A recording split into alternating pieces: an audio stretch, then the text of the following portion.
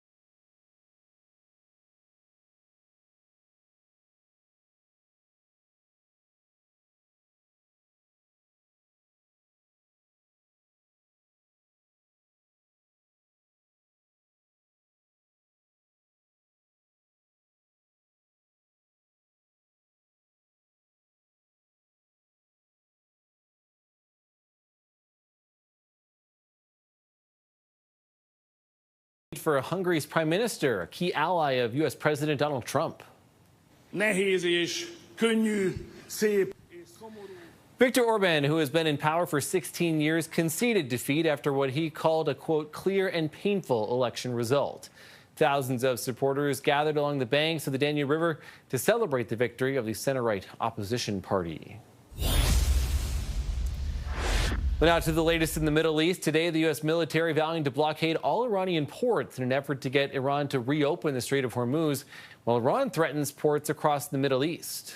This is Coalition Warship 121, engaged in transit passage in accordance with international law. Iranian state television releasing this video showing what it says is an American destroyer being warned by the Iranian Revolutionary Guard to alter course and return to the Indian Ocean. Now, this video has not been independently verified. Now, the U.S. military blockade again started earlier today after a weekend of failed talks between the two countries and Pakistan. Donald Trump continues to utter threats, saying that Iran will no longer be able to conduct business.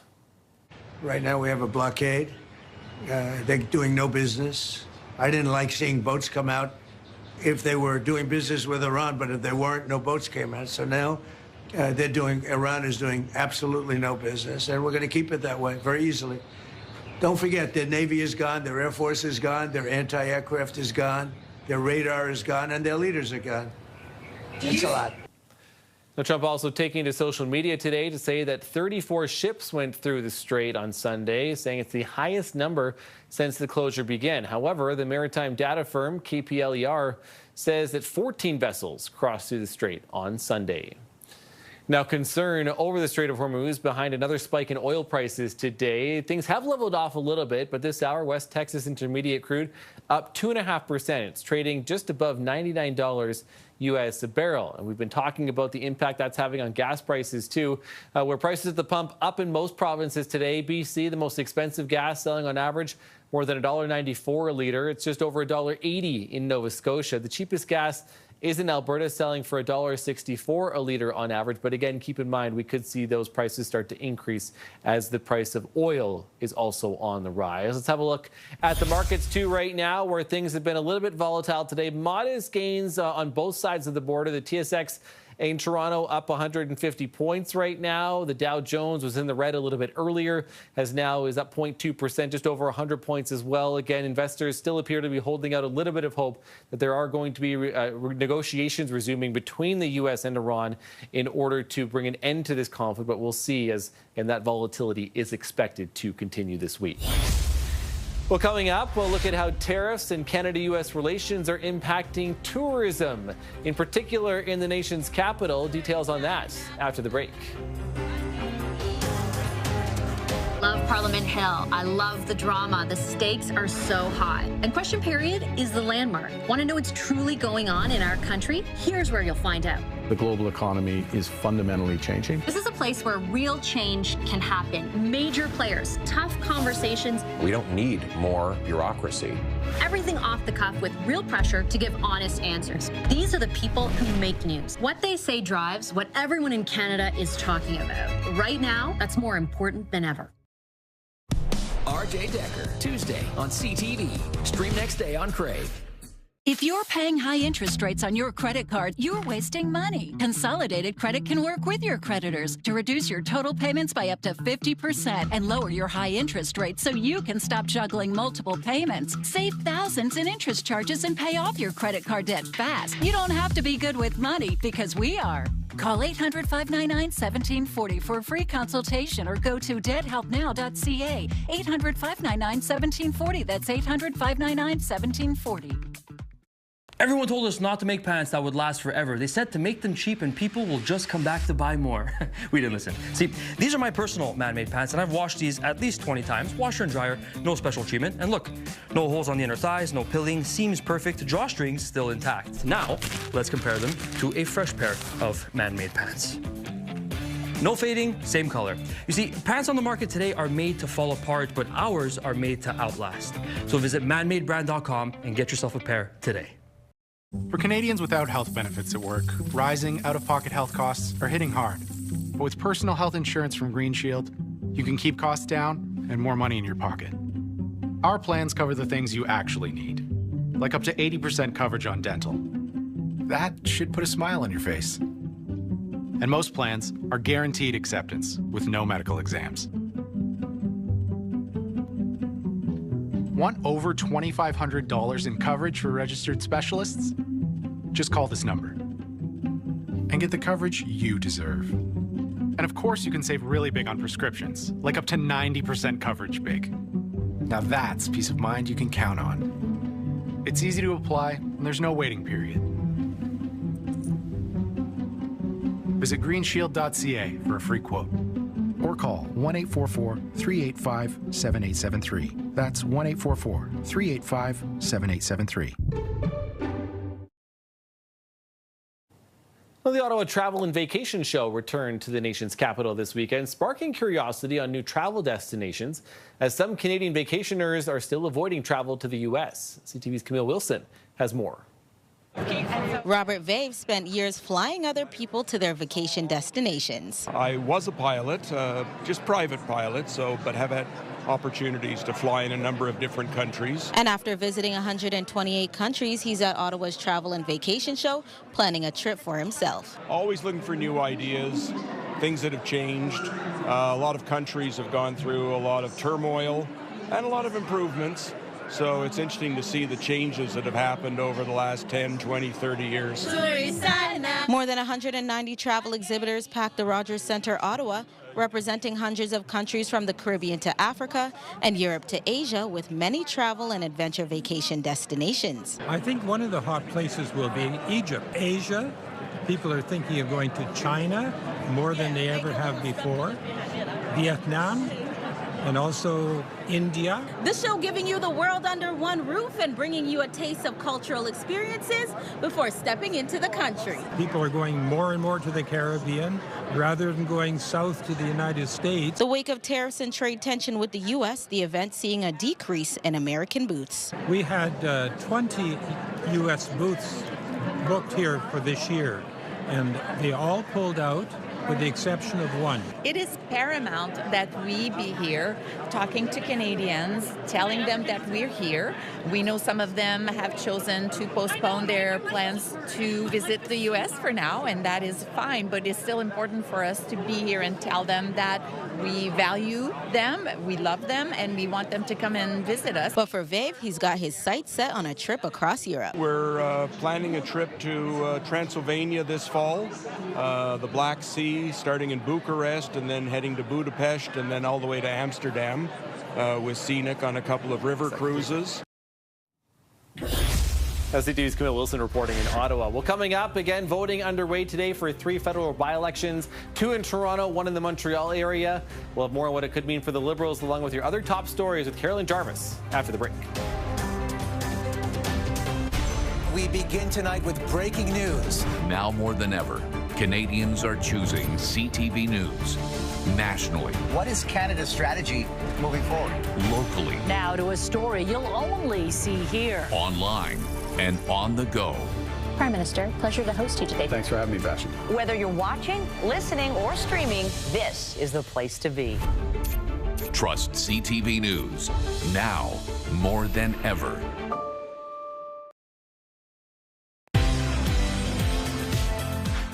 Tomorrow on Your Morning, buying, selling, renting, how your housing situation factors in at tax time.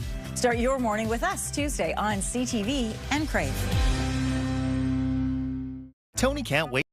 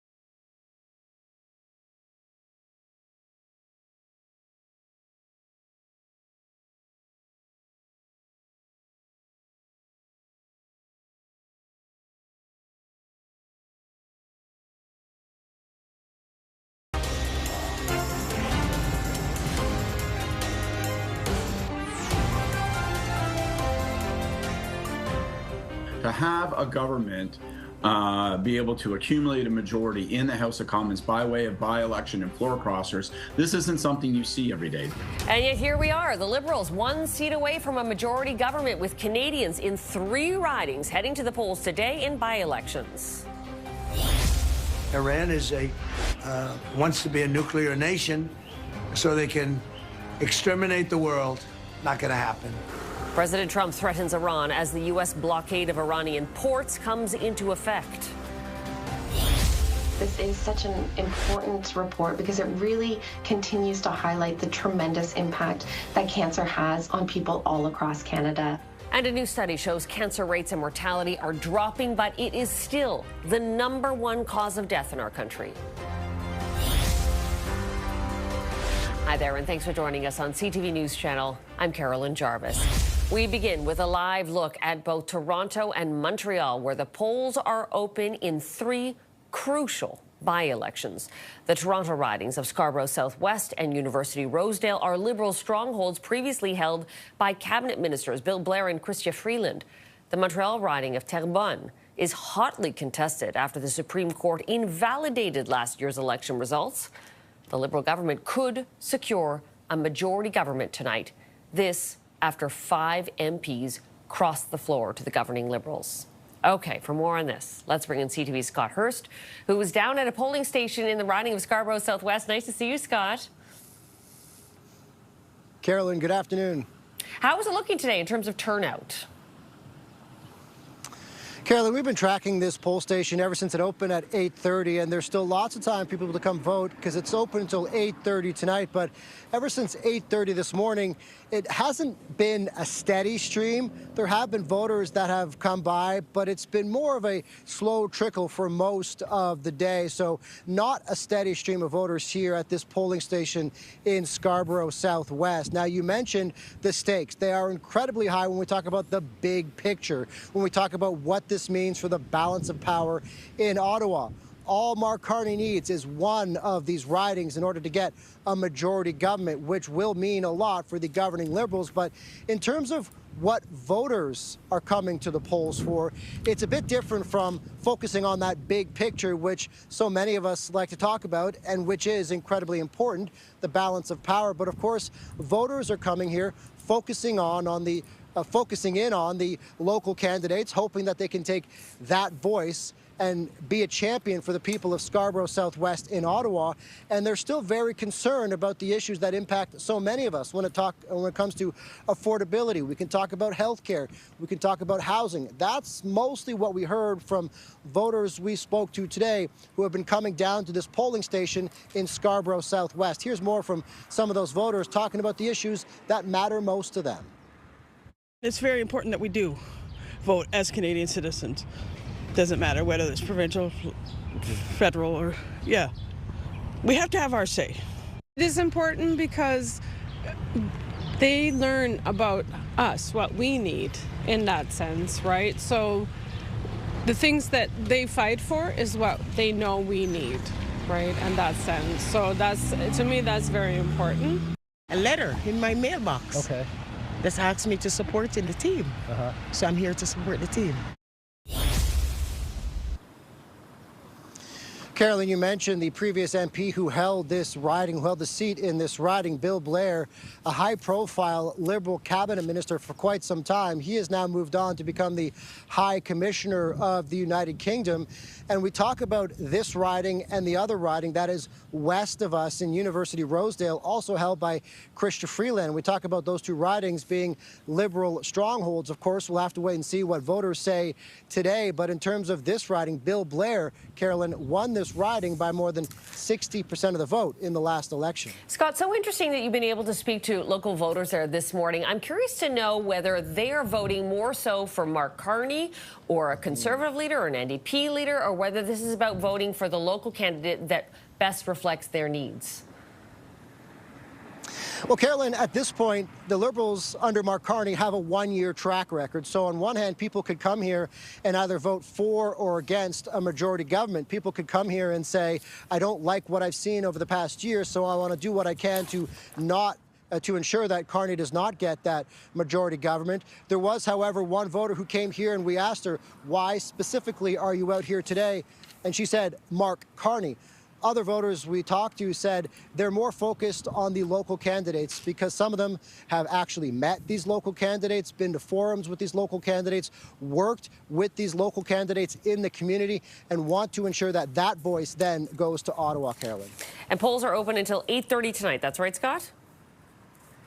8:30 tonight. That's correct. Open from 8:30 till 8:30, so there's still lots of time for people to come down here and vote, as you might expect. A lot more people might be coming down to these polling stations after work hours, and so it likely might get much busier from 5 o'clock onwards to 8:30. So there's still lots of time for people to come down here and cast their ballot, not just here in Scarborough Southwest, but the other ridings as well, Carolyn. Scott, appreciate these updates. Let us know whether it gets busier later today. That's CTV's Scott Hurst reporting from a polling station in Scarborough Southwest.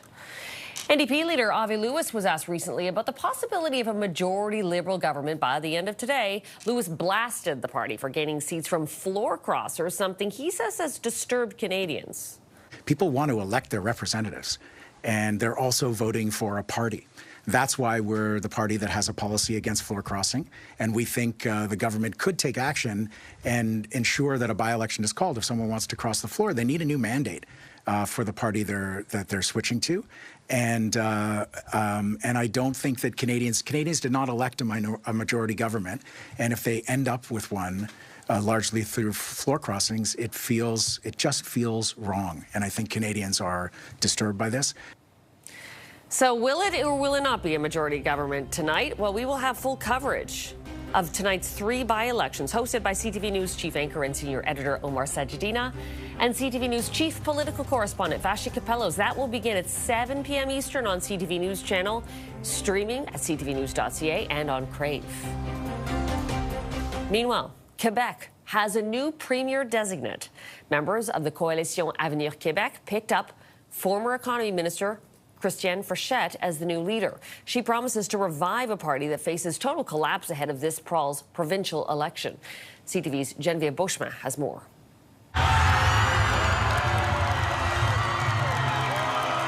Premier designate Christine Frechette opened a new chapter in Quebec's history, vowing to keep the province from going backwards to constitutional divides.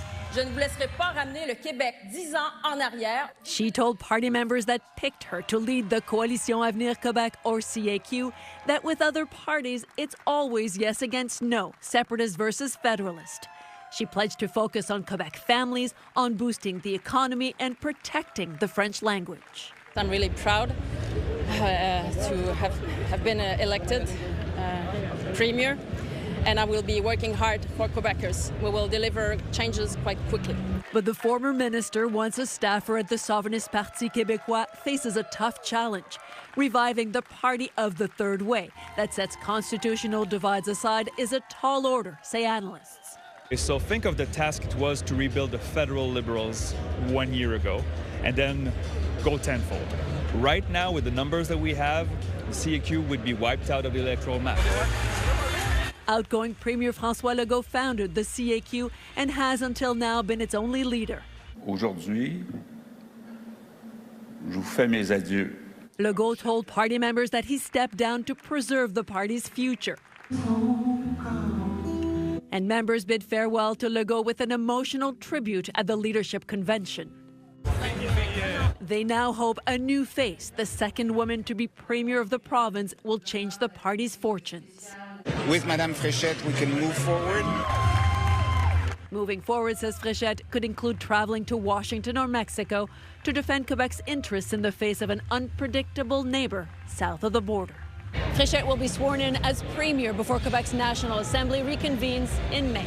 Geneviève Beauchemin, CTV News, Drummondville, Quebec. Tariff threats and trade disruptions have pushed many Canadian companies away from doing business with the U.S. Now, some products from Prince Edward Island have landed on shelves far away. CTV's Maria Saru explains. Spring is starting to show at Neighbors Garden Center, and for the business, some of the growth is happening overseas. While the U.S. trade relationship has been less reliable, the company is reaping rewards in Asia. Wild blueberries grown in PEI are now in stores across several countries. We need to protect ourselves and make sure that we look elsewhere to areas of the world that are wanting our products. Island companies are making connections abroad, with government-backed trade missions helping put the right people in the right rooms. It's starting to pay off, from fruit to fish. True North Seafood, which produces some products in Charlottetown, has its first couple orders moving into South Korea in the next few weeks. In parts of Asia, Canada's reputation opens doors, says Director of Global Supply, Brett Cook. Whether it's the cold climate, clear waters, the high quality standards we held ourselves to, but also third-party agencies or the government held you to. Back at the Garden Centre, co-owner Terry Neighbours says the bigger goal is to bring benefits home. If we're selling elsewhere, we're bringing in, economic activity to our local economy that didn't exist before. Neighbours is considering more travel to Asia, and there are future opportunities already on the province's calendar, including a Team Canada trade mission to Tokyo in June. Maria Sru, CTV News, Montague, Prince Edward Island.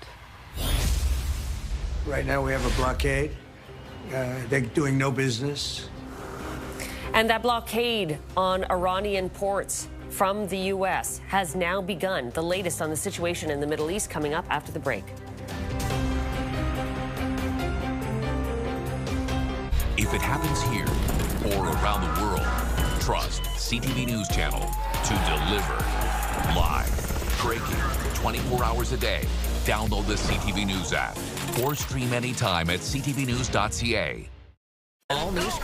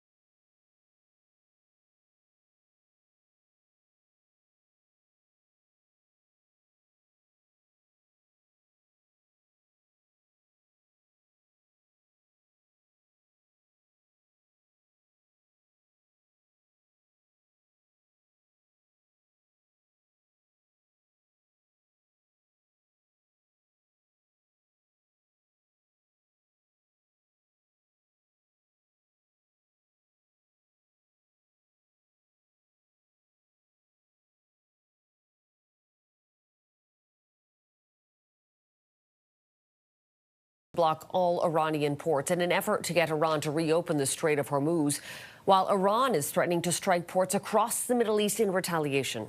This is Coalition Warship 121, engaged in transit passage in accordance with international law.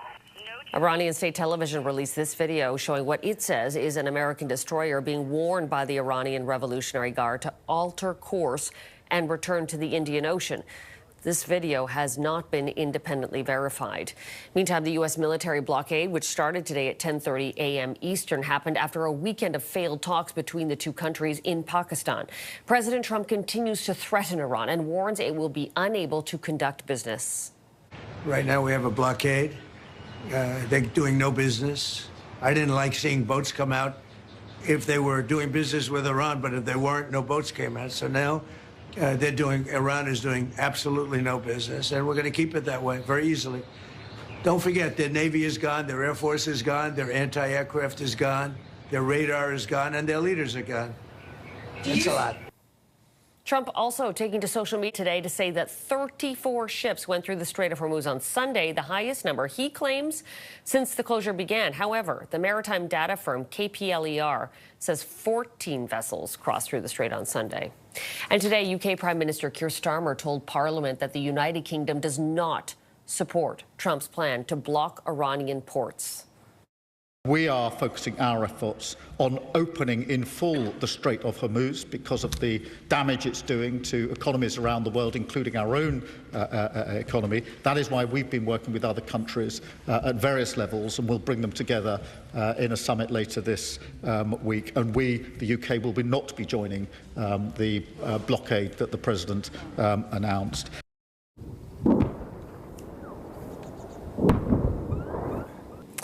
And a familiar sound in northern Israel, where the fighting continues. Cross-border fire continues between Israel and Hezbollah. The Israeli army is pushing ahead with an air and ground offensive in the southern part of Lebanon. Israel and the United States have said the Israeli campaign against Hezbollah was not part of the U.S.-Iran ceasefire deal. Tehran insists it was. And President Trump continues his battle of words with Pope Leo, who has been critical of the Iran war. The pontiff has called Trump's threat to destroy Iranian civilization unacceptable and called on Trump to find an off-ramp to this conflict. I don't want to get into a debate with him. I don't think that the message of the gospel is meant to be abused in the way that some people are doing. And I will continue to speak out loudly against war, looking to promote peace, promoting dialogue and multilateral relationships among the states to look for just solutions to problems. Too many people are suffering in the world today. Too many innocent people are being killed. And I think someone has to stand up and say, there's a better way to do this. Trump lashing out at Pope Leo in response to those comments, saying he should get his act together, stop catering to what he calls the radical left, and focus on being a great pope, not a politician. Joining us now, former Vice Chief of the Defense Staff, retired Vice Admiral Mark Norman. Thanks for being with us today, Vice Admiral. Good afternoon, Carolyn. Thank you. It seems no one's off limits in terms of Trump's targets, the Pope now being implicated in this. I'm going to park that for a moment and talk about what's happening militarily, specifically in the Strait of Hormuz. Trump called on NATO allies, first expressed his disappointment in them, but then second said they want to help with the strait. But we've heard from Keir Starmer saying, no, we're not in. Germany says it won't participate. What are you expecting from Canada on this? Well, I don't want to pretend to be in the Prime Minister's head on this, but I would suspect that Canada will follow suit with the other allies that you've just mentioned. There's no upside to being involved in this. The Americans have painted themselves into a corner in many respects. This is an escalation. I think it's the only real viable mechanism the United States has to put pressure on the Iranian regime. Continuing to bomb them is just not going to get where we need to be. And so this is, in essence, financial pressure. This is all about money and stopping their ability to sell oil and move oil in and out of the Gulf. And so if this just drives up oil markets, the impact will be felt at the pump for the populace. And if you look at the last 47 years, certainly there hasn't been a lot of sympathy for the people in Iran, for what the IRGC has been doing. Who wins in a battle of brinkmanship when it comes to financial markets? Well, I don't know, but there's lots of people losing here. The people of Iran are losing because of their autocratic regime. The broader Middle East is losing because of this continued state of conflict. I'm not sure the Americans are winning, despite the proclamations of President Trump. This is a difficult thing to do. It could have short-term impact. I have no doubt that the U.S. Navy will be able to interdict the ships that they're referring to.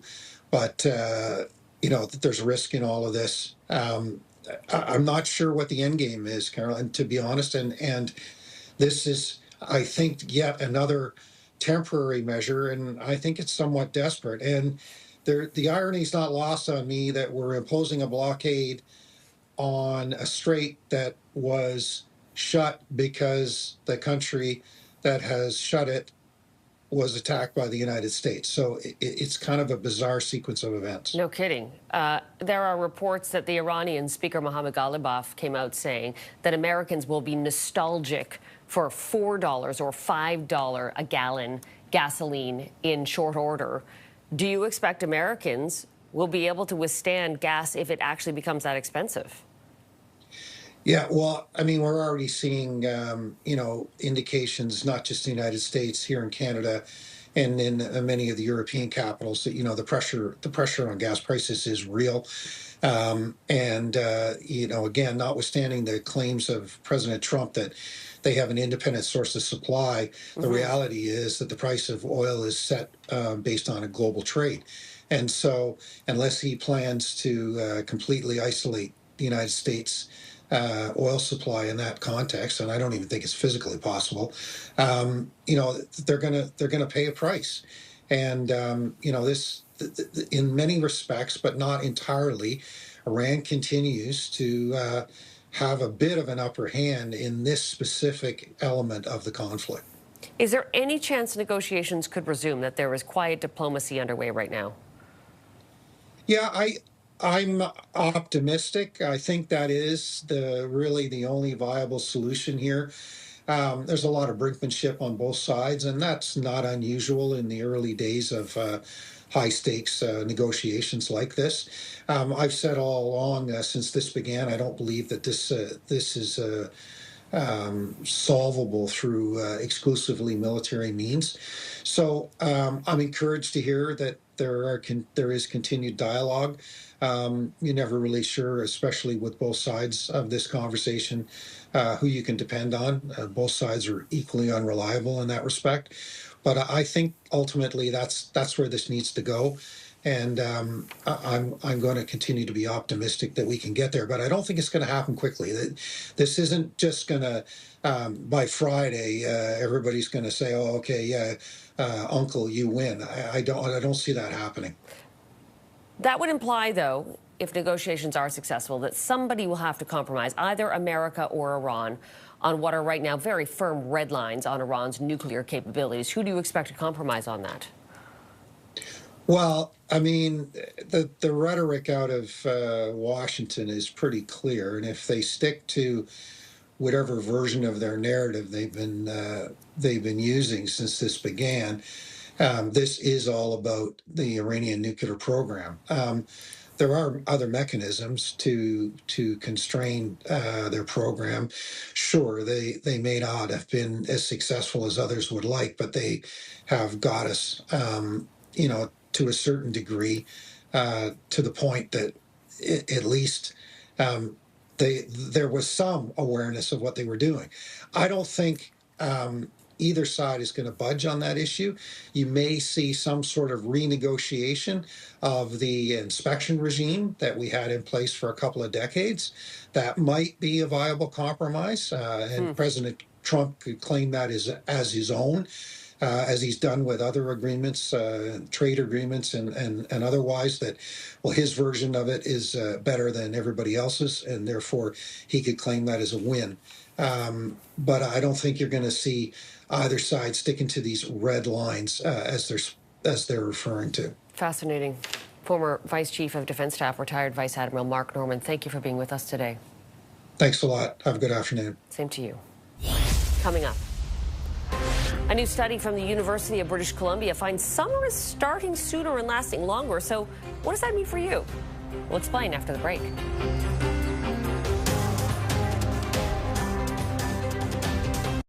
RJ Decker, Tuesday on CTV. Stream next day on Crave. Repair my hair after hair coloring? Does that even exist? Oh, yes, it does. New improved Revlon Color Silk. There's this new bond repair complex in it. Have you ever heard of that? What is that? You get up to 98% less breakage. So more hair here instead of here. New Revlon Color Silk. We're all busy.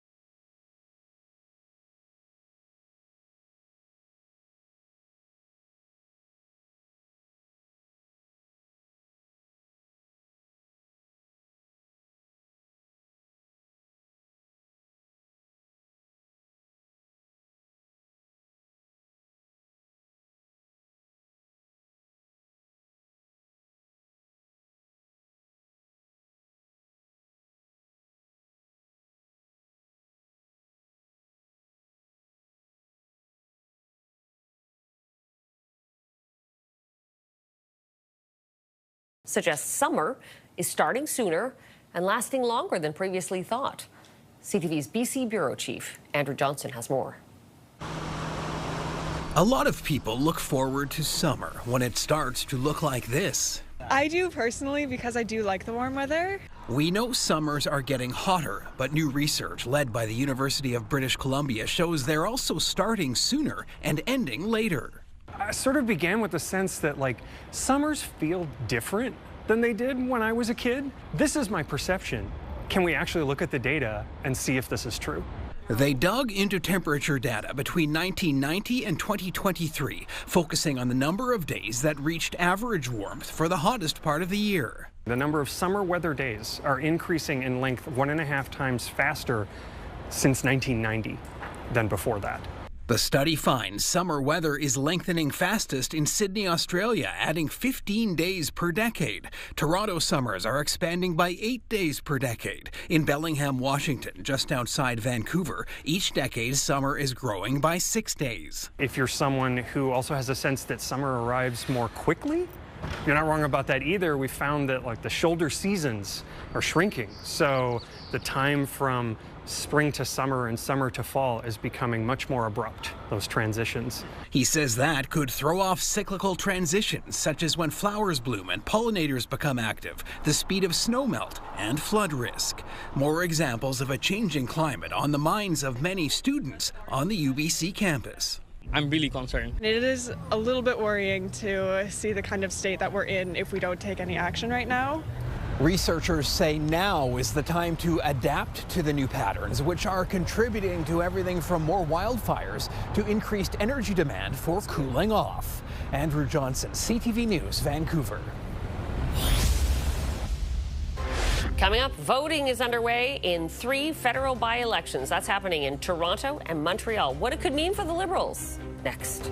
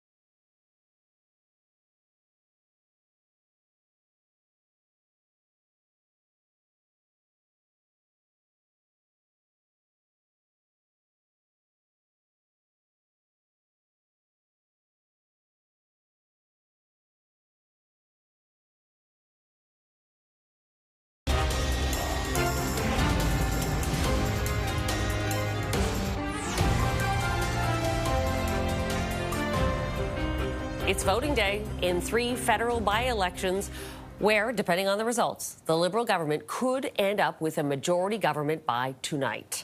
The vote comes on the heels of Prime Minister Mark Carney attracting 5 opposition MPs to cross the floor to his governing Liberals. Up for grabs today, 2 Liberal strongholds in Toronto, where former cabinet ministers Chrystia Freeland and Bill Blair resigned. The other race is in the hotly contested riding of Terrebonne, Quebec. That's a Montreal suburb after last year's election result was invalidated by the Supreme Court. As for the issues, here's what some voters in the Toronto riding of Scarborough Southwest had to say earlier today. It's important because they learn about us, what we need in that sense, right? So the things that they fight for is what they know we need. Right, in that sense. So that's, to me, that's very important. I'm actually impressed with the Prime Minister. And the former MP for this area, he was my MP. So it's just stand to reason that he's moving on to somewhere else and somebody's replacing him. So I should support that person. Polls are open in all 3 ridings until 8:30 p.m. Eastern tonight. Joining us now, CTV News political commentator and former Director of Communications for Prime Minister Paul Martin, Scott Reid. Nice to see you, Scott. Hey, Colin. Scott, I'd never condone betting. However, let's park that for a moment. If you were to bet, what do you expect the seat count to be tomorrow for the Liberals? Well, first of all, I always condone betting. But secondly, I would say it's probably going to be a clean sweep. Really? I know Terrebonne was really, really close. 1 vote, literally 1 vote that then got tossed. So you can't get closer than that. I guess that's 0 votes ultimately. But when you look at where the polls are standing right now, when you look at the momentum that you've seen from Mark Carney in the months since the last election, the 1 year since the last election, I think you have to assume that Liberals have the advantage. It's not a lock in Terrebonne, but it sure looks like they're in the catbird seat. Do you think we'll know early in the night? There's 48 candidates on the ballot in Terrebonne. So Elections Canada has warned that this could be a late night for vote counting. That could be the frustration. This long ballot phenomenon that we've had lots of debate about in the past could delay the results. But if it's an overpowering outcome, then you'll still probably get it at a reasonable hour. I don't think we're going to be sitting up at 4 o'clock in the morning like it was 1960 and we're guessing whether it's JFK or Nixon. This thing's almost certainly going to be in before midnight. One of the key themes of the last week is how do the Liberals define their brand, especially after we've seen floor crossers such as a staunch conservative like Marilyn Gladu join the Liberal Party in the last week. Now in Scarborough Southwest, you've got Dolly Begum, a former Ontario NDP deputy leader, running under the Liberal banner. Yeah. Do the Liberals have any problem defining their brand when you can say an NDP, come on in, a conservative NDP? Who are the Liberals then? I don't think they do, in the sense that the driving force isn't left or right. It's Trump. It is North and South. It is the fact that we are a country at war and we're looking to Carney as a wartime leader. We don't always say it out loud in exactly those terms. It feels even to this day uncomfortable, but that's truth. We're under assault by this White House and by this president. And I think it is the phenomenon of this wartime mentality that causes the Marilyn Gladu, who's a social conservative, to say, I think I can fall in with Mark Carney, and Dolly Begum, who is the deputy leader of the provincial NDP here in Ontario. And I think that's the defining characteristic. It isn't so much how do they define themselves left or right, it is how do they find themselves in the moment and in comparison to the task at hand, which is to take on Trump. Okay, whether or not the Liberals are doing a rebrand, Pierre Poilievre certainly has taken a different approach to the media and his personal brand in the last month. How do you think he's going to fare? Certainly, this is not a decision of the Conservative Party, but I'm wondering what the message to him may be tomorrow. So, obviously, the floor crossings have been a beating. Set those aside. Tonight, to be fair, we wouldn't expect the Conservatives to perform extraordinarily well. These are 2 downtown Toronto Liberal ridings, or at least downtown and suburban, very strong Liberal ridings. Terrebonne, the Conservatives really weren't a factor. But I'd still watch, to be honest, just in terms of the Conservative lens, I'd watch to see what that result is in Terrebonne. They did get 18% of the vote 1 year ago. And if the Liberals do ride to a comfortable win, I bet one of the factors will we will see a collapse in the federal conservative vote, 5, 6, 7, 8%, and most of those votes migrating to the Liberals. So I'd watch for that factor. Bottom line is, look, Pierre Poilievre has been losing. Lost the election, lost his riding, losing MPs, obviously going to lose the majority to Mark Carney almost for certain this evening. He's got to start winning, or he's going to find himself surrounded by nothing but questions and challengers. I'd be remiss, Scott, if I didn't ask you before you left whether you're hearing further rumors about more floor crossers and whether today's 3 by-elections and any potential wins there could encourage somebody who's on the fence to move over to the Liberals. There's this big story that if the Liberals secure the majority tonight, that what you'll see is a group of Conservative MPs on the basis of that momentum that will move over 5, 6, 7, 8 Conservative MPs. That would certainly, you would think, be Pierre Poilievre's Waterloo. But I think that's all beer talk. I don't see any evidence of it. I haven't heard any credible suggestion as to who that is and how that's going to come together. That rumor's buzzing around Ottawa. And listen, after the past 5 months, when there's been one MP after another across the floor, you can't dismiss it entirely. CTV News political commentator Scott Reid, look forward to chatting with you tomorrow. Thanks a lot. Me too. And CTV News will have full coverage of tonight's 3 by-elections, hosted by CTV News chief anchor and senior editor Omar Sachedina and CTV News chief political correspondent Vassy Kapelos, beginning at 7 p.m. Eastern on CTV News. And it will stream at ctvnews.ca and on Crave.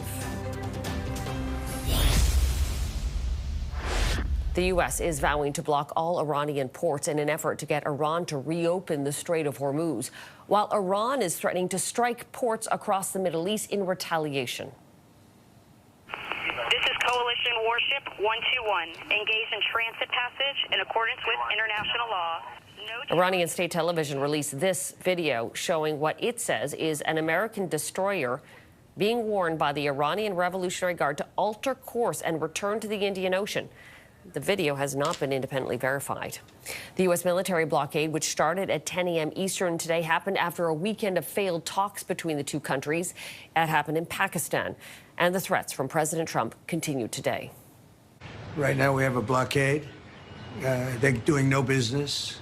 I didn't like seeing boats come out if they were doing business with Iran, but if they weren't, no boats came out. So now Iran is doing absolutely no business, and we're going to keep it that way very easily. Don't forget, their Navy is gone, their Air Force is gone, their anti-aircraft is gone, their radar is gone, and their leaders are gone. That's a lot. Trump also took to social media earlier today saying that 34 ships went through the Strait of Hormuz yesterday, the highest number, he claims, since the closure began. The maritime data firm KPLER says 14 vessels crossed through the strait yesterday. That strait is also a key route for jet fuel heading to Europe. CTV's Kamal Karamali has more on what Canadians planning summer vacations there need to know. Travelers at Canada's busiest airport heading off to Europe. Yes, very happy to go now. Happy to have booked their flights now before things get worse. We're not flying in the summer. Europe could see jet fuel shortages in 3 weeks, says Europe's airport industry group, if the Strait of Hormuz doesn't fully open up. The key oil shipping corridor only partially open to countries friendly with Iran in its war against the U.S., resulting in dwindling jet fuel for European airlines. It's almost as though the Trump administration has got themselves into something that they don't know how to exit, and it just seems to be escalating. And shifting Canadians' plans to travel across the Atlantic. Claire O'Donoghue has already booked her flight to Portugal. And just kind of worried about what could happen, especially not having everything set in stone. Adding on insurance is definitely something we would consider.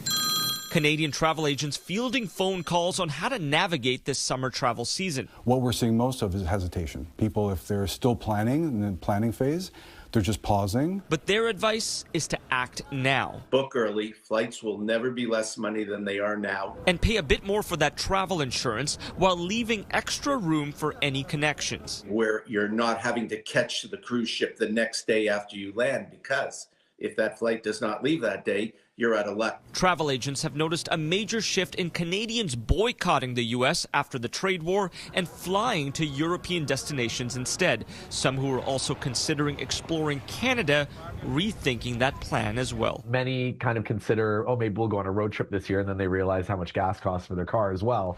And Canadian Airlines telling CTV News they expect the cost of jet fuel to continue to rise, but even with the higher prices, there still should be enough for upcoming flights, not anticipating a fuel shortage for now. Kamal Karamali, CTV News, Toronto. Overseas, a stunning defeat for Hungary's prime minister, a key ally of President Trump.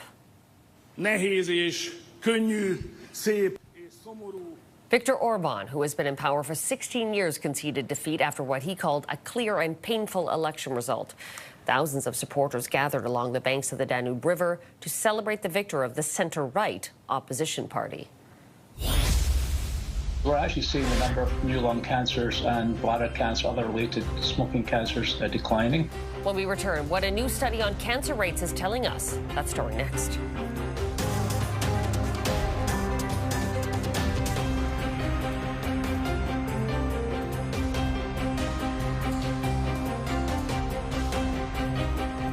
If it happens here or around the world, trust CTV News.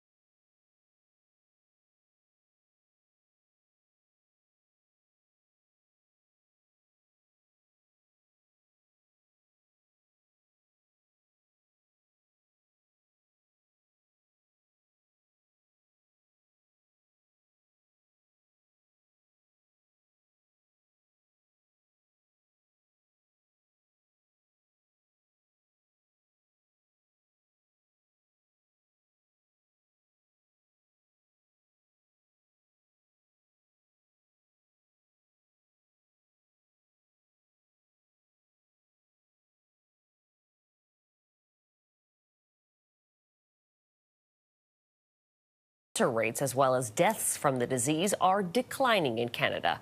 A new study finds incidence rates and mortality rates have been declining for 2/3 of cancer types, including colorectal cancer, bladder cancer, and leukemia. But according to research published by the Canadian Medical Journal Association Journal, more than 250,000 new cases and nearly 90,000 cancer-related deaths are expected in the country this year. Lung cancer remains the most common one, with nearly 33,000 new cases and over 19,000 deaths projected in 2026. But there is some positive news. Well, we're certainly seeing a decline, particularly in men who began to stop smoking earlier than women. There was a trend where more women started to smoke, and they're now beginning to see those declines coming with time, and that will continue to increase. So we're actually seeing the number of new lung cancers and bladder cancer, other related smoking cancers, declining. The study authors are calling on the healthcare system to adapt their screening programs to accommodate younger people due to the rise of early onset cancers, including colorectal and breast cancer. The battle over coal mining in Alberta's Rocky Mountains has resurfaced with a citizen-led petition gaining momentum. CTV's Kathy Lee has more on what's at stake and the potential implications beyond the province. Calving season on this southern Alberta farm depends on clean water. But for ranchers like Laura Lang, coal exploration in the eastern slopes of the Rockies is raising concerns about that supply. The biggest concern is drinking water, obviously, but the concern also is into our food production. While there are no active mines here, Alberta lifted a decades-old coal policy in 2020, opening parts of the eastern slopes to development. After backlash, the policy was reinstated, but some exploration projects moved forward, including one by Australian-owned Northback on Grassy Mountain in the Crow's Nest Pass, previously rejected over environmental concerns. The concern about the proposed Grassy Mountain coal project, which is about an hour west of here, is that it sits on the eastern side of the Rocky Mountains where the water source is. That water then flows down into communities throughout Alberta, into Saskatchewan, Manitoba, and eventually Hudson Bay, raising concerns about contaminants like selenium flowing downstream. Selenium is an essential element. We all need micro amounts of selenium, but you get beyond the point where it then becomes toxic. Northback says if approved, the project would produce steel-making coal, create hundreds of jobs, and meet high environmental standards. Near the Crow's Nest Pass, this rancher says development could help revive the local economy. We had a vote in the Crow's Nest Pass, and 76% were in favor. Everybody around here that I talked to was wanting this. The province says it's finalizing a new coal policy prioritizing water, air, and land while protecting jobs. Meanwhile, country music artist Corbland has launched an anti-coal mining petition, pointing to risks already seen elsewhere. Go across the border into BC. They've been mining the other side of the Rockies in this exact way for decades, and they have a really bad selenium problem. Lang supports the movement, saying some places should remain off limits. This is not the place to do it. For her, protecting this water is about protecting the future. Kathy Lee, CTV News, near Nanton, Alberta. Well, house prices are dropping in some Canadian cities. It's a very different story in Saskatchewan. Supply constraints are pushing home prices to record highs. CTV's Alison Bamford explains how it's creating a tough market for buyers. Of course, we're looking into paint and buying a house for the first time. Patrick Arno was hoping for something that checked all his boxes. This is the biggest purchase in your life, so you want to be comfortable and confident with where you're going to be living. In search of a single-family home on the west side of Saskatoon, open concept garage with potential for a basement suite. Turns out his ideal house was hard to find. It was kind of like finding a needle in a haystack. There was really not a whole bunch of options with that. And you kind of had to really pick and choose, and you couldn't be too picky. Housing options in general are limited. It's an inventory shortage throughout the province. And it's driving up prices. Last month, Saskatchewan housing prices hit record highs. The benchmark price of a home in Saskatoon reached $435,000, a 5% increase from last year. We very much have to be focused on bringing more homes to market very fast. It's a unique problem in Saskatchewan compared to many other provinces in the country where prices and demand are going down while supply goes up. With very little inventory, it's definitely a little bit harder for buyers to get into. This house just sold. The buyer paid $30,000 over the asking price in cash, no conditions. Realtors say tactics like those aren't always necessary, but it is a good idea for potential buyers to do something to make their offer more attractive.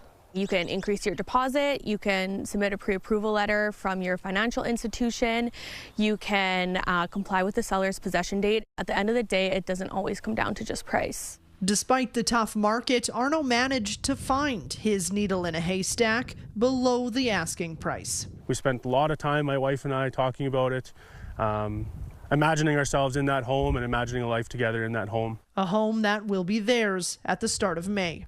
Alison Bamford, CTV News, Saskatoon. Problem are costs for harvesters. Coming up, why the increase in fuel prices is casting a dark cloud on Canada's fishing industry. That story after the break.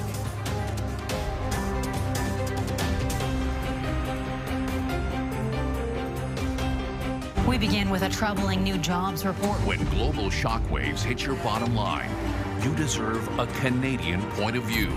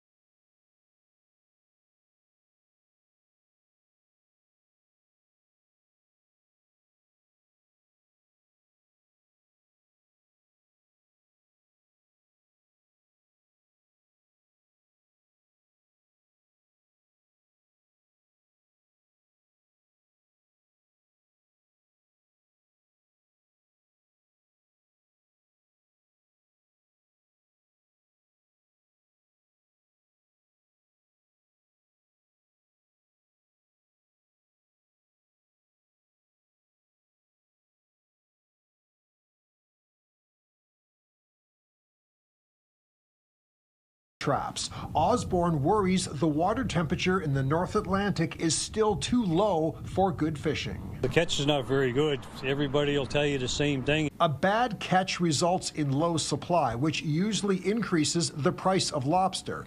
This week, it's selling for as high as $16 a pound. This food expert says there are other issues casting a dark cloud over the lobster industry. It's beyond problematic. The war with Iran continues to drive up global fuel prices. Fuel surcharges are now adding to the overall cost of transportation.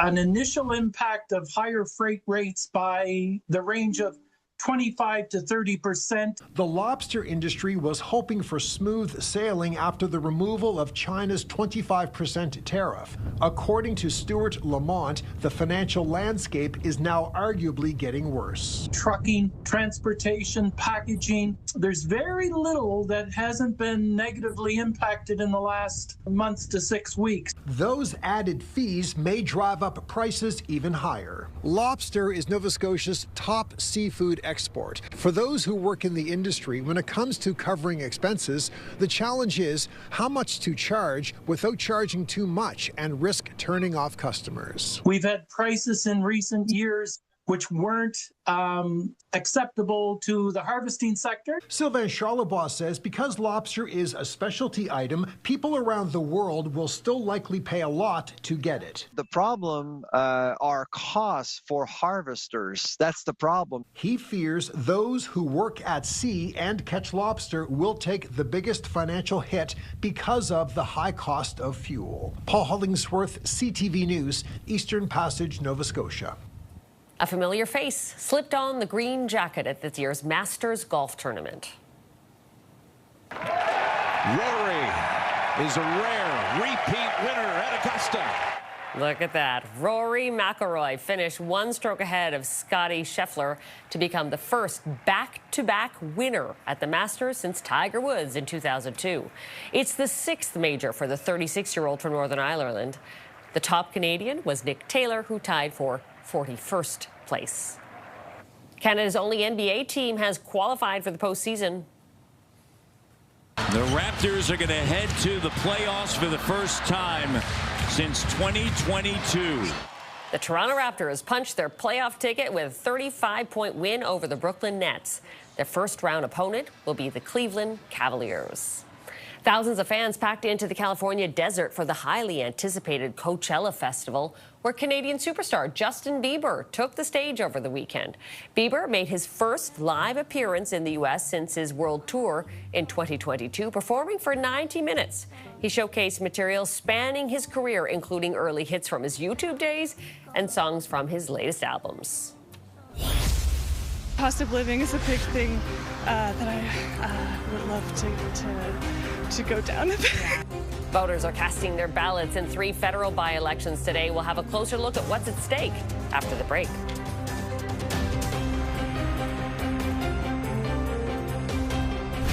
New tonight at 5:30. In an ever-changing world, CTV News keeps you in the know wherever you are. Welcome to CTV News Channel. Connect to CTV News, now more than ever. Tomorrow on Your Morning, buying, selling, renting, how your housing situation factors in at tax time. Start your morning with us Tuesday on CTV and Crave. Prescribed Ozempic? What kind of asker are you? However you ask for brand name Ozempic and show your Ozempic savings card to your pharmacist to get the brand you know. To get yours, simply go to Ozempic.ca. To prove these underwear don't ride up, they don't bunch, and they stay in place all day, we're putting them to the ultimate test.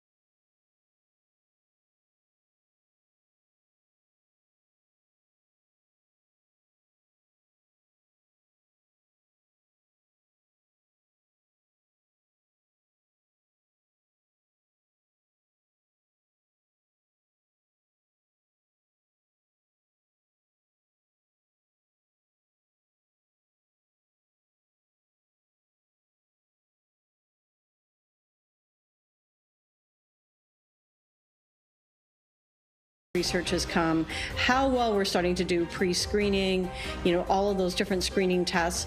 And a new study offers a new look at cancer rates in Canada. Hi there, and thanks for joining us on CTV News Channel. I'm Carolyn Jarvis. The U.S. is vowing to block all Iranian ports in an effort to get Iran to reopen the Strait of Hormuz, while Iran is threatening to strike ports across the Middle East in retaliation. This is Coalition Warship 121, engaged in transit passage in accordance with international law. Iranian state television released this video showing what it says is an American destroyer being warned by the Iranian Revolutionary Guard to alter course and return to the Indian Ocean. That video, however, has not been independently verified. The U.S. military blockade, which started at 10 a.m. Eastern today, happened after a weekend of failed talks between the two countries in Pakistan, and those threats from President Trump continuing today. Right now we have a blockade. They're doing no business. I didn't like seeing boats come out if they were doing business with Iran, but if they weren't, no boats came out. So now Iran is doing absolutely no business, and we're going to keep it that way very easily. Don't forget, their Navy is gone, their Air Force is gone, their anti-aircraft is gone, their radar is gone, and their leaders are gone. That's a lot. Trump also took to social media earlier today, saying that 34 ships went through the Strait of Hormuz yesterday, the highest number, he claims, since the closure began. However, the maritime data firm KPLER says 14 vessels crossed through the strait yesterday. And today, UK Prime Minister Keir Starmer told UK's Parliament that the UK does not support Trump's plan to block Iranian ports. We are focusing our efforts on opening in full the Strait of Hormuz because of the damage it's doing to economies around the world, including our own economy. That is why we've been working with other countries at various levels, and we'll bring them together in a summit later this week. And we, the UK, will not be joining the blockade that the President announced.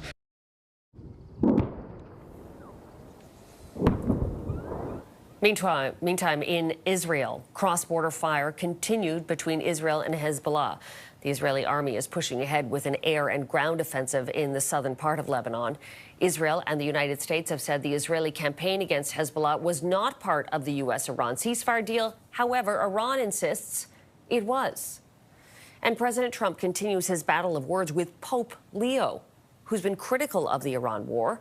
The pontiff has called Trump's threats to destroy Iranian civilization unacceptable and called on Trump to find an off-ramp for the conflict.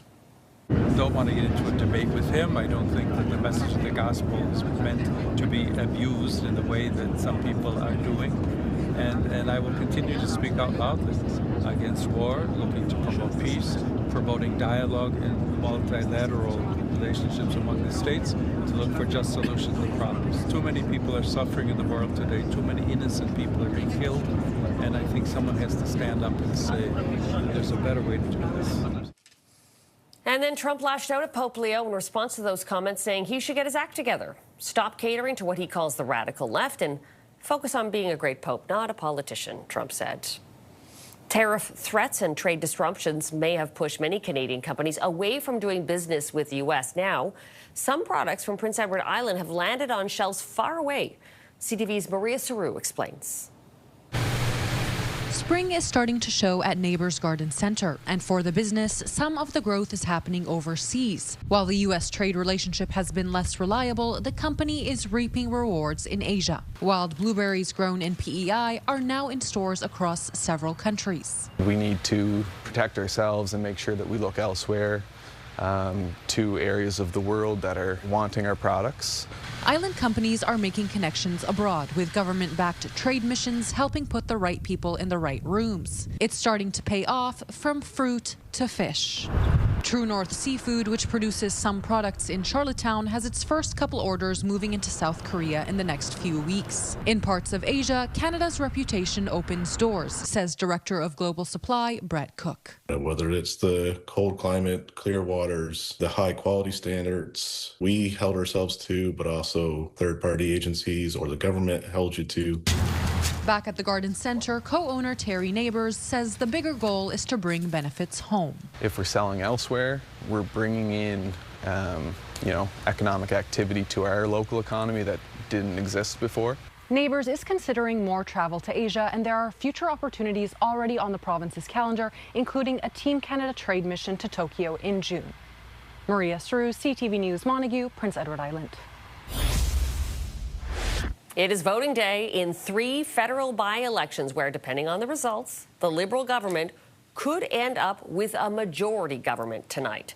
The vote comes on the heels of Prime Minister Mark Carney attracting 5 opposition MPs to cross the floor recently.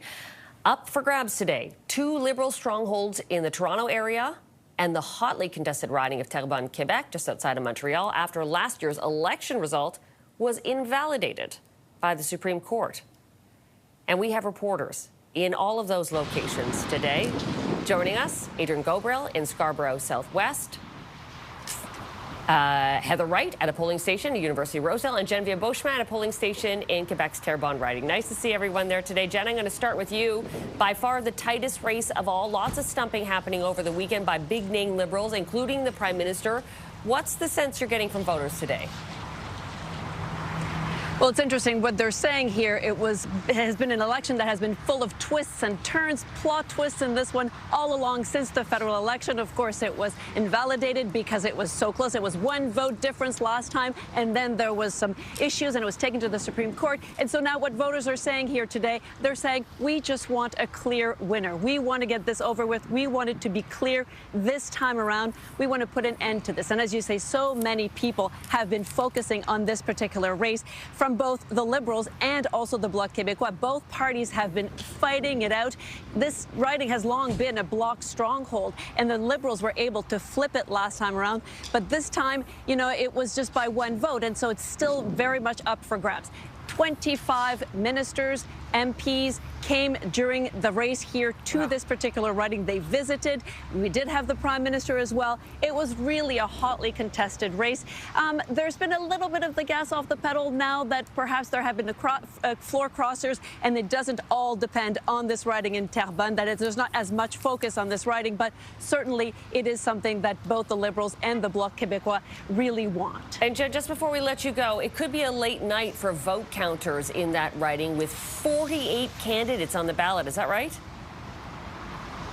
Absolutely. And you know, it's interesting because so many people have been coming in and out of the polling station, and they're saying it's so different because it is an adapted ballot, because there are 48 names on the ballot, people protesting against, you know, for electoral reform, and that's why so many names are on there. So now they have to write the actual name of the candidate that they want in, and so it will take some time to count all those ballots and also to have a result. And people who've waited so long for this are saying, oh, I guess we'll have to stay up all night, or perhaps we won't know for some time. So they're saying as long as we get a result and we don't have to go to the polling station again before, of course, the provincial election, which is in the fall. Okay, grab that coffee for tonight. Thanks, Jen. Meantime, Heather, you're in University Rosedale, where Chrystia Freeland won that riding with 64% of the vote last time. So it feels like a Liberal lock, but they still need to get the vote out. Are people coming to the polls today?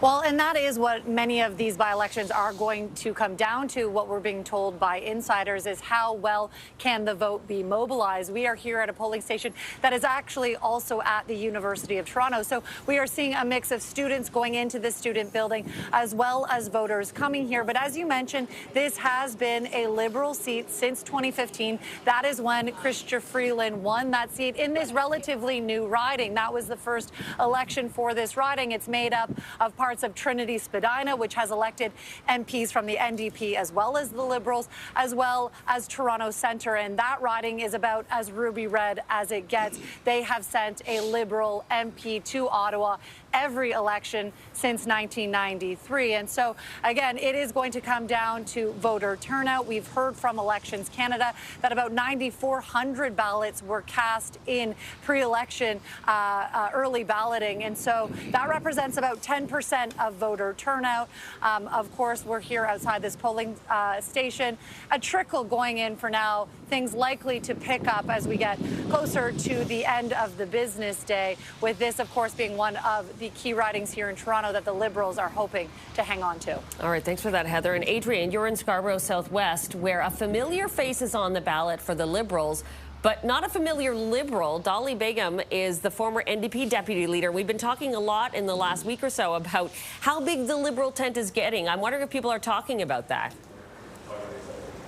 Yeah, indeed, and especially after the floor crossing we saw last week with a prominent Conservative MP, really the polar opposite of Dolly Begum. And, you know, if she is to win tonight, we are certainly hoping to talk to her about that, about standing shoulder to shoulder on Parliament Hill in Ottawa with someone like Marilyn Godot, who crossed over from the Conservative Party last week. So you had lots of chatter about that. You know, this is considered a Liberal stronghold. Bill Blair held this seat for more than a decade. He won the last vote by more than he received about 62% of the vote during the last federal election. That was before he was appointed as the High Commissioner in the United Kingdom.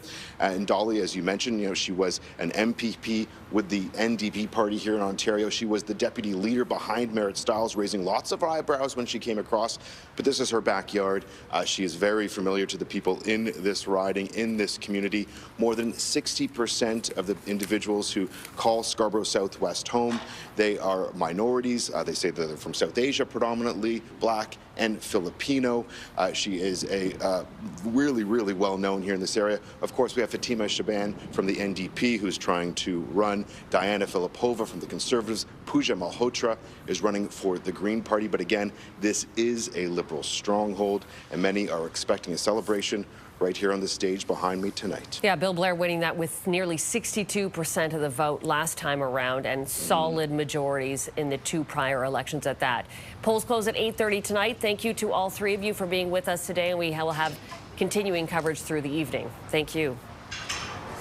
And as mentioned, the by-election can be caught here on CTV News Channel with CTV News chief anchor and senior editor Omar Sachedina and CTV News chief political correspondent Vassy Kapelos. Beginning at 7 o'clock Eastern before the polls close, it will also be streaming live, ctvnews.ca and on Crave.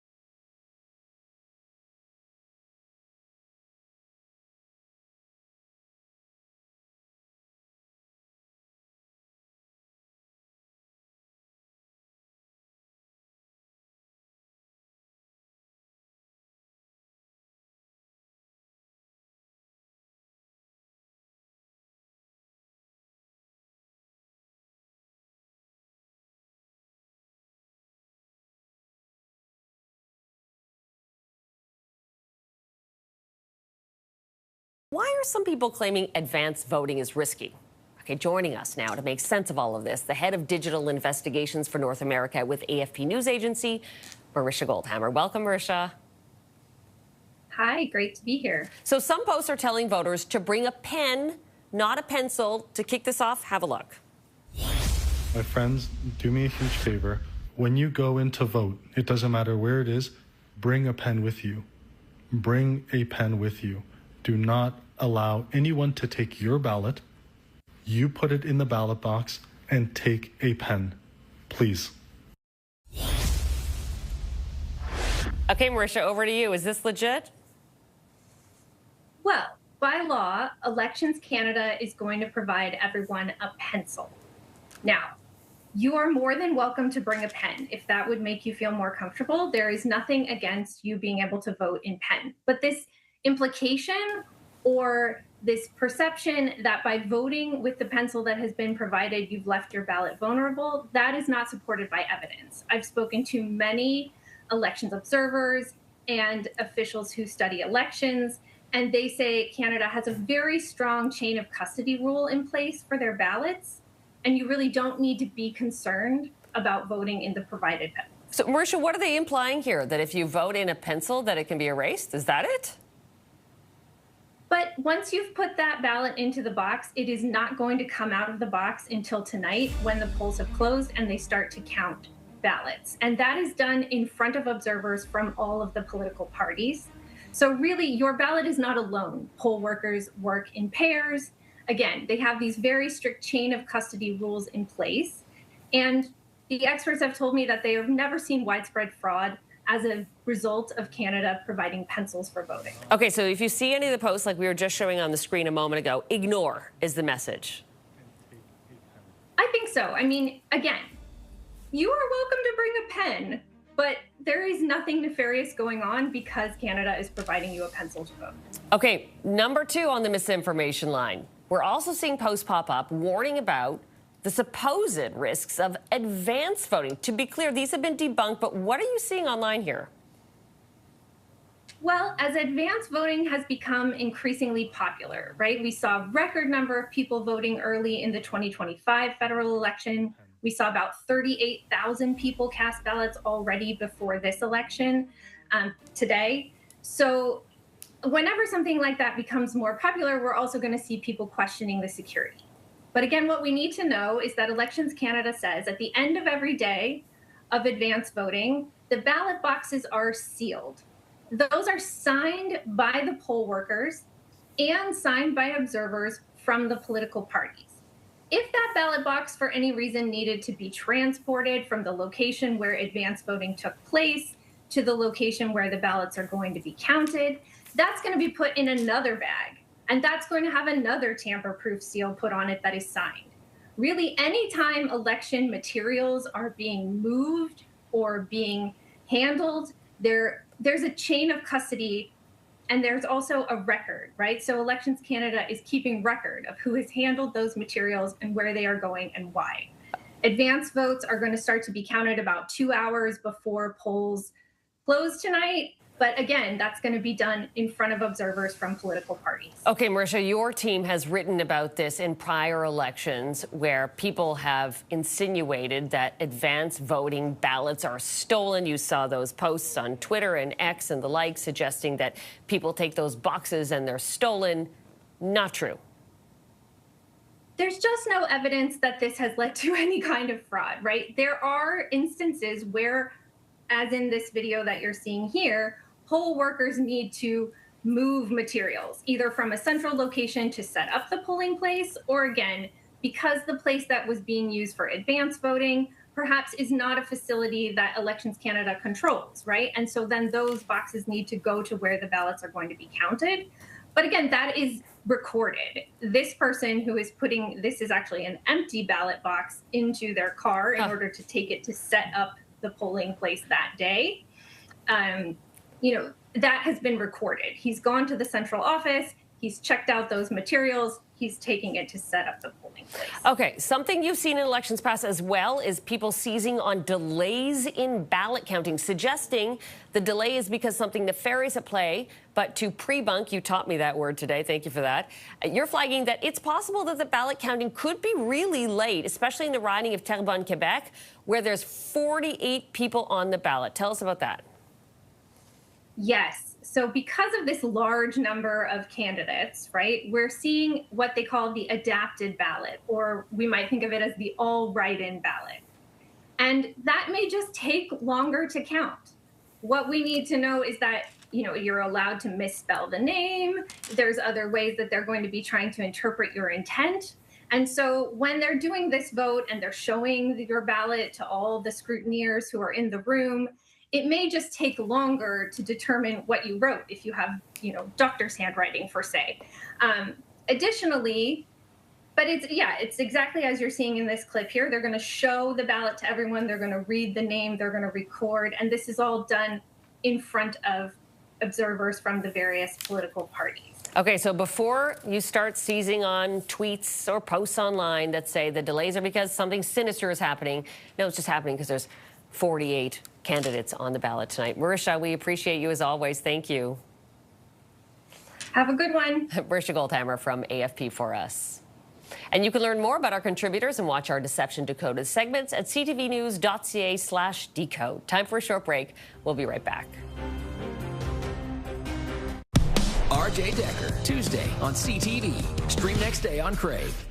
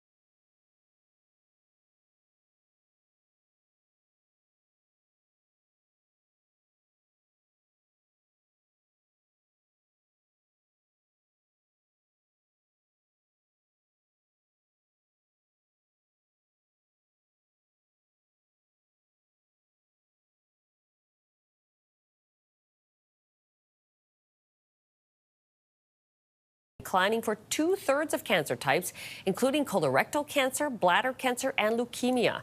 But according to research published by the Canadian Medical Association Journal, more than 250,000 new cases and nearly 90,000 cancer-related deaths are expected in the country this year.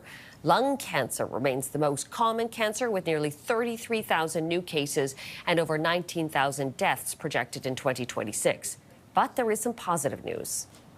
Well, we're certainly seeing a decline, particularly in men who began to stop smoking earlier than women. There was a trend where more women started to smoke, and they're now beginning to see those declines coming with time, and that will continue to increase. So we're actually seeing the number of new lung cancers and bladder cancer, other related smoking cancers, declining. The study authors are calling on the healthcare system to adapt their screening programs to accommodate younger people due to the rise of early onset cancers, including colorectal and breast cancer. More than 2,200 workers from dozens of long-term care homes in Nova Scotia are now on strike.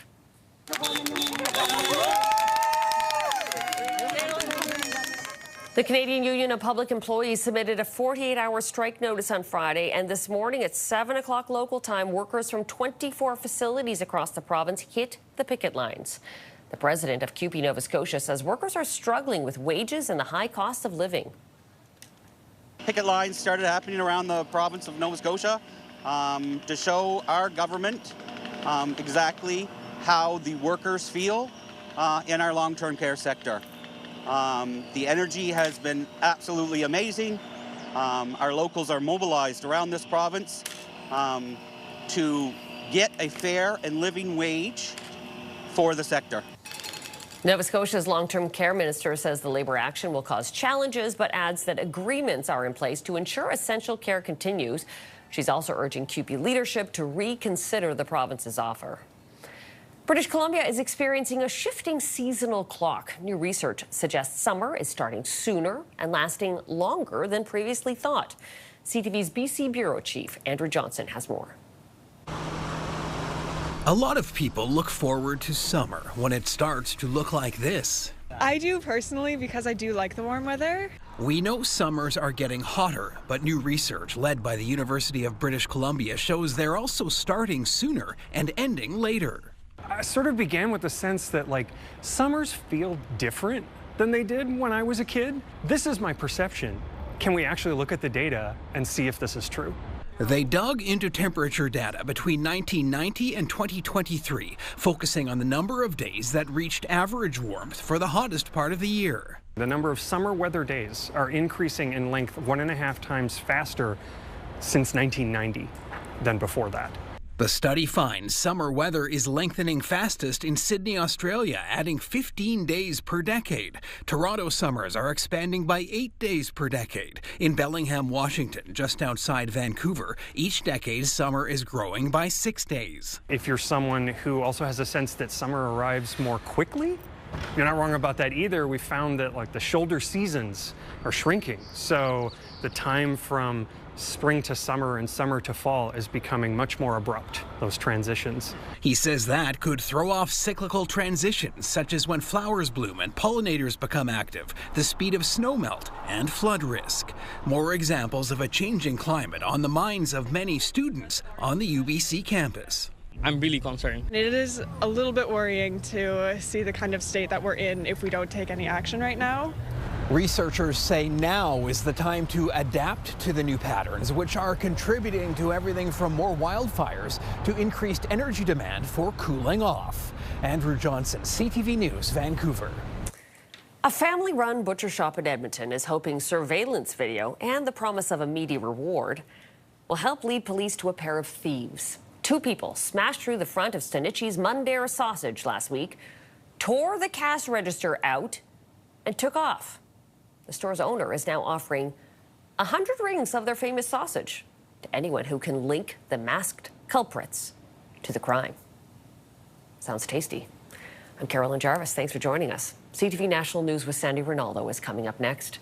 Sandy will have the latest on the voters casting their ballots in 3 federal by-elections today.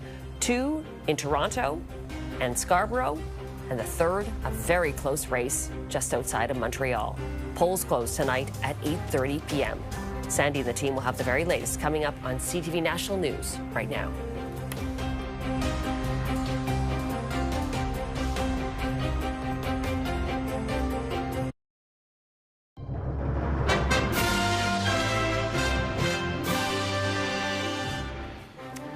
Everyone, glad you can join us. Here's what we have for you this Monday. Chasing a majority rule. Cost of living is a big one for sure. I'm not sure folks have had enough time to think about this one. Hearing from voters in critical by-election battles. The Iranians hold the cards. They've proven themselves very resilient. The Iranians hold the cards. They've proven themselves resilient, is what this expert is saying. As the U.S. blockade the fears it could backfire. Advancements in prevention, early detection, and treatment. Plus, the good and the bad, an update on the fight against cancer.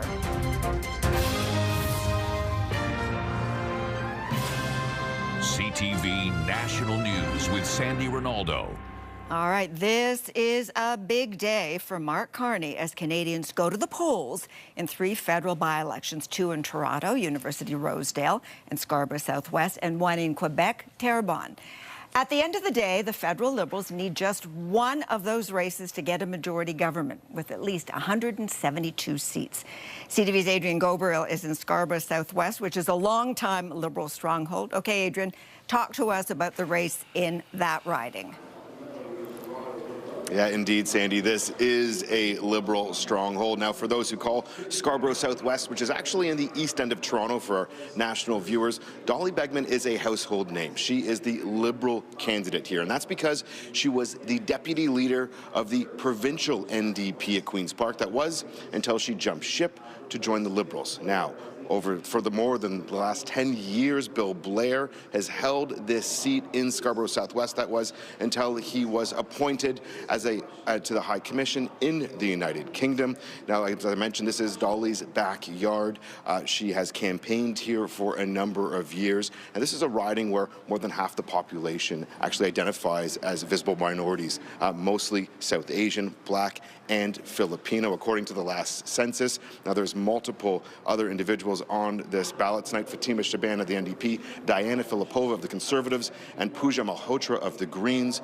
Though the Liberals are expecting a party on that stage right behind me tonight, Sandy. We'll be watching that closely, Adrian. Thank you. Now, the other Toronto by-election, the staunch, again, Liberal riding of University Rosedale, once held by Cabinet Minister Chrystia Freeland.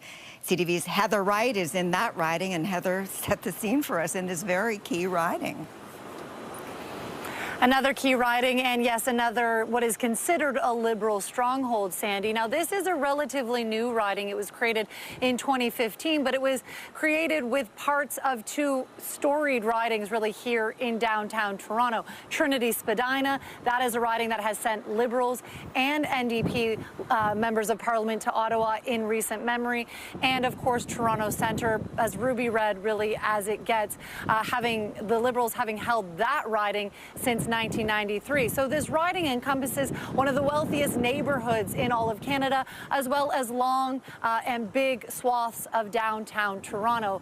Really, what we're being told by insiders is it's going to be all about who can mobilize their voters. We are here at a polling station on the University of Toronto campus, so we are seeing a trickle of voters as well as students going in and out of this building. So it is going to be a night that the Liberals are hoping they can hang on to this riding here in downtown Toronto. It isn't over until it's over. Okay, Heather. Thank you, Heather in Toronto. Okay. The most intriguing race is in Terrebonne, Quebec, now vacant because of a mail-in ballot error in the 2025 election. CTV's Quebec Bureau Chief Geneviève Beauchamp is in Terrebonne. And Geneviève, give us the backstory and what makes this riding a toss-up. Well, so intriguing indeed. This has been full of plot twists, this particular election. And indeed, it was really close the last time around. 1 vote separated the Liberals from the Bloc Québécois. It has long been a Bloc Québécois stronghold. The Liberals managed to flip it. But now there is that rematch because of that Supreme Court decision. And a lot of voters here coming in and out of the building here are saying that they really want to have a clear winner. They want to put an end to this. But we'll have to find out quite a bit later into the evening because there are 48 names on the ballot. So that is really a huge number of names because of people protesting for electoral reform. And so people have to come and they have an adapted ballot. They have to write it in. And so there's going to be a lot of counting to be done here for this cliffhanger of a race that people are saying they're really watching very closely. 25 MPs came to this riding, visited the riding, trying to convince voters to win on theirs, to vote for them. So certainly a race to watch, Sandy. Geneviève, thank you. So it's all about the voters. We wanted to know how Canadians feel about this pending majority for the federal Liberals. CTV senior political correspondent Michael Couture tackles that assignment. Hey, Mike, what are people saying? Well, Sandy, voters know how consequential these votes are, and they understand the Prime Minister's road to a majority government must go through at least one of the ridings in Toronto and Terrebonne, Quebec. For some people voting in today's by-elections, federal politics is about the person they want to send to Ottawa. She knows what the Scarborough Southwest needs. It's not like somebody that's coming in from another area. So it's very important that we have somebody representing our needs. That candidate is the former deputy leader of the Ontario NDP, who's now running for the Liberals. The Liberal Party of Canada is a big tent where I see myself voicing my concerns of the people of Scarborough Southwest. Now, the new leader of the federal NDP is questioning the size of that big tent, given the Liberals welcomed 5 opposition MPs in as many months, including the latest, who held social conservative views. I think the Liberal tent is stretched so far now that the fabric must be, I don't know, is it spandex? It is something very stretchy when you can encompass Marilyn Gladue in a caucus with progressives in the Liberal Party. Now, for some voters, the issues are more important than the politics around them. Affordability, social issues, things that include everybody, cost of living. Key issues for all parties, but on Parliament Hill, the Conservatives were criticizing how the Liberals set themselves up to secure a majority. The government seems committed to their strategy of backroom deals. Now, 2 of the 3 by-elections are taking place in ridings that have historically been Liberal strongholds, meaning Prime Minister Carney is likely to get a majority less than a year after voters handed him a minority mandate. Sandy? All right, Mike, thank you so much.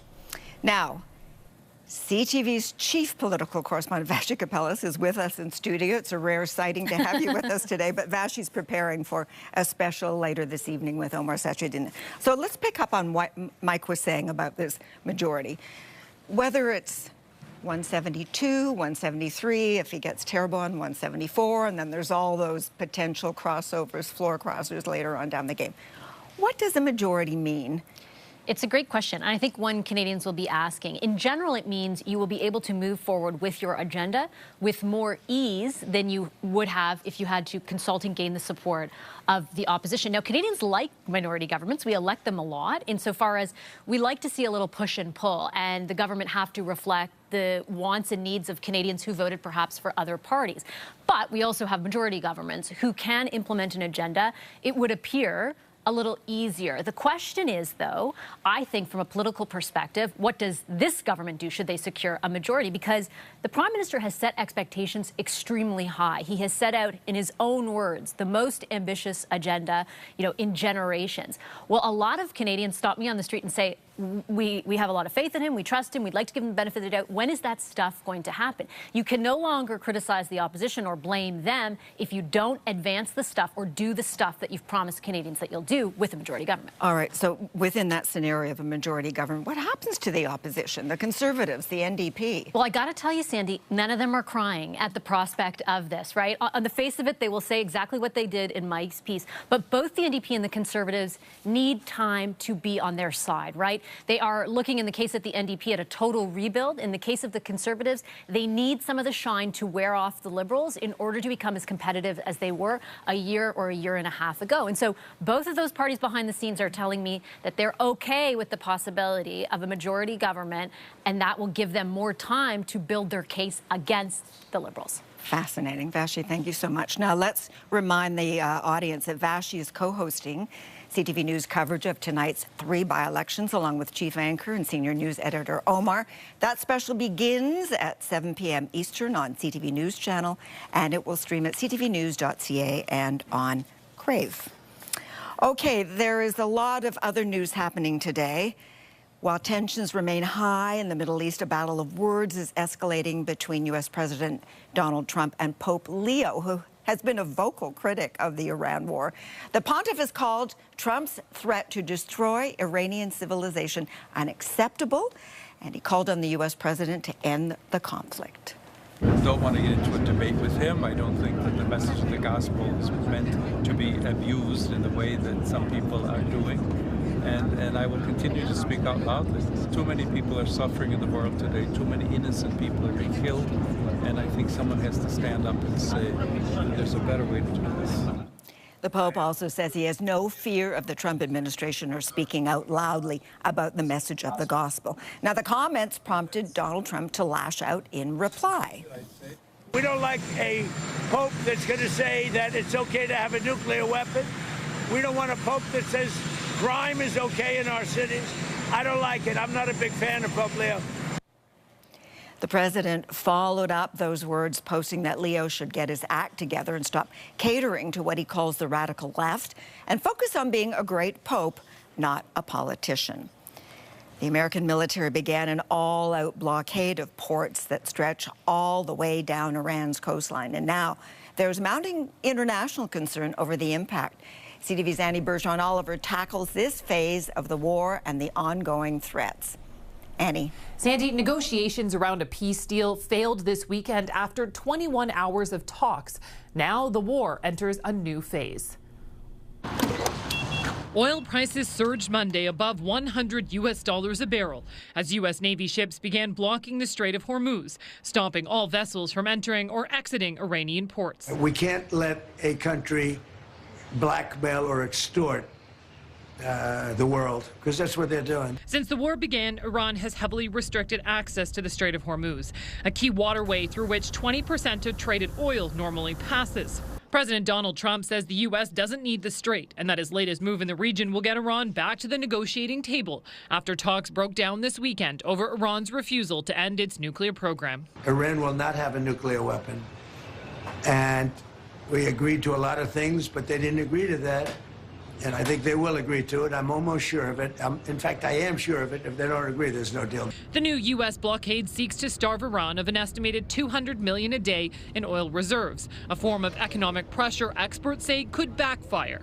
Iran has threatened to strike any vessel that it believes is violating the two-week ceasefire. Absolutely, we're escalating the conflict. And that is really the intent, escalation. But to what point? Experts say the blockade likely goes against international law, and several U.S. allies, including Spain, France, Turkey, and the UK, have criticized Trump's move. My guide from the start of this conflict has always been our national interest. That's why we stayed out of the war and why we continue to stay out of the war. Economists say Canadians can expect to see higher inflation over the coming months, even if this fight over the Strait, Sandy, is somehow solved within days.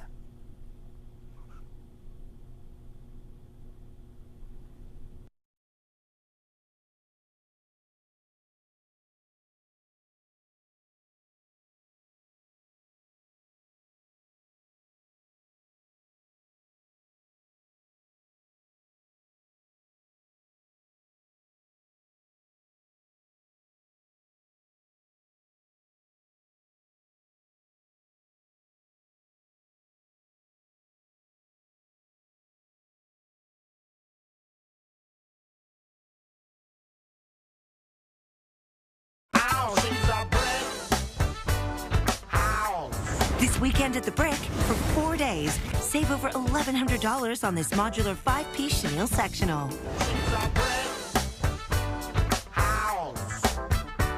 Quitting smoking is hard. Zonic can help by curbing nicotine cravings fast with an easy-to-use nicotine pouch. Find Zonic in pharmacies near you. Warning, this product contains nicotine. Nicotine is highly addictive, only to be used by adults who are trying to quit smoking. Where do Jolly Ranchers get their huge fruit flavor? Stampede! Stampede! Not again! That's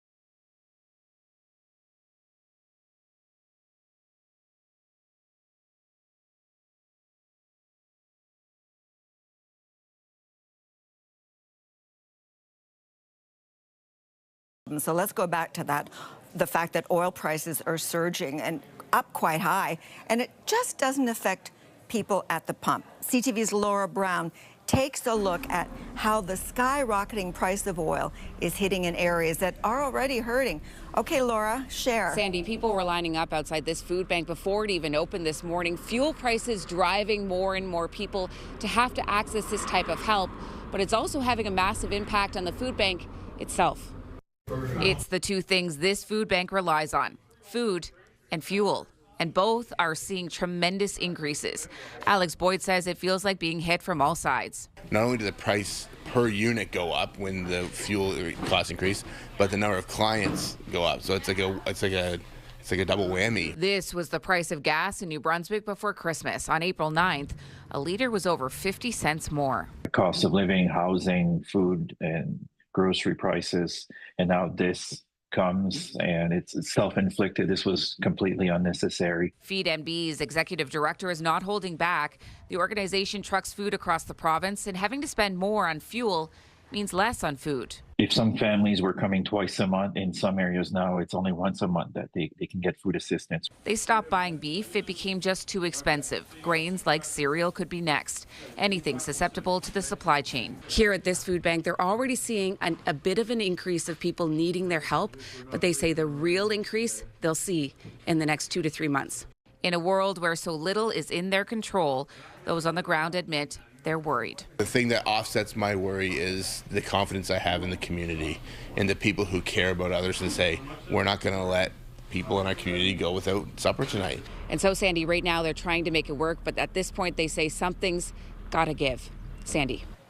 CTV's Laura Brown. Well, new research published in the Canadian Medical Association Journal today confirms that cancer is still the leading cause of death in Canada. But the study also highlights reasons for hope. CTV's Alison Bamford is looking at the numbers of a disease that affects so many Canadians. Alison. Sandy, thousands of patients step foot inside the Saskatoon Cancer Centre every year, including those seeking treatment for the very first time.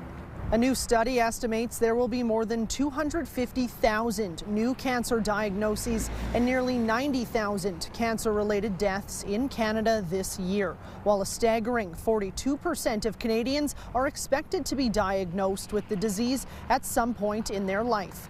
Still, there's hope in the numbers. Incidence and mortality rates are declining in most cancers, including leukemia, colorectal, bladder, and lung cancer, although it still remains the most prevalent type. We're seeing, the advancements in prevention, early detection, and treatments really having an impact for people across Canada. This month, Saskatchewan made the move to help reduce the wait times for breast cancer screenings, adding to its fleet of mobile mammogram units that serve remote communities. Despite the progress in many areas, the study shows rates of some cancers are rising, including cervical, head and neck, linked to HPV. Experts say improving vaccination rates could help stop these types of cancers before they start. Sandy? CTV's Alison Bamford. A strike has started in Nova Scotia involving more than 2,000 long-term care workers after negotiations broke off. The workers from 22 facilities across the province are now on the picket lines. CTV's Paul Hollingsworth is outside a facility in Halifax with more on what's at stake. Paul. Sandy, it's a rainy day here in Halifax, and this weather has thinned out part of the crowd on this picket line. These workers say they've been pushed into this job action, and they argue they are fighting for a living wage. These workers say the province-wide strike is framed around one basic message. Looking for the government to get back to the table, to help get us back to work, to doing what we know and love best. More than 2,000 unionized long-term care workers have an offer on the table from the province that includes wage increases ranging from 12 to 24%, retro pay dating back to 2023, and new pension benefits. We are encouraging all the QP union members to go to their union to ask for a copy of the deal, to be told that this is the same deal that's been accepted by acute care and home care and other long-term care facilities, so that they'll all be paid the same. The union says they will continue to provide care for those living in these facilities based on an essential service agreement, but the offer is not good enough. We know the living wage across Nova Scotia right now in 2025, I believe, the end of the fall, was $24 to $29 an hour. If we were to take this deal that the government's offered, our lowest paid workers would still only be at $22 an hour. Inside this facility, staff members are still working in reduced numbers to ensure essential care continues as these workers remain on strike. Sandy. CTV's Paul Hollingsworth. Still ahead, the new warning from police with a murder suspect still at large.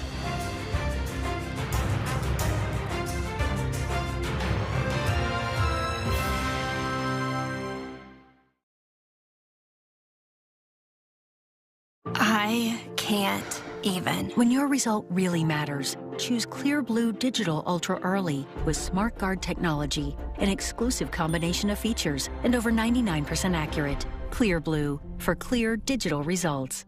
Now I'm in my 50s, I'm all about making the right choices, like eating right and staying healthy. And another thing I can choose is how to look after my family if anything ever happened to me. Welcome to Senior's Choice, the #1 direct choice for Canadians over 50. How can I help? Hi, I'd like a quick quote for Canadian seniors life insurance, please. If you're a Canadian resident, age 40 to 80, you can choose the right amount of coverage for you and your family, up to $250,000. That kind of money would help a lot. You can choose to apply over the phone now in just minutes.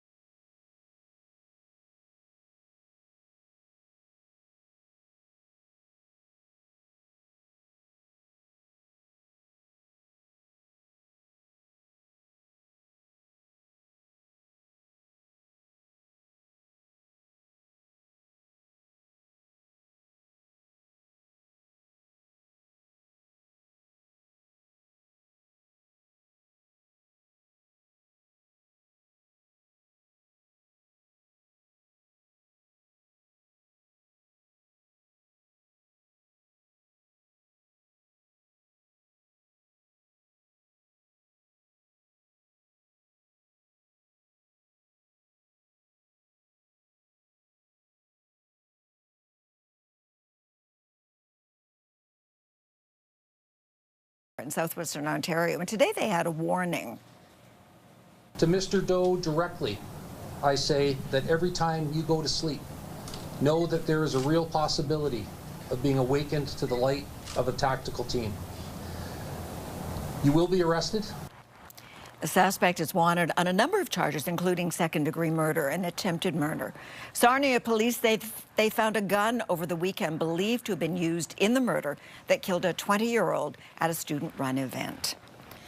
Now, a family-run butcher shop in Edmonton is hoping surveillance video and the promise of a meaty reward will help lead police to a pair of thieves.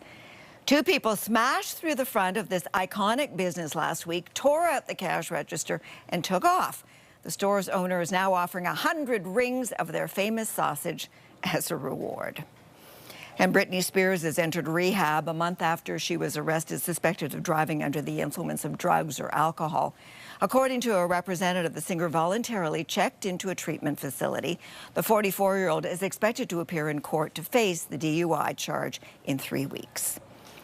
After the break, SNL is on the move. And live from New York, it's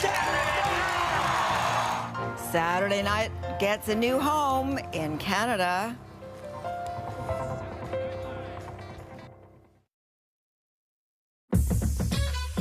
When you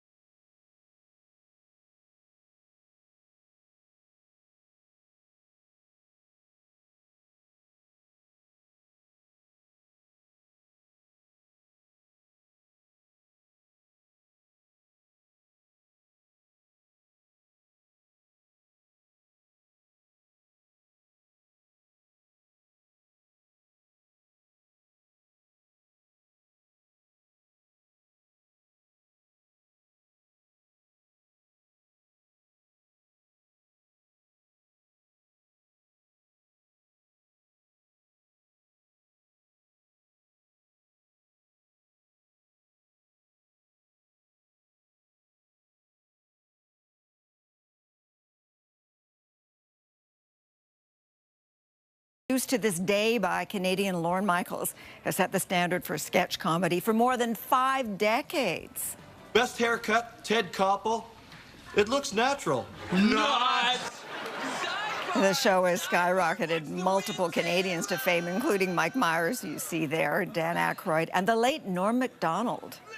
A new airport planned for San Diego would actually be located 3 miles out in the Pacific Ocean, built on 40 by 20-foot floating cylinders. It's all part of a plan by city officials to have a huge disaster. And if you'd like to relive the show's most hilarious moments, a library of SNL episodes from the past will also be available on Crave. And that is it for us this historic Monday. 3 by-elections happening. Thank you for sharing your time with us. I'm Sandy Rinaldo. You can catch Omar and Vassy at 7 p.m. Eastern on News Channel. Bye for now. We'll see you tomorrow, we hope. Be well.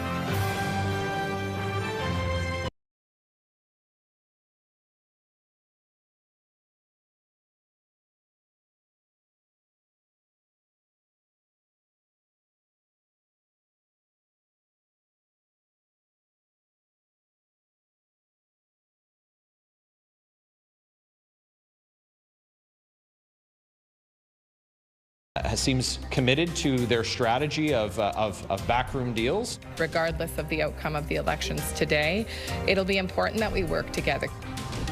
3 consequential by-elections are taking place today, including 2 right here in Toronto that could leave Liberals with a majority government. We're going to have special coverage for you throughout the next hour with reporters on the ground in each riding. Plus, pollster Nick Nanos will be here to break down how tonight's contests are expected to shake up Canada's electoral landscape. Then, we'll bring in a special strategy session to unpack this consequential political moment. Scott Reed, James Moore, and Kathleen Monk will all be here. And our front bench panel with Marco Mendicino, Lisa Ray, Tom Mulcair, and Rob Benzie are also standing by. Plus, a U.S. naval blockade begins. Right now, there's no fighting. Right now, we have a blockade. I think doing no business. The U.S. military blockade of ships entering and leaving Iranian ports in the Strait of Hormuz has begun, with President Trump warning Iranian ships will be, quote, immediately eliminated if they approach. All of that coming as Trump slams Pope Leo following his criticism of the war in the Middle East. Our Eric Ham will be here to break down those developments coming up a little bit later on in the show. First, though, it's very important that we do vote as Canadian citizens. Doesn't matter whether it's provincial, federal, or, yeah. We have to have our say. But I think the majority is likely, and I'm pretty okay with that, honestly. I think it's a decent direction for the country at this moment in time. I think it will make a difference because they'll be able to pass a lot more decisions quickly. It's just a question now if they're going to make the right decisions. A majority, great, but I mean, if you're not making the right decisions for your country, then you're not in the right job. We are going to start our program tonight in Ontario and Quebec, where Canadians in 3 crucial ridings are in the midst of casting their ballots. How they choose to vote in these by-elections will determine if the Liberals clinch a majority government by the end of the night. I'm here in Toronto, where the nearby ridings of University Rosedale and Scarborough Southwest are up for grabs this evening. Those ridings are considered Liberal strongholds, held by former senior cabinet ministers Chrystia Freeland and Bill Blair before they resigned. Meanwhile, the third hotly contested Quebec riding of Terrebonne saw the Liberal candidate win by just 1 vote in the federal election back in 2025, before that outcome was invalidated just a few months ago by the Supreme Court of Canada. If the Liberals win just one of the by-elections, they're going to reach a technical majority of 172 seats in the House of Commons. But if they win 2 or sweep all 3, they'll get full control of the House of Commons, allowing them to pass legislation without the support of other parties. For some more perspective on each of these races, we're joined live by reporters who are on the ground in all the ridings. CTV's Heather Wright is in the riding of University Rosedale.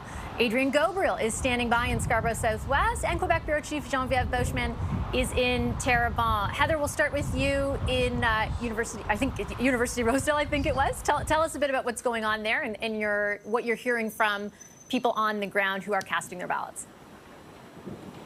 Well, we're here at a polling station at the University of Toronto, so we are seeing a lot of students going into this building as well as people who are casting their ballots. As you mentioned, this is a riding that was held by Chrystia Freeland since it was created in 2015. In the last general election, she won this riding with 64% of the vote. So it is certainly considered a Liberal stronghold. A lot of what is going to happen tonight does, though, depend on who can get their votes out. As we mentioned, it has been a little bit slow here, and according to Elections Canada, about 9,400 ballots were cast in advance polls. That's about 10% voter turnout. Certainly a lot of people waiting to cast their ballots here on Election Day. And some of the people we've been talking with say, you know, they're here to vote because they don't want to be a bystander. They want to have their vote said, even though we do see in by-elections, typically there are a lower turnout. Now, as for this riding, it was created in 2015, is considered a Liberal stronghold, and it was carved out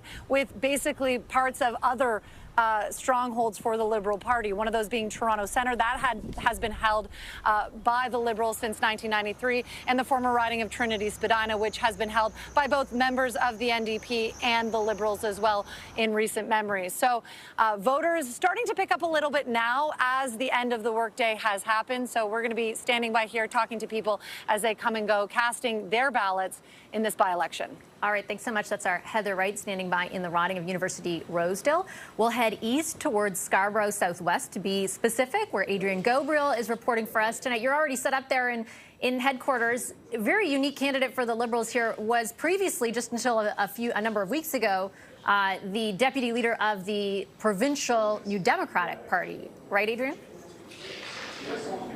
Yeah, that is right. Dolly Begman is well known here in this riding. As you mentioned, she was an MPP here in Ontario and was the deputy leader for the NDP party at Queen's Park in Ontario. That is before she jumped ship here to run as a Liberal in this riding. She is well known. Now, Bill Blair, as you'd mentioned, has held this riding for more than a decade. That was until he accepted a post at the High Commission in the United Kingdom. And so Dolly is now well positioned to take this riding. They believe there will be a celebration on the stage here behind me tonight. Now, Begman really, has done a lot of work in this riding for a number of years. As an MPP, she was the first Bangladeshi Canadian to ever be elected to office. And in this riding, well, about 64% say that they are minorities from South Asia, predominantly Black, as well as Filipino, as the top 3 minority groups here in this riding. And so she is expected to take this riding quite easily tonight, though. We're going to wait and see. Democratic process is still getting underway. The polling station is just about across the street from where I am. It's been pretty quiet here today, though. The second most amount of people came out to do advanced ballots here in this riding in the days previous. Fatima Shaban is the NDP candidate here, Diana Filipova for the Conservative, Pooja Malhotra for the Greens, and so we will see how it all shakes down here tonight. We sure will. Thanks a lot, Adrian. That's our Adrian Gabriel reporting from the riding of Scarborough Southwest. And now we will head a province over to Quebec, where our bureau chief, Geneviève Beauchemin, is standing by in the I think it's fair to say, much more competitive riding of Terrebonne. Yeah, lots of twists and turns in this one. This has been full of plot twists all along. It was one, of course, during the last election by the Liberals. They had flipped this riding. This is a Bloc Québécois stronghold. It has been for many years. The population here is nearly 90% Francophone, and so it has been holding on to this party. The Liberals managed to flip it, but just one vote. And, of course, there was that illegal wranglings that went to the Supreme Court. So there is this vote here. And people coming in and out of the polling station are saying that they just really want a clear winner to end all of this, and it's a cliffhanger, really, and they're a bit confused about all that's going on because there are 48 names on the ballot because of the protests for the longest ballot protesting electoral reform, and so they have to have an adapted ballot. They have to write in the name of the candidate for which they're voting for, so it's a bit of a different process. So they think it might be longer to get the results, and so they're very anxious to get that result going. Now, this has been a very hotly contested riding. 25 MPs or more have come to this riding trying to convince voters, really saying that this is a very consequential election. Of course, it was more so before there were the floor crossings. It was more so about a week and a half, 2 weeks ago, but certainly they're still saying that this means a lot. The Bloc Québécois really wants to hold on to this riding. They have a Nathalie Saint-Clair-Desgagnés, who is having her rematch against Tatiana Auguste of the Liberals, who is also very popular in this riding. And so it'll be interesting to see how this all shakes out. And as I say, voters here coming in and out saying, let's get this over with so we don't have to go to the polls again. Of course, there's a provincial election coming in just a few months, so they'll have to do that again not all that long from now here. Okay, thank you, Geneviève. Appreciate your reporting there. Geneviève Beauchemin, our Quebec bureau chief in the riding of Terrebonne. Today's by-elections follow 5 defections to the Liberals in as many months, including the most recent floor crossing of Ontario MP Marilyn Gladue from the Conservatives just last week. To note, there have been more than 300 instances of floor crossings in Parliament since Confederation, but none of them have ever moved a government from a minority to a majority. Here's how politicians in Ottawa are reacting. Canadians did not elect a majority government, and if they end up with one, largely through floor crossings, it just feels wrong. And I think Canadians are disturbed by this. We've been in a minority government situation for a number of years, and the work gets done through collaboration, and sometimes that collaboration sounds and looks messy, but at the end of the day, that is how the work gets done. I believe that's important in a majority government as well. The government seems committed to their strategy of backroom deals to achieve a majority in spite of the outcomes of this evening's by-elections. We have convened a special edition of our strategy session to talk more about the political stakes of these by-elections. CTV political commentator Scott Reed is here. He's a former communications director to Prime Minister Paul Martin. Former Conservative Industry Minister James Moore is with us. He's now a senior business advisor with Dentons. Kathleen Monk is the former director of communications to the late Jack Layton. She's now the principal owner of Monk & Associates. Hi, everyone. Good thing we only have about 8 more hours of TV tonight, and I already can't talk. Such a relief, Scott. I'll start with you. I feel as though there's a level, and we talked about this a bit on the show over the weekend, but there is a certain level of cognizance among Liberals that they did not want tonight to come through floor crossings. They wanted to be able to say they've secured a majority through by-elections. Why do you think that is the case? Well, for the purposes of legitimacy and being able to push back on the suggestions that this is all about backroom deals as opposed to a ballot box result. Tonight will be a ballot box result, and if that's what pushes the government into majority, I think they'll feel that at the political level, at least, they'll have a lot less to defend. James himself was making this argument the other day. I think it's really well founded. It explains some of the sequencing we've seen. Better to have the vote first, and then we'll see what happens in terms of the House of Commons than to push yourself into majority by virtue of floor crossers. How consequential do you think it'll be, James, if tomorrow we wake up and there is a majority government of 172 or 173 or 174? I mean, everyday Canadians won't notice a difference, obviously, in their lives, and it won't make a huge difference in terms of the parliamentary agenda. But I think for the operations of the Parliament of Canada, I mean, again, Parliament sits basically for 8 more weeks between now and the summer recess. So there's a tight legislative timeline to get some things done. But it'll give the government some breathing room. I mean, they'll have some clear paths to determining what it is that they want to do, set some timelines, put some time allocation on specific pieces of legislation that they want to get done right away. And I think that it provides the government some capacity to plan through the rest of this calendar year. And I imagine that they actually probably do want to stage some things really quickly before the Parliament breaks for summer, because we are going into the Canada, U.S., Mexico agreement, the Free Trade Agreement, North American Free Trade Agreement reconsideration this summer. So I think that depending on how Donald Trump acts in the lead up to those negotiations in the coming few weeks, because he may be shifting away from Iran, maybe shifting away from some of the other domestic stuff that's causing some challenges, he might be putting some stuff in the window that might be tough for some key industries in Canada, autos, the agricultural sector, and so on. So the government actually might want that legislative flexibility and command and control in a majority government to actually put some stuff in the window to buttress and support those industries, to give the government a little bit of latitude going into the reconsideration of CUSMA. So in the immediate term, Canadians won't notice, but in terms of planning for the rest of the year and leading into the trade negotiations, it provides the government some comfort, some latitude and flexibility to protect some industries going into what could be a fractious moment for Canada. There's a couple of different ways to look at how the opposition internalizes or reacts to all of this as well, Kathleen. I mean, I think everyone knows that both the NDP and the Conservatives are not upset about the prospect of more time to build their case against the Carney government, some of the shine to wear off. At the same time, I do take seriously the idea, and I've heard it from a lot of Canadians, that they did not vote for a majority government, right, a year ago. Like, they are voting tonight, and that's fair and square for sure. But that, you know, back in the end of April of last year, like, a minority did mean something different, a sort of check on the government than what will materialize should the by-elections go the Liberals' way tonight. Do you think that matters politically at all for the Liberals, or will they be able to supersede that? And I think something to add into that is that the Liberals had a chance, right? They could actually trigger an election by their own accord, and we could go to the polls. And I don't think Canadians want an election right now, but they could actually get probably even a larger majority if they were to do that. So that was the conundrum that they were in, and they decided to go this route. They have built it largely, strengthened their minority of five floor crossers, as you said, maybe more in the coming days, but they are going to try to achieve this majority through the ballot box tonight. A couple things to add on the opposition. I think James laid out clearly the advantages that are available to the government of having majority to push through their agenda, to define more clearly their agenda, particularly as it comes according to the trade stuff, particularly. But for the opposition, as you mentioned, there are two key things. They're both positives and negatives to this. Pierre Poilievre is stronger when there's a minority.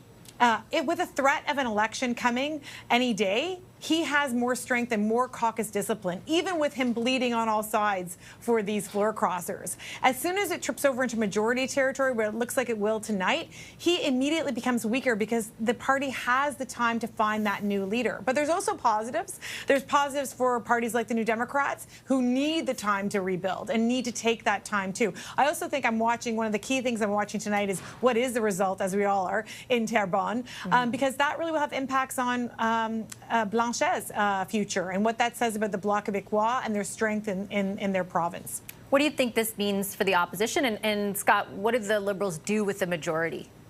Well, the thing to do with the majority is to start to focus on the issue that's brought them a majority, if that's where they end up, and that is Trump and trade and people's economic anxieties that are being unleashed, whether it's by Trump threatening CUSMA or whether it's by rising gas prices as a consequence of Trump's war in Iran. So I think you got to keep your focus on that. That's what got you to this place. There's a reason that people are coming to Mark Carney's caucus, and there's a reason that he's looking competitive in these by-elections. Focus on those superintending national interests, particularly focus on economic jobs and growth, focus on that. And in terms of the opposition, I think Kathleen's right. Pierre Poilievre has had nothing but L's, really, since last April. And this, if he loses a majority, is going to put him in a more vulnerable spot. He has got to start to make the case to Conservatives first and then maybe Canadians. Why is he around? If he can't win, what's his purpose? A lot of Conservatives are asking that question quietly. They might start asking it loudly tomorrow. James, your thoughts on that? Does it do that, or does it provide him with some breathing room to make that case, in the hopes that over time the honeymoon dissipates a little bit for the Prime Minister? Well, it depends on what happens after what happens, right? So whatever. Yes. You know what I mean? Got it. So we'll see what happens tonight, and what the reaction is to what happens, and if that leads to more people crossing the floor, then some tough questions may get asked. But I think there's going to be a long tail to tonight, and what its consequences will be, and including for the government. We talked about the legislative side. Kathleen properly laid out the NDP dynamic, but I also think for the government, right, that a light switch is about to get flicked on, and I think there's going to be a culture shift in the government, and they need to be prepared for it. I mean, I was in opposition from 06 to 08, 08 to 11. Then we won a majority in 2011. The difference between majority and minority isn't just as we've talked about in terms of commanding Parliament. That may be true, but also the culture of the country and the expectations game changes dramatically. Provinces now expect you to deliver. There are no excuses now. 80% of the current Senate are progressive center-left senators. There's no premiers that are picking fights with you. Stephen Harper had Danny Williams, Jean Chrétien had Ralph Klein. Mark Carney has nobody who's in his face at all right now. Big city mayors, NGOs, bureaucrats who may disagree with the government's agenda and are sort of slow-walking certain bits of legislation or regulation. Like when you have a majority government, the opposition gets more difficult, but everything else gets animated in terms of the media gets their fangs out a little bit and they get a little bit more aggressive. Everything gets a little bit tougher in a different way, not in Parliament, but in other ways. And if the government isn't aware and awake to that, because 6 out of the last 8 elections have given us minority parliaments. Now we've got minority parliament brain. Shifting to majority government brain creates a whole different dynamic in how you govern and how you build coalitions and advance things, build public consensus, and meet that expectations game of having a majority.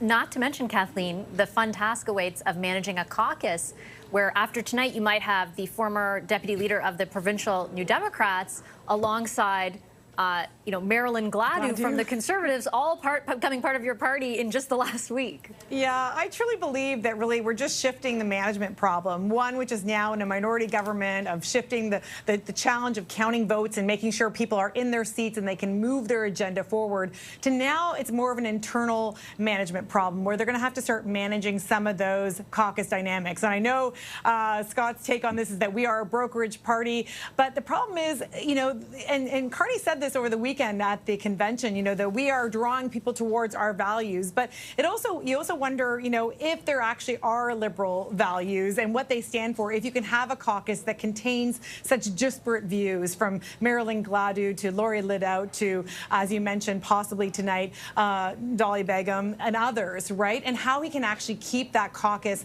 pulling in the same direction. Because to build on James's point, I really believe that the clock starts now. If they have a majority, or tomorrow, if they get a majority, and people will start timing this government in terms of what they can achieve and what they can deliver and how quickly they can deliver on these things. So Carney's always said, build, build, build. He wants to move fast and build things. Well, people will actually start asking to see those results. Scott, I will save your response for our special coverage later tonight. Thanks, everybody. Scott Reed, James Moore, and Kathleen Monk. There is a lot to analyze, as you can hear there, so we have more excellent panelists coming up a bit later to help us do just that. Our front bench, Marco Mendicino, Lisa Raitt, Tom Mulcair, and Rob Benzie will all join me just ahead. First, though, we're going to turn to some other political news. U.S. President Donald Trump says the U.S. is blockading all Iranian ships into or out of the Strait of Hormuz, while also bashing Pope Leo for catering to the, quote, radical left with his criticism of the U.S. war. Plus, in the Middle East, I should say. Plus, that's Quebec's new premier. We're going to talk about her and what's going on in the U.S. after a short break. Stay right there.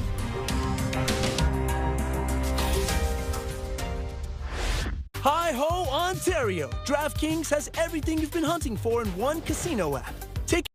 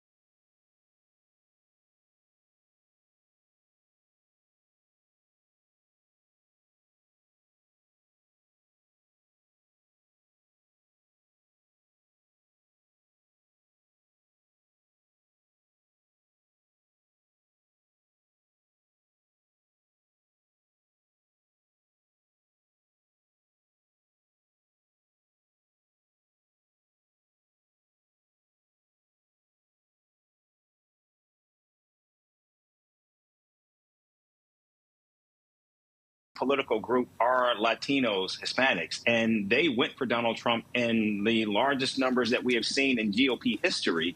And now the president is going to war with the Pope, who, of course, is seen as a representative of more than 1 billion people in the world. And so clearly it was not enough for the United States to involve itself in a war in the Middle East. The president has now isolated NATO allies.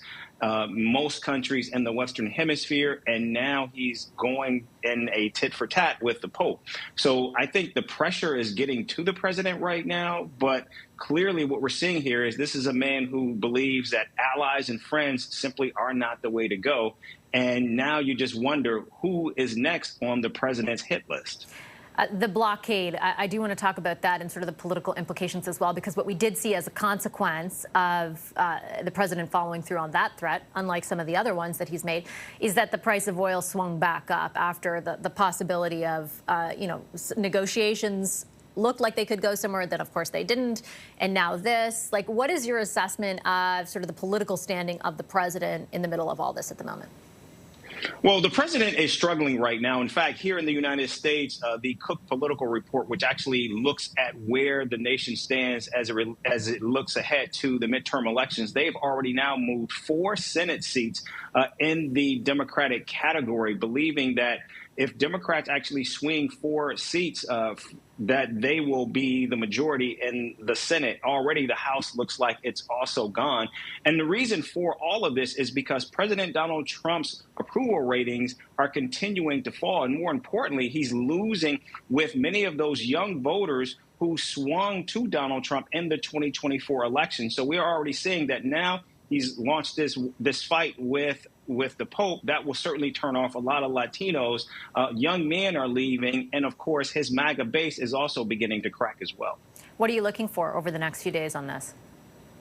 Well, I think over the next few days, the question will be, can the United States and Iran somehow find their way back to the negotiating table? This ceasefire, as fragile as it is, still is in place for 14 days. And while there certainly was not a deal in Islamabad over the weekend, that does not mean that there still is not time for something to get done. In fact, sources are saying that they were very close, even on uranium enrichment. So the hope is somehow they can actually get back to the table and find a way to for the president to at least move away from what is looking more and more like potential escalation. All right. Thanks so much, Eric. Appreciate your analysis, as always. Our U.S. political analyst, Eric Ham. We want to turn now to some other political news, this time much closer to home. Quebec has a new premier. Really proud to have been elected premier, and I will be working hard for Quebecers. We will deliver changes quite quickly. That is Christine Fréchette, the former Coalition Avenir Quebec economy minister. She'll take over the reins of the party and the province after winning the vote to replace François Legault. Legault announced in January he'd be stepping down after months of turbulence within his own party. Fréchette, who won with nearly 58% of the vote, will become the 33rd premier in the province and will be the second woman to hold the post. With me now to talk more about that is CTV Montreal's Caroline Menvlarditan. Good to see you, Caroline. Thank you very much for making the time. Let's talk a bit about who Christine Fréchette is, for people who are living outside of Quebec perhaps at this moment and aren't as familiar with her. She is 56 years old, Vassy, and she's been politically active for a lot of her adult life. She started as a student politician, actually. Then she got into the Parti Québécois. She worked with Jean-François Lisée in international affairs. And, she started moving up the ranks that way. But in 2020, she had a breakup with the PQ over the Charter of Values. She wasn't happy with the Charter of Values, and she moved over to the CAQ under Legault and François Legault's invitation. And she's been doing quite well with the CAQ as well. And then when François Legault decided to step down because they've had very dismal polls for many, many months now, over a year actually, she decided to throw her hat in the leadership ring. She was against Bernard Drainville, who also came from the PQ and ironically was the one who presented the Charter of Values that she was opposed to back then. And so they had a runoff, and she just won the leadership yesterday. So she's now the premier designate and, as you said, the second female premier of the province. So you mentioned the sort of dismal polling for the CAQ over the last number of months. You've got an election in the province of Quebec coming up in the fall. What does this do to the standing of the CAQ moving forward and sort of relative to the other parties in particular? Well, it'll be very interesting to see, Vassy, what happens now that she has been named the new premier. She is seen as much more moderate, a more moderate voice than Bernard Drinville, who had some more nationalist supporters behind him on his campaign to be the leader. Her background is all business. She basically has held portfolios to support business interests in the province and abroad. And so she really comes at a time when she talks about wanting to help families with the cost of living, wanting to help them with housing, wanting to help them with the bread and butter issues that a lot of Quebecers have felt have been largely ignored for other issues like, you know, proposing our own constitution or our own version of a secularism law that's taken a lot of attention. So there's been a lot of anti-immigration rhetoric through the CAQ that she has not really been a part of. And she also supports more immigration in the province. So it'll be very interesting to see what she does, but she doesn't have a lot of time to do it right now. The CAQ is fourth in the polls. They're polling at only 12% support. And so she's got literally 6 months to get this ship righted again and perhaps cross the finish line. It's a huge, huge job. And she says she's up for the challenge. She knows it's there, and she will give it her best. She says 6 months in politics is a long time, so you never know. But she definitely has a monumental task ahead of her. Yeah, what a challenge. Thanks so much, Caroline. Appreciate it. Thank you. That's Caroline Van Lardingen. We're going to take a quick break here on Power Play, but when we return, back to our top story, those 3 crucial by-elections being held right now, which could give the Liberals a majority government. Our front bench is standing by to talk about that. Marco Mendicino, Lisa Raitt, Tom Mulcair, and Rob Benzie are all with me in just 2 minutes.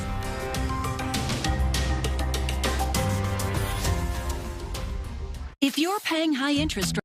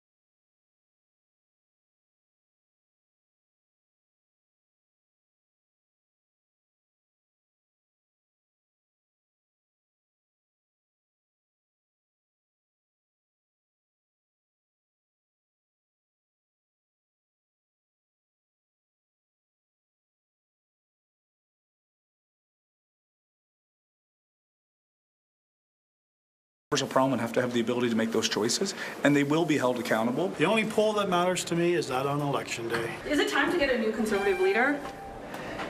Because the by-election, we might not win a by-election that we're not supposed to win. I am optimistic that the government, that the Liberal Party will prevail in all three.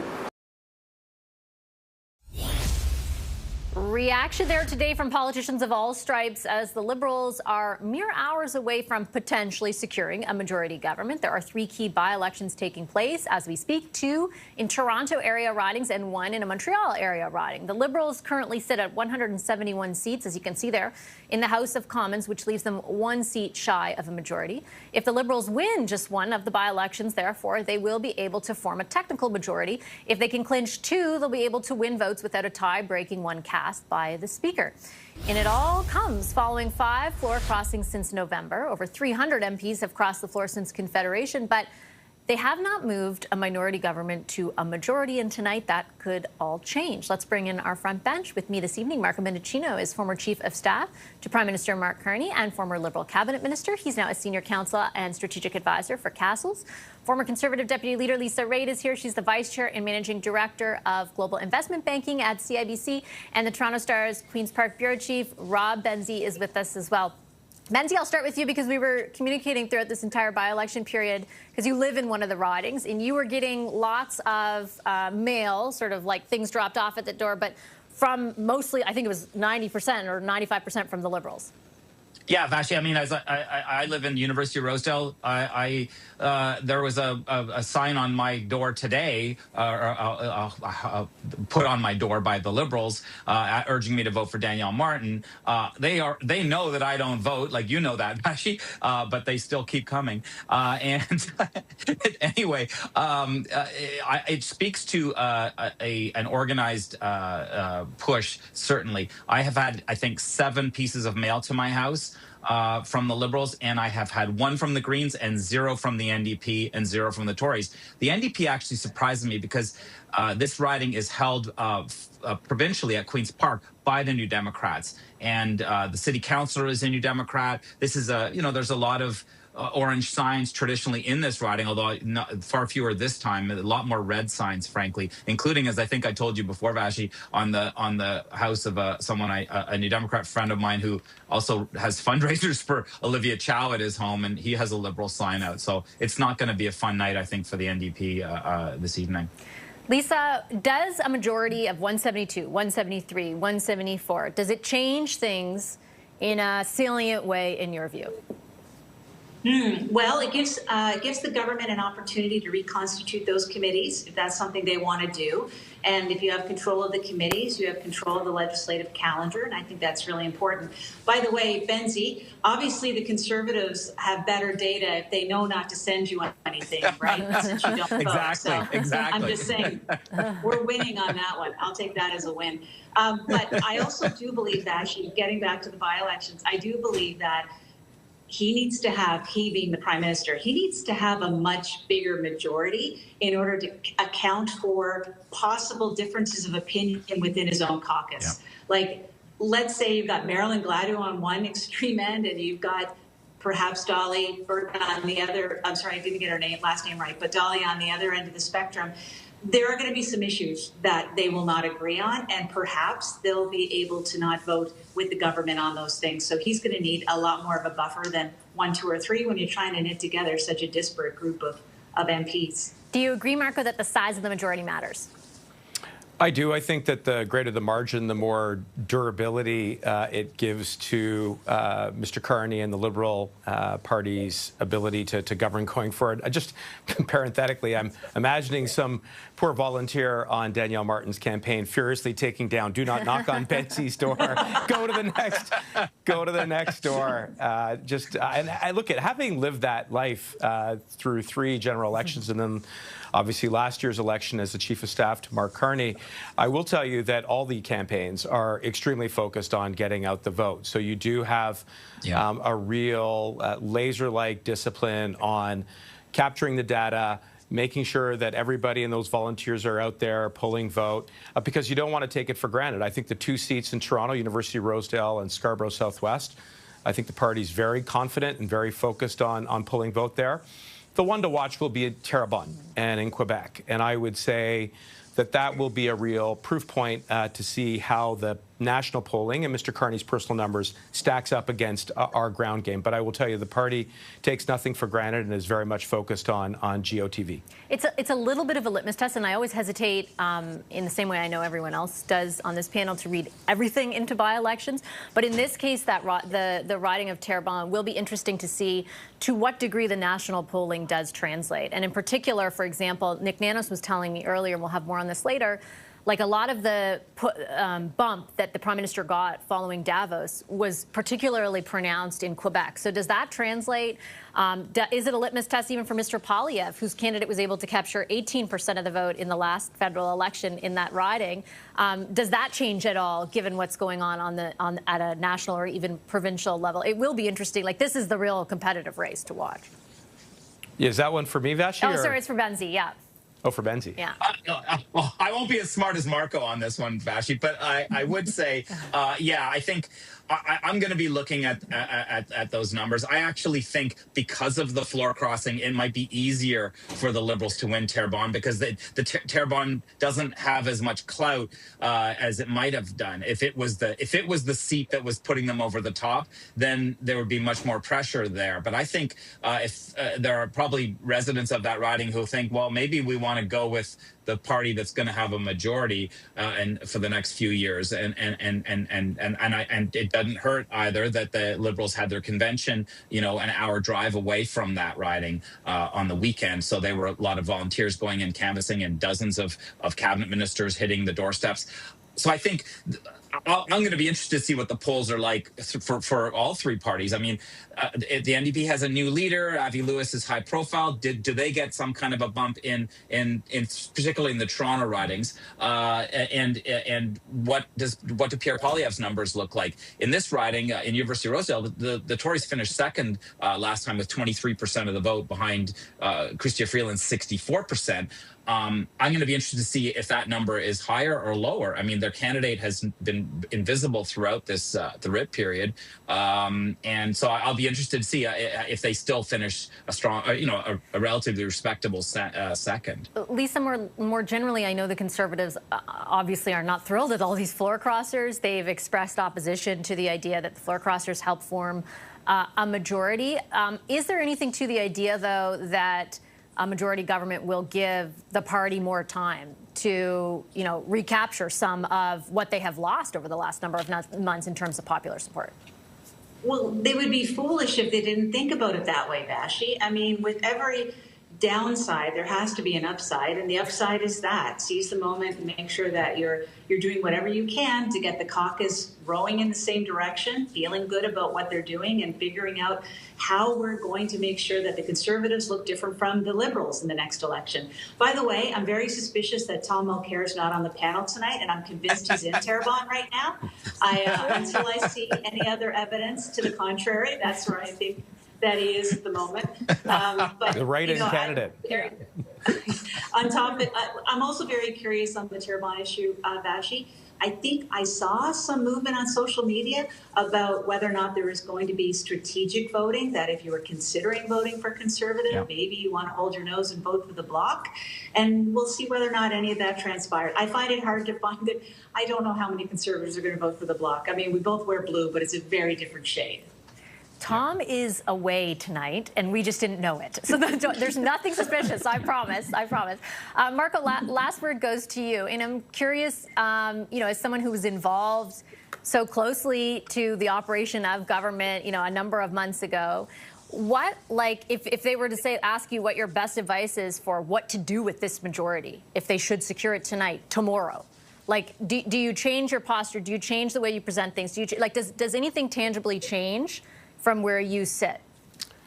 Well, I think it's the right question, which is what happens if Mr. Carney secures a majority, and how does he build on the momentum that he has been building on since he first won a minority parliament last general election. I think there are a few things to take into consideration. One are the floor crossers, and really the gravitational force towards Mr. Carney's leadership, which is built on trust and candor and obviously a real focus on the economy, those are good principles to drive the agenda forward. I think the key thing now is going to be to execute, especially with the state of affairs in the Middle East and with energy, being in a real crisis moment. It's crucial that we make progress on major projects. We get energy to market more quickly. It's crucial that we see things like the defense industrial strategy come to fruition. There are big decisions with regards to fighter jets and submarines, but there's also the next generation of the defense industry and what that will mean for many workers who've been impacted by the tariffs.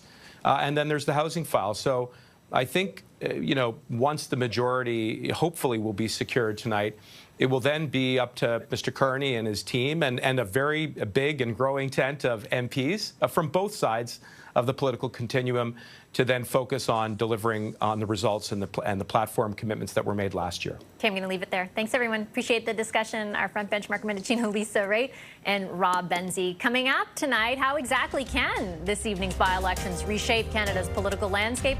Pollster Nick Nanos, as promised, will be here in minutes to break down his latest numbers and what might happen next. Stay right there. Are you looking for a walk-in tub for you or someone you love? Then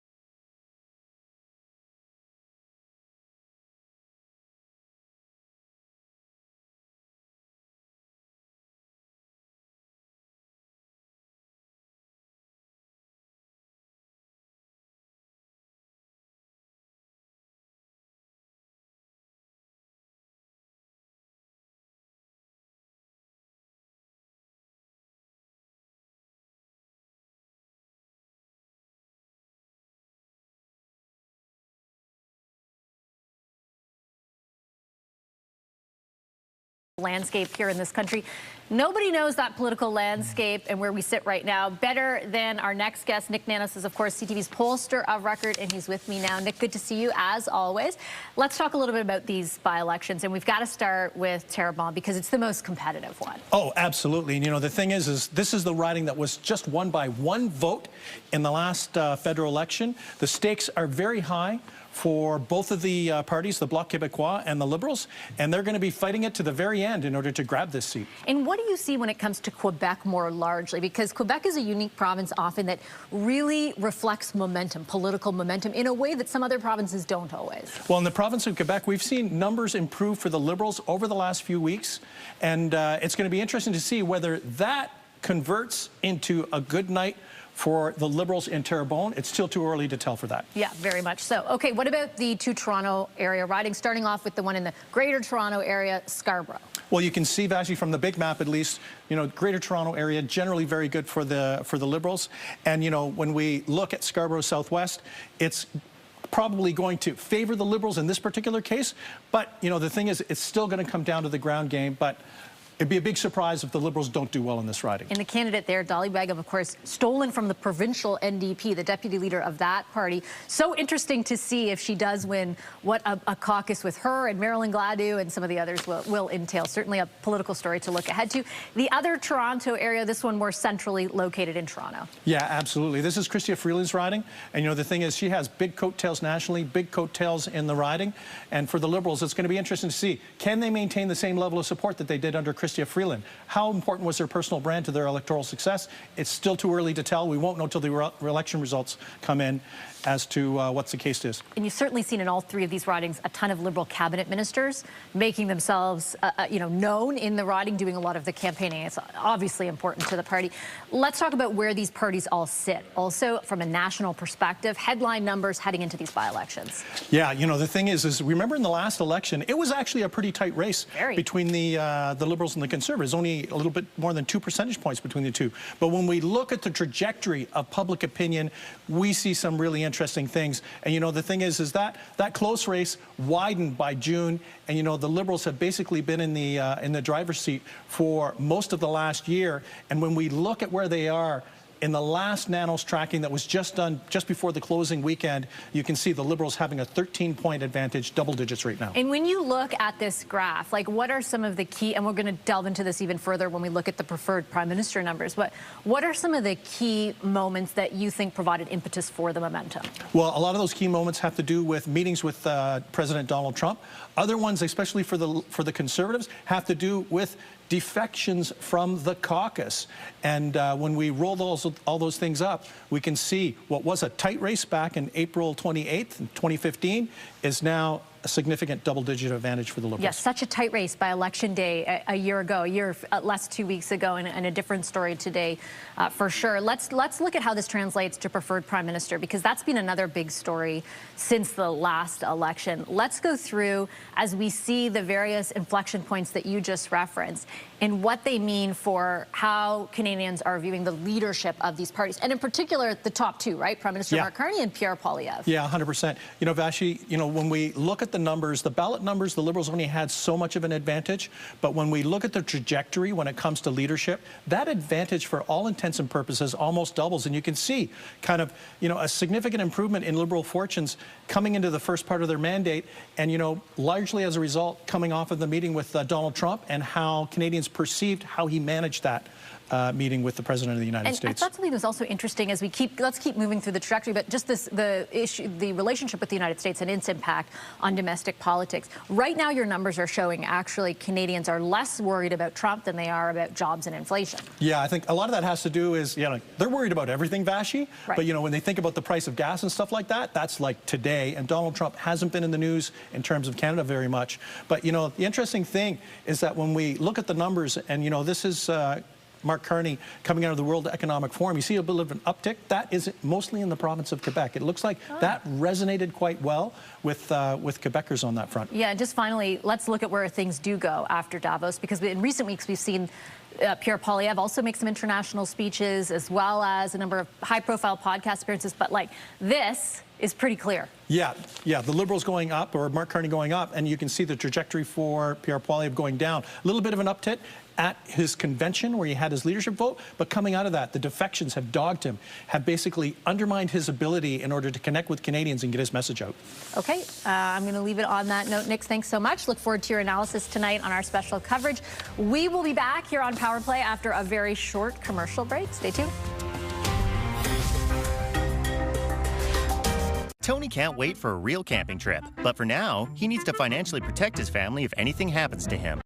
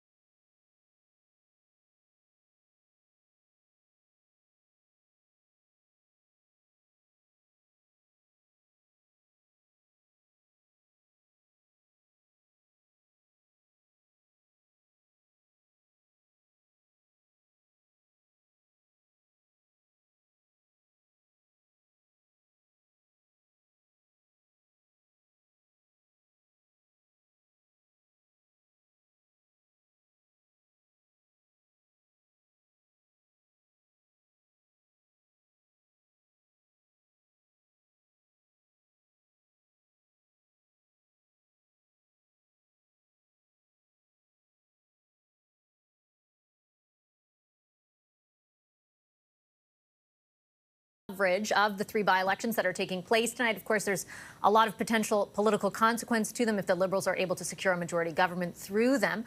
We're going to be hosting, alongside CTV News chief anchor and senior editor Omar Sachedina, a special this evening that gets started right here on CTV News Channel at 7 o'clock Eastern. It will also stream live at ctvnews.ca and, of course, on Crave. So I hope you can join us then. There is a lot to discuss, like I said, including the possibility, as of tonight, of a majority government and what difference that will make to you. We're going to do all of that throughout our special coverage. I will leave you tonight on a live shot of Terrebonne, basically the most competitive of all three of the by-elections, as voters get ready to cast a ballot there. We're going to have your results coming up throughout the evening. Stay tuned and have a wonderful rest of your night.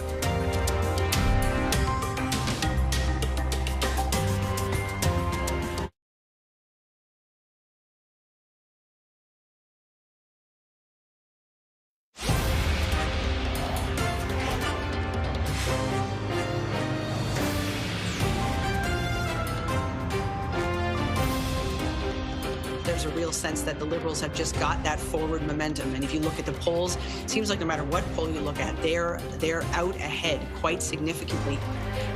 3 by-elections, one big question. Will the Liberals have a majority government by the end of the night? We'll have the latest from all 3 federal ridings. We can't let a country blackmail or extort the world, because that's what they're doing. U.S. President Donald Trump threatens Iran as a U.S. military blockade of Iranian ports comes into effect. A combination of how far the research has come, how well we're starting to do pre-screening, all of those different screening tests. And a silver lining in a new study looking at cancer rates in Canada.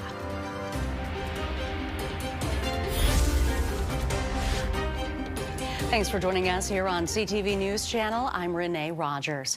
We begin with a live look at a polling station in Toronto's University Rosedale riding, where the polls are still open for 3 crucial by-elections.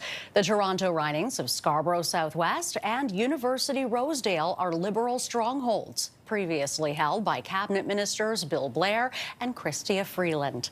The Montreal riding of Terrebonne is hotly contested. The Liberals won the riding by just 1 vote in the general election before the Supreme Court invalidated the result. The Liberal government could secure a majority tonight after 5 MPs crossed the floor. We begin in Terrebonne, where we find CTV's Quebec Bureau Chief Geneviève Beauchemin. Geneviève, Terrebonne is the tightest race tonight. What have you been hearing from voters? Well, the Bloc Québécois slogan for this particular by-election is un vote qui compte, a vote that counts, and that certainly describes the situation on the ground here. People have been coming to the polling station here. There has been a steady trickle from very early this afternoon, and it is continuing into the evening. Many people voted by anticipation. There were more than 18,000 people who came to the advance polls, and they're continuing to do that because, indeed, this has been a hotly contested riding.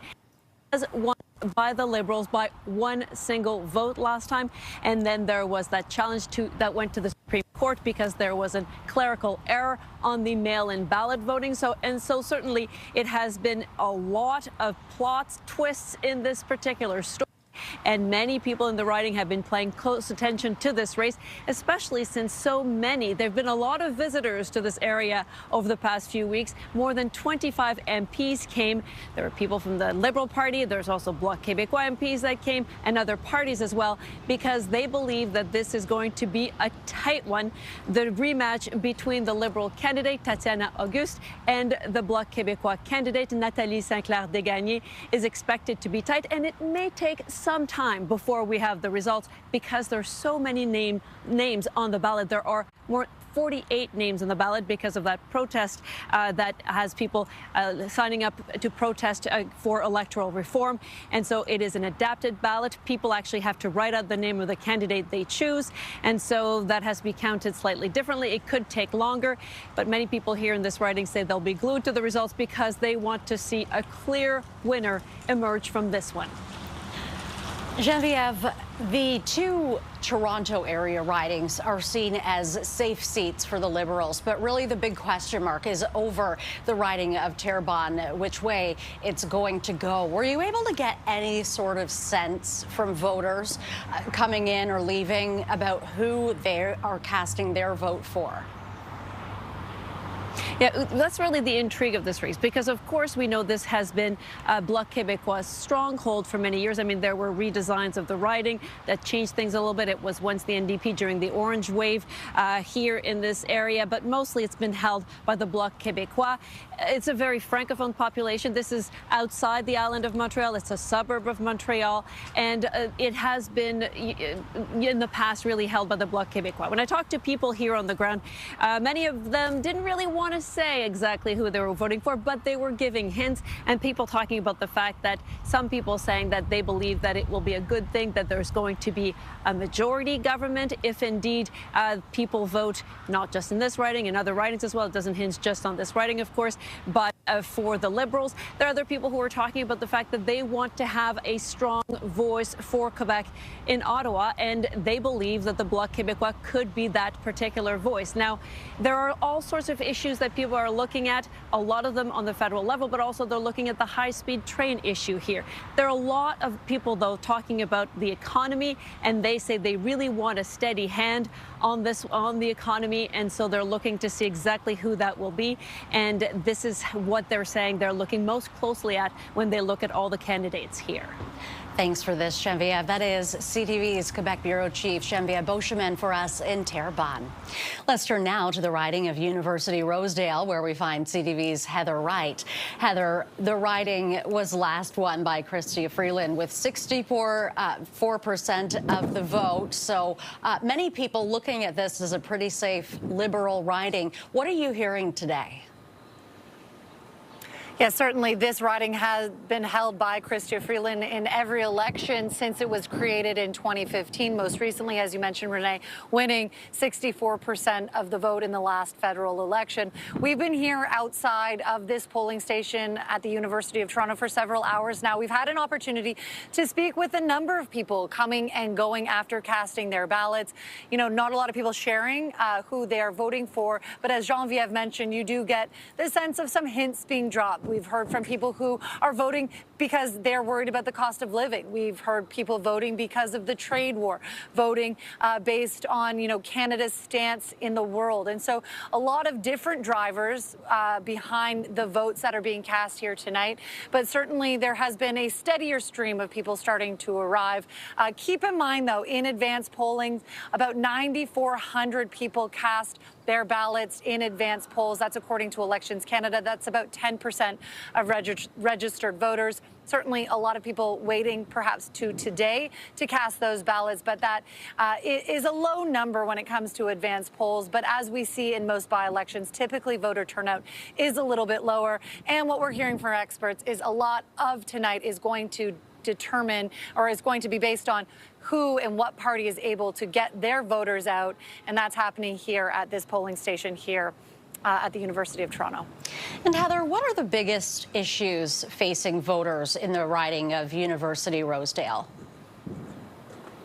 Well, this is an interesting riding in that it was carved out in 2015 from other existing ridings, one of them being Toronto Centre, another being Trinity Spadina. Now, these are ridings that have typically voted either for the Liberals or for the NDP going back to sort of the 90s. So voters that we've been talking to, you know, I mentioned some of the issues that are on their minds, but when it comes to the demographic makeup of this riding, you have the neighborhood of Rosedale. This is one of the most affluent neighborhoods in the entire country. And then you have a large swath of downtown Toronto. These are professionals, these are workers, young professionals, and also according to population demographics, about 40% of the people who live in this riding are immigrants. And so that gives you a sense of the people who are going to be voting. Based on the people we've spoken here tonight, they have a range of issues that are driving their decision that they're making at the ballot box. Among them, cost of living, among them, the trade war, the war in Iran, the war in Gaza, the war in Ukraine. So there are certainly domestic issues that are propelling these voters, but also international ones as well. Certainly a mix of demographics here in this riding, but as we mentioned before, about 64% voted for Chrystia Freeland in the last general election. And so the thinking is that this is a reasonably safe Liberal seat, but of course, anything can happen on an election, and so we are waiting for these polls to close in about 2.5 hours. It is very true. Anything can happen. Heather, thank you for this. That is CTV's Heather Wright reporting for us in the University Rosedale riding.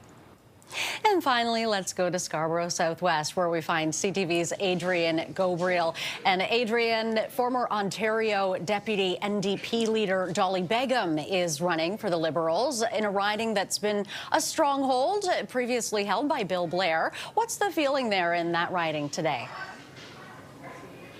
Yeah, the feeling really is that this is a Liberal stronghold, as you just mentioned there. Begum is well known here in this riding. She held it as an MPP for nearly 8 years, most recently as the deputy leader of the provincial NDP party here in Ontario.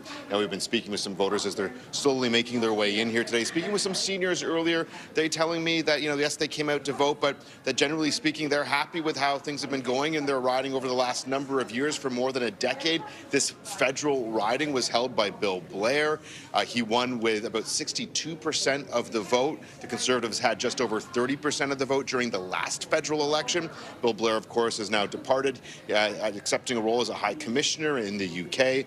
Now, I've been speaking with some individuals who've been working at this polling station today. You can have a little bit of a peek inside. They've been telling me that it's been somewhat quiet here. Now, advanced polls had this location, Scarborough Southwest, had the second largest turnout for advanced voting.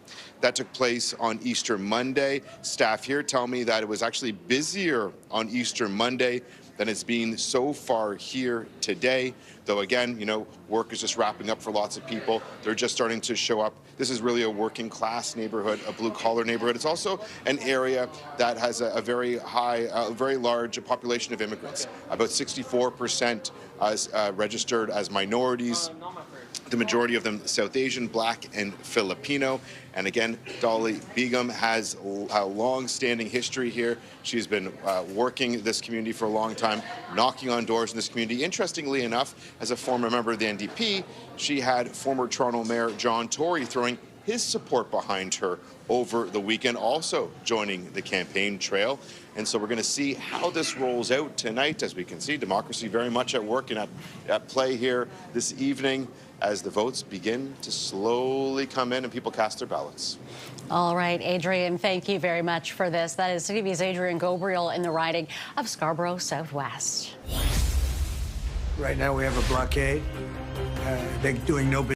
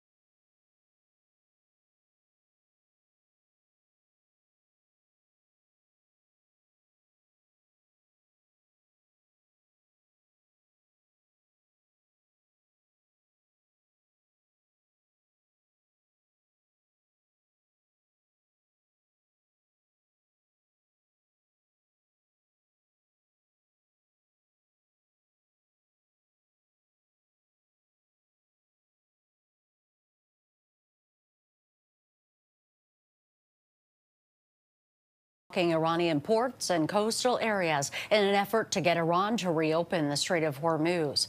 In response, Iran is threatening to retaliate by striking ports across the Middle East. This is Coalition Warship 121, engaged in transit passage in accordance with international law. No challenges. Meantime, Iranian state television released this video showing what it says is an American destroyer being warned by the Iranian Revolutionary Guard Corps to alter course and return to the Indian Ocean. The video has not been independently verified. Now, all this as a U.S. military blockade of the Strait of Hormuz was scheduled to start today at 10 a.m. Eastern after a weekend of failed talks between the two countries in Pakistan. Right now we have a blockade. They're doing no business. I didn't like seeing boats come out if they were doing business with Iran, but if they weren't, no boats came out. So now Iran is doing absolutely no business, and we're going to keep it that way very easily. Don't forget, their Navy is gone, their Air Force is gone, their anti-aircraft is gone, their radar is gone, and their leaders are gone. That's a lot. Trump also taking to social media today, saying 34 ships went through the Strait of Hormuz on Sunday, the highest number, he claims, since the closure began. But maritime data firm KPLER says 14 vessels crossed through the strait on Sunday. President Trump continues his battle of words with Pope Leo, who has been critical of the Iran war. The pontiff has called Trump's threat to destroy Iranian civilization unacceptable and called on Trump to find an off-ramp to the conflict. I don't want to get into a debate with him. I don't think that the message of the gospel is meant to be abused in the way that some people are doing.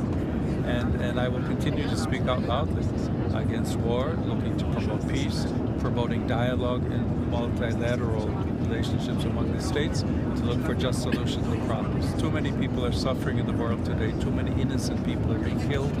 And I think someone has to stand up and say, there's a better way to do this. Trump lashing out at Pope Leo in response to those comments, saying he should get his act together, stop catering to what he calls the radical left, and focus on being a great pope, not a politician.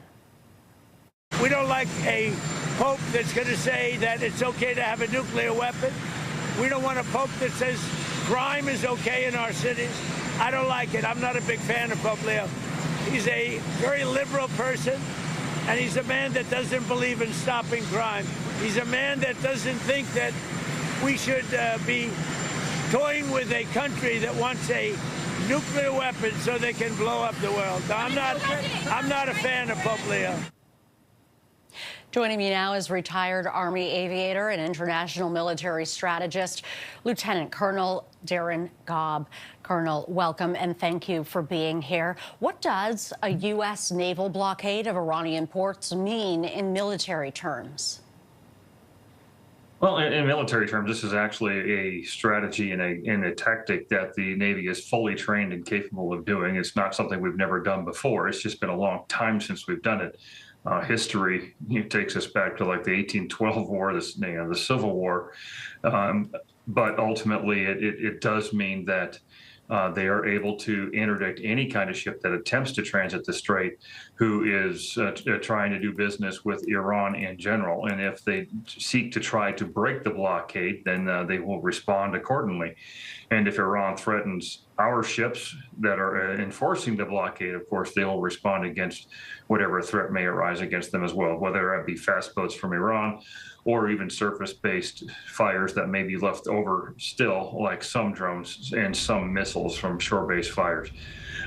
It's a higher risk mission in some cases, but I think we've mitigated a lot of that risk over the last 45 days or however long it's been since we started this conflict, or I should say continued this conflict in this way with Iran. So I think it may be a more effective alternative to other alternatives that were out there. A fragile ceasefire is still in place between the U.S. and Iran. I'm wondering if this could put that in jeopardy. How quickly could this turn into a direct naval confrontation?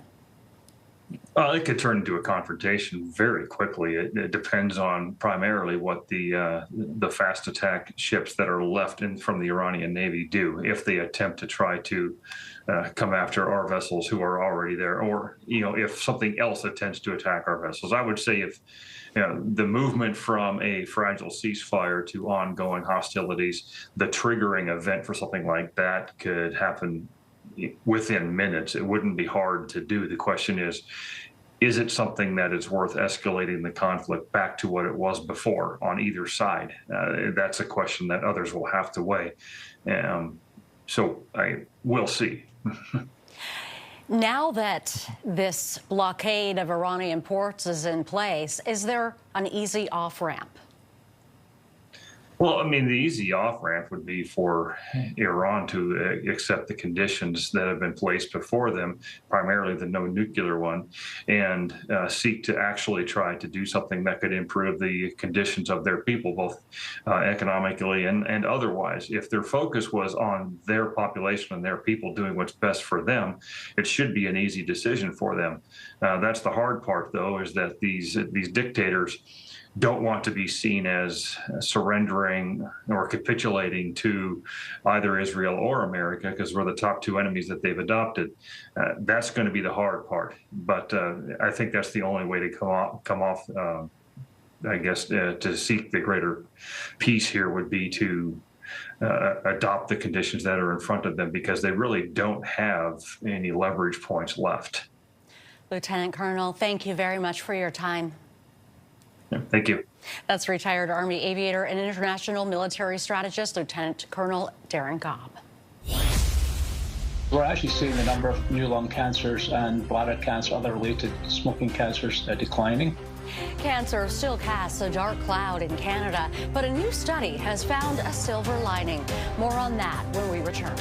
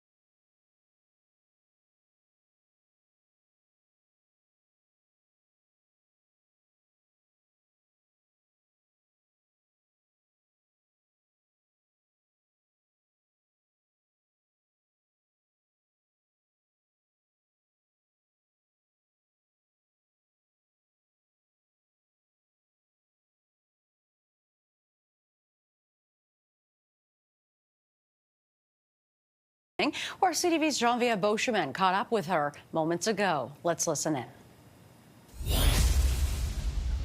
about what you're feeling about today's election. Why you've come to shake hands at the last minute here? Well, because it's important to talk with people from Terrebonne. I think that it's an important election. We don't take anything for granted. And I've been supporting Tatiana like many of my colleagues. And our goal is to make sure, actually, that we're able to show to people in Terrebonne that, you know, in a world of instability, what is required now is more stability. And voting for the for Prime Minister Carney is the way to be able to have better stability. What are you telling the people here talking about the fact that, you know, I was talking to voters earlier saying, well, do you want this to be a majority with the, you know, tonight will change everything perhaps in terms of who has a majority or minority.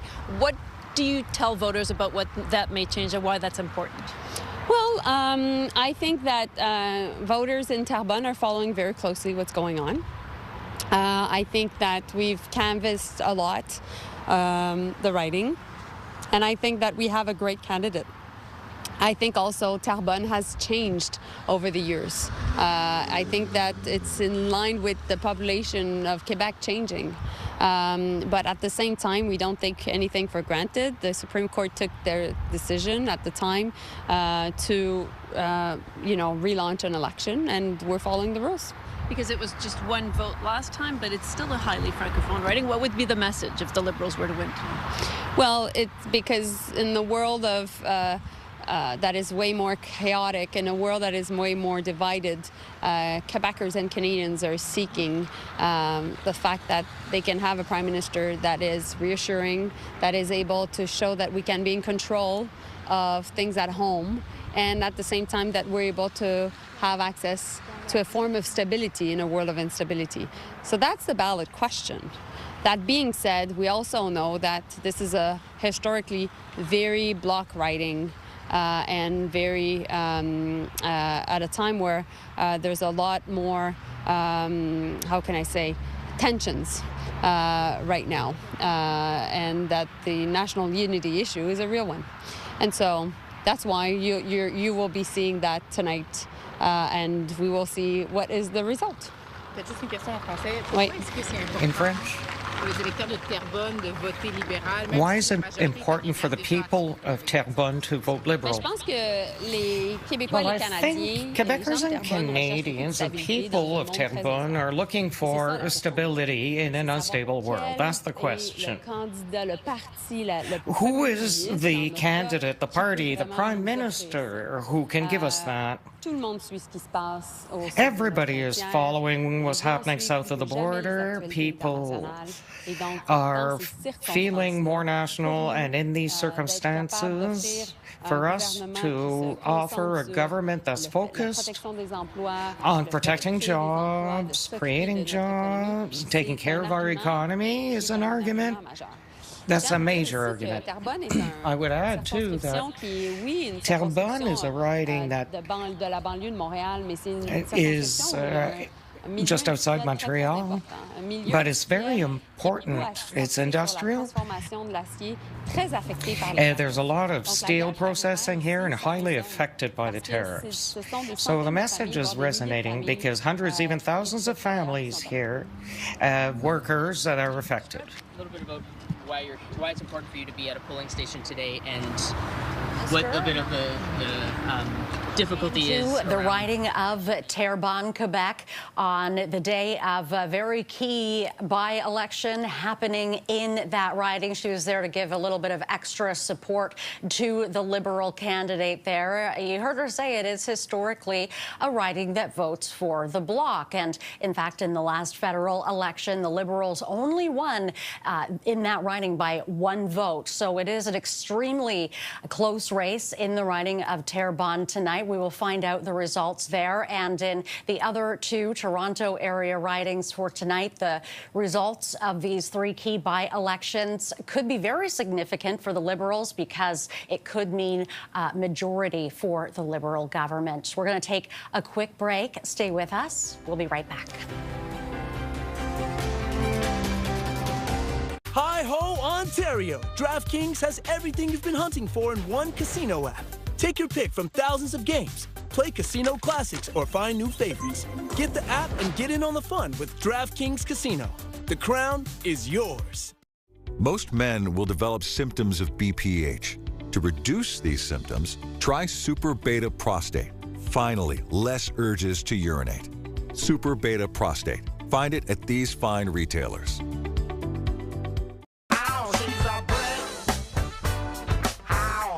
This weekend at the Brick, for 4 days, get this Springwall Canadian-made queen mattress for only $369. Guilty of irritating your sensitive skin? Switch to Garnier Micellar Water. Gently cleanse and perfectly remove makeup with no harsh rubbing and 24-hour hydration. From the #1 micellar water worldwide by Garnier. What you doing, Dad? Living the dream. You'll see. Hey, how are you? Living the dream. Living the dream. Living the dream. Living the dream. That's my life. Living the dream? Don't say it. Hey, Dad. Living the dream.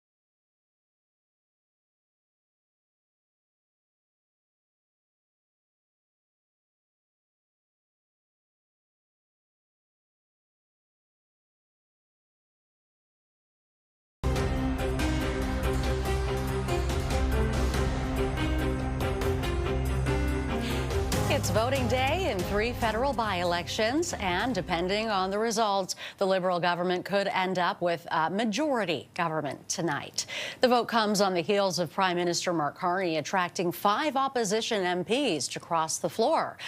Up for grabs today are 2 Liberal strongholds in Toronto and the hotly contested riding of Terrebonne, Quebec, after last year's election result was invalidated by the Supreme Court.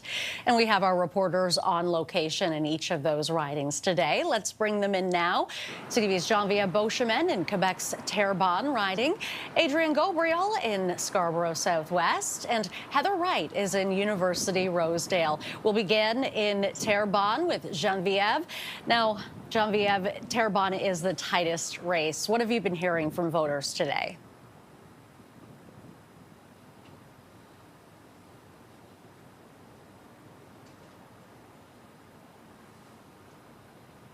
Check here.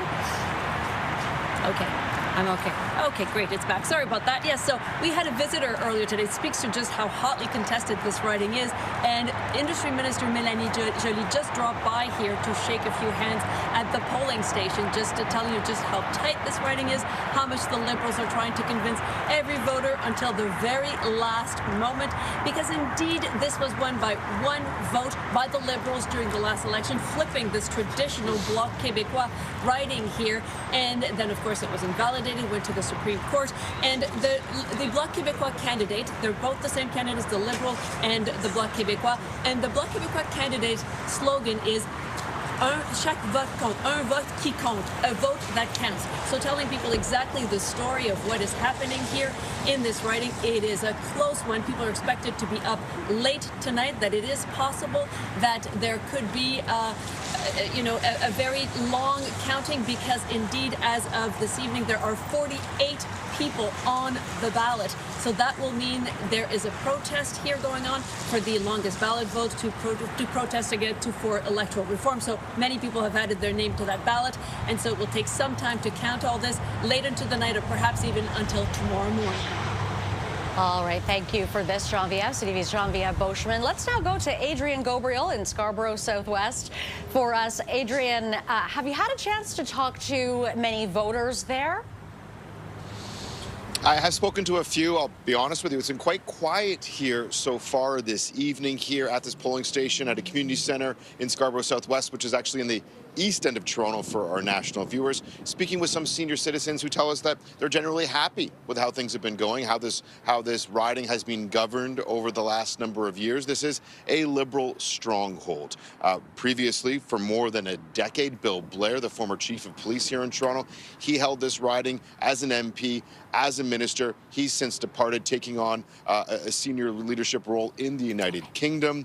Now, Dolly Begman, she is also a well-known commodity here in this riding, though previously she was the deputy leader of the provincial NDP at Queen's Park here in Ontario. That was until she crossed over to run as a Liberal here, and it is widely expected that she will win tonight, though. You know, speaking with some of the staff here inside this polling location, they tell me that it's been really quiet. Now, when it comes to advance votes, actually the second highest number of advance votes when we look at the three different by-elections, the second highest total of people who came up to vote in early voting was right here, a little more than 10,000 people. Now, the individuals I've spoken with inside who've been working at this polling station tell me that it was much busier on Easter Monday for those early votes than it has been so far here tonight. Now, Dolly Begman, she is really an interesting candidate for the Liberals here, not just because she crossed over from the provincial NDP, but also just her background, her story. She was the first Bangladeshi Canadian ever elected to office here in our country. And here in this riding, there are lots of minorities. About 64% are registered as visible minorities, mainly South Asian, Black, Filipino. Now, just across the road from where we are standing here tonight is a center where Dolly Begman's party is expected to be celebrating tonight. The stage is set over there, though we're going to have to wait and see. The democratic process is taking place this evening. All right, thanks, Adrian. Now let's go to the other Toronto area riding in this race, also seen as a Liberal stronghold, and that's where we find CTV's Heather Wright. And Heather, Adrian says that the voter turnout hasn't been as high as perhaps it has been at other points. What is the turnout like there where you are?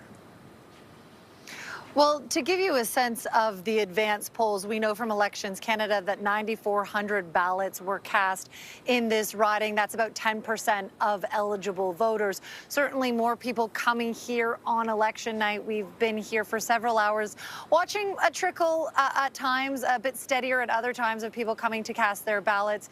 But as we know, by-elections typically don't have a very strong voter turnout.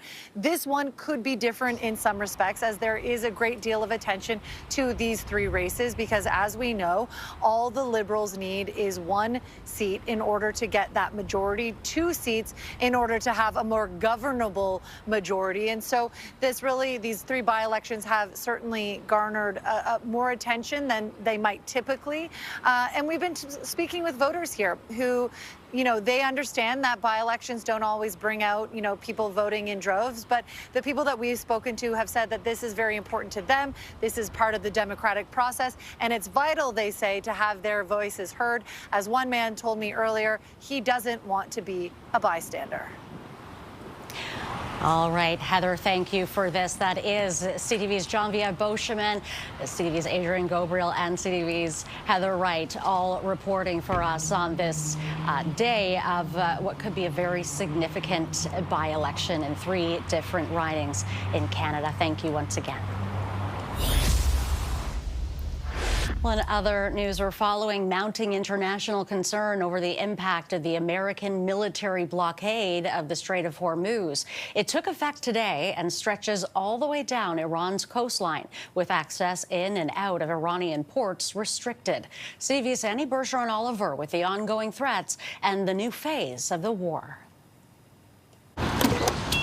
Oil prices surged Monday above $100 a barrel as U.S. Navy ships began blocking the Strait of Hormuz, stopping all vessels from entering or exiting Iranian ports. We can't let a country blackmail or extort the world, because that's what they're doing. Since the war began, Iran has heavily restricted access to the Strait of Hormuz, a key waterway through which 20% of traded oil normally passes. President Donald Trump says the U.S. doesn't need the strait and that his latest move in the region will get Iran back to the negotiating table after talks broke down this weekend over Iran's refusal to end its nuclear program. Iran will not have a nuclear weapon. And we agreed to a lot of things, but they didn't agree to that. And I think they will agree to it. I'm almost sure of it. In fact, I am sure of it. If they don't agree, there's no deal. The new U.S. blockade seeks to starve Iran of an estimated $200 million a day in oil reserves, a form of economic pressure experts say could backfire. Iran has threatened to strike any vessel that it believes is violating the 2-week ceasefire. Absolutely, we're escalating the conflict. And that is really the intent, escalation. But to what point? Experts say the blockade likely goes against international law, and several U.S. allies, including Spain, France, Turkey, and the UK, have criticized Trump's move. My guide from the start of this conflict has always been our national interest. That's why we stayed out of the war and why we continue to stay out of the war. Economists say Canadians can expect to see higher inflation over the coming months, even if this fight over the strait is somehow solved within days. Annie Bergeron-Oliver, CTV News, Ottawa. And following failed peace talks, Mark Carney spoke with the Prime Minister of Pakistan today. Carney's office says the two leaders discussed the war in the Middle East, emphasizing the importance of de-escalation and a sustained ceasefire. Carney thanked Pakistan's leader for the role he played in facilitating the first round of discussions between the U.S. and Iran, while emphasizing that the ceasefire should include Lebanon. The leaders also discussed the importance of free and secure access through the Strait of Hormuz and the need to protect civilian infrastructure in the region. A family in Windsor, Ontario is sharing their grief after they say a local loved one who was visiting Lebanon was killed by Israeli airstrikes. CTV's Robert Lovian has more. Siblings of Windsor's Hassan Haider remember their brother as a devoted father of 5 and a lover of his horses. He had a dream of having the biggest horse farm in Lebanon. He risked his life to care for his animals that he loved and not leave them behind. Haider, a Lebanese Canadian, was killed last Thursday by what his family says was part of an Israeli strike. Caring for his land, they say he heard the cries of an injured person and ran to help. They say that's when he was shot by a drone. They found him shot in the head with so many other injuries, immediately dead. Still at his own property. Moving to Canada in his teens, Haider came to run an auto shop in Windsor, often returning to his home in Lebanon to take care of his wife and 5 children. His goal and his dream was to retire at the age of 40. He died at the age of 38. He didn't even get to see that day. Israel has launched massive attacks on parts of Lebanon in an ongoing conflict with Hezbollah militants. Whether Lebanon was included in a fragile ceasefire between the U.S. and Iran has been heavily disputed. Maybe did not start with my brother, and I'm sure it's not going to end with my brother unless we put an end to this. The Haider family is now calling for the Canadian government to play a larger role in facilitating peace and standing up for citizens whose families still live in the war-torn Middle East. Which government do you want to be? A government that I look up to and always talk about it in good pride? Or a government that I'm going to keep stabbing me in the back thinking that I'm going to just take it for it? We need all Canadians to stand up and say, enough is enough. We can't just watch our citizens being assassinated by other countries and do nothing. For now, Haider's siblings say they hope to continue to share his legacy and cherish their memories. We were split souls. We never separated, you know? So my memories is all around him. Like, he was the closest to me in my family. Like I told you, we were like twins, basically. Robert Lothian, CTV News. We're actually seeing the number of new lung cancers and bladder cancer, other related smoking cancers, declining. Cancer still casts a dark cloud in Canada, but a new study has found a silver lining. More on that when we return.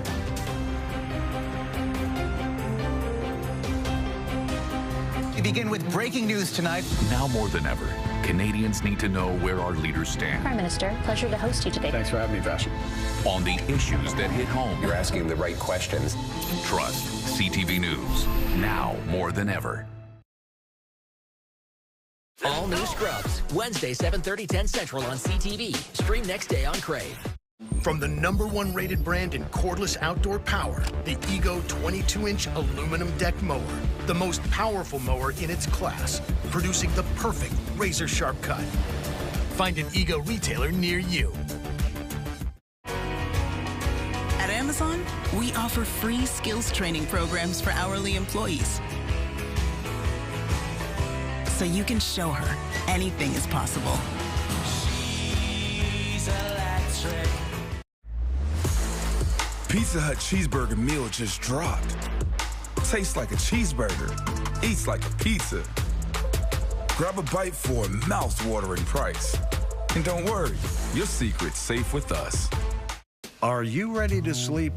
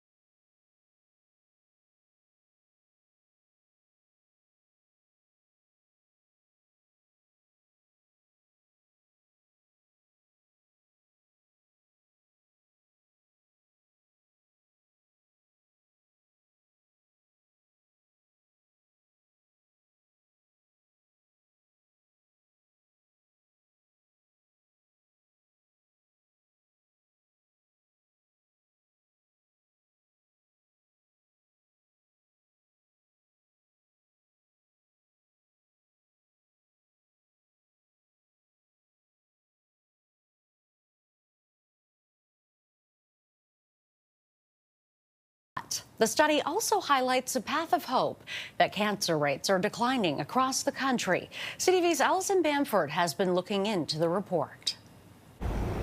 Thousands of patients step foot inside the Saskatoon Cancer Centre every year, including those who are seeking treatment for the very first time. A new study estimates there will be more than 250,000 new cancer diagnoses and nearly 90,000 cancer-related deaths in Canada this year, while a staggering 42% of Canadians are expected to be diagnosed with the disease at some point in their life. Still, there's hope in the numbers. Incidence and mortality rates are declining in most cancers, including leukemia, colorectal, bladder, and lung cancer, although it still remains the most prevalent type. We're seeing, the advancements in prevention, early detection, and treatments really having an impact for people across Canada.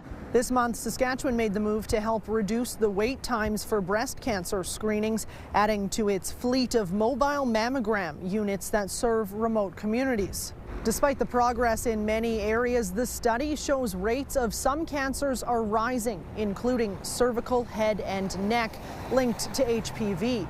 Experts say improving vaccination rates could help stop these types of cancers before they start. Allison Bamford, CTV News, Saskatoon. For tens of thousands of Prince Edward Islanders on a waiting list for a primary care provider, relief can feel a long way off. The province is hoping a new class of nurse practitioners can help address some of that pressure. CTV's Maria Saru reports. 3, 2, 1. New nurse practitioners, all smiles for the camera, but the work ahead is serious. For Chantal Smith, the path started after she saw too many Islanders without a bridge to primary care while working in community mental health. I noticed the gap in service that so many Islanders had. Ashton Martin saw the same strain working as a registered nurse in other provinces. What that translated into was full emergency rooms oftentimes, both in rural settings and in larger cities. And when I saw that, I kind of sat back and thought to myself, what can we do to try to improve things? Right now, nearly 33,900 people are on PEI's patient registry waiting for a family doctor or nurse practitioner. I'm just going to check your lungs, okay? What NPs can do varies from province to province, but on the island, they can take on their own patient panels, diagnose and treat illnesses, write prescriptions, order imaging, provide referrals, and much more. We have one of the widest and biggest scopes of practice in the country, so it's really exciting. There's a lot that we can do to help support our system. Laura Smith says she and new hires will help increase access. I feel like we'll be able to panel patients, pull them off the registry, and decrease wait times in emergency rooms. And the health minister says they do more than plug gaps. It's a team effort. Everyone works together. Our family doctors are very important. They can't be replaced. All of our healthcare providers have a role to play. The new nurse practitioners will graduate and start work later this spring. Maria Saru, CTV News, Charlottetown. More than 2,200 workers from dozens of long-term care homes in Nova Scotia are now on strike.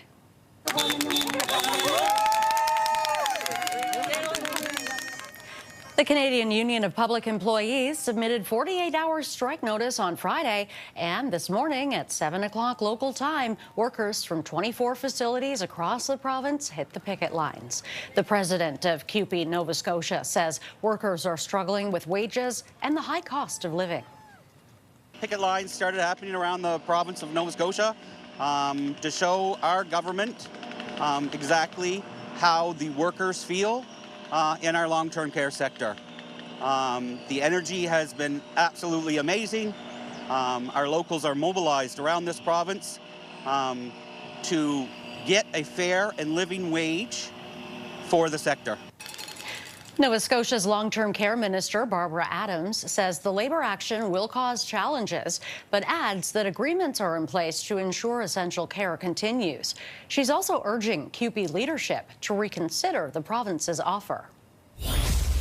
Don't believe that number's me. I just can't believe it. I don't feel 90. Coming up, a 90-year-old woman is inspiring people at the gym as she continues to get her workouts in. Stay with us.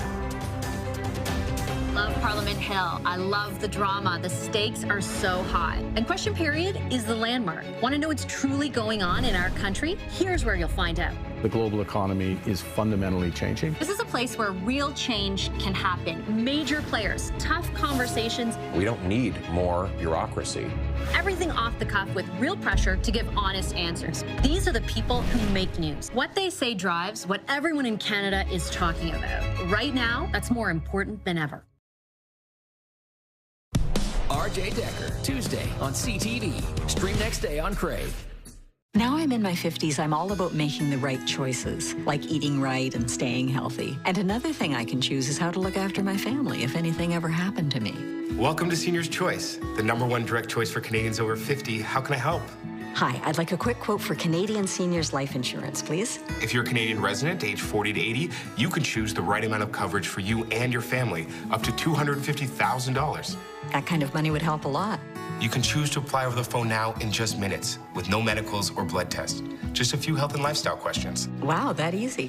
Depending on the coverage you choose, it could be as little as $14.88 a month. That's just 49 cents a day. That's less than I thought. And that money could help my family cover my funeral costs, support my husband's retirement planning, or even pay off loans. I'll do it. To get a free, no-obligation quote, call one of our trusted insurance advisors today at 1-844-820-8006 or visit seniorschoice.ca.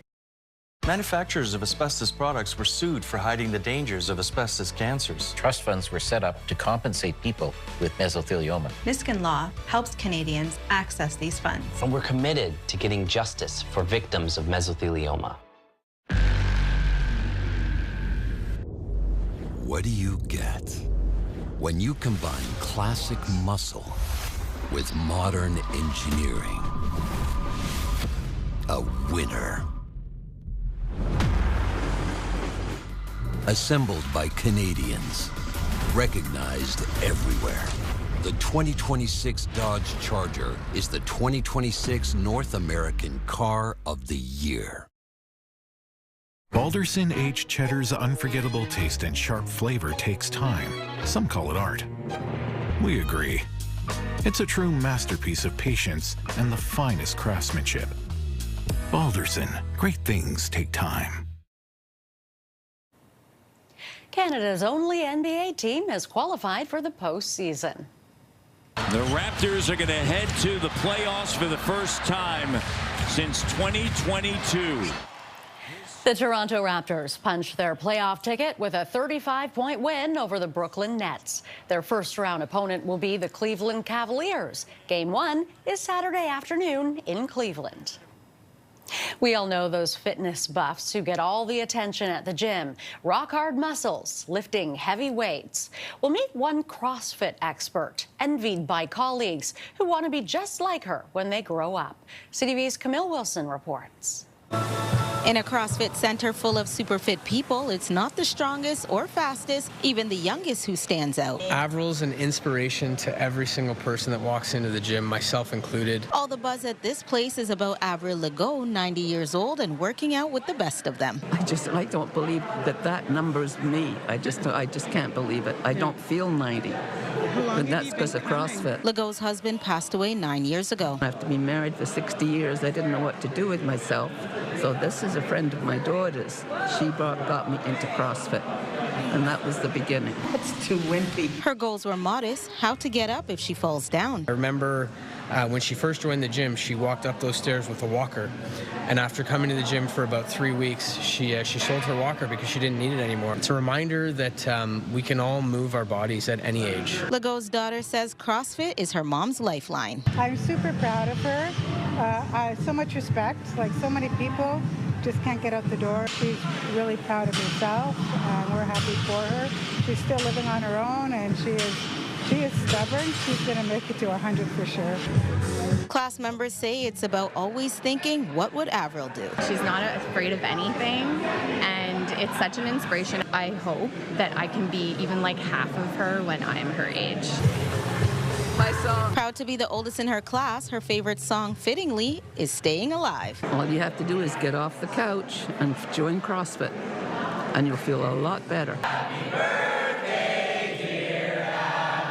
Oh, and this is her birthday, and this is how she is celebrating age 90. And she has no intention of stopping anytime soon. I'm just going to continue coming to CrossFit till I'm 100. For her 90th birthday, the gym owner is giving her a free membership for life. Camille Wilson, CTV News.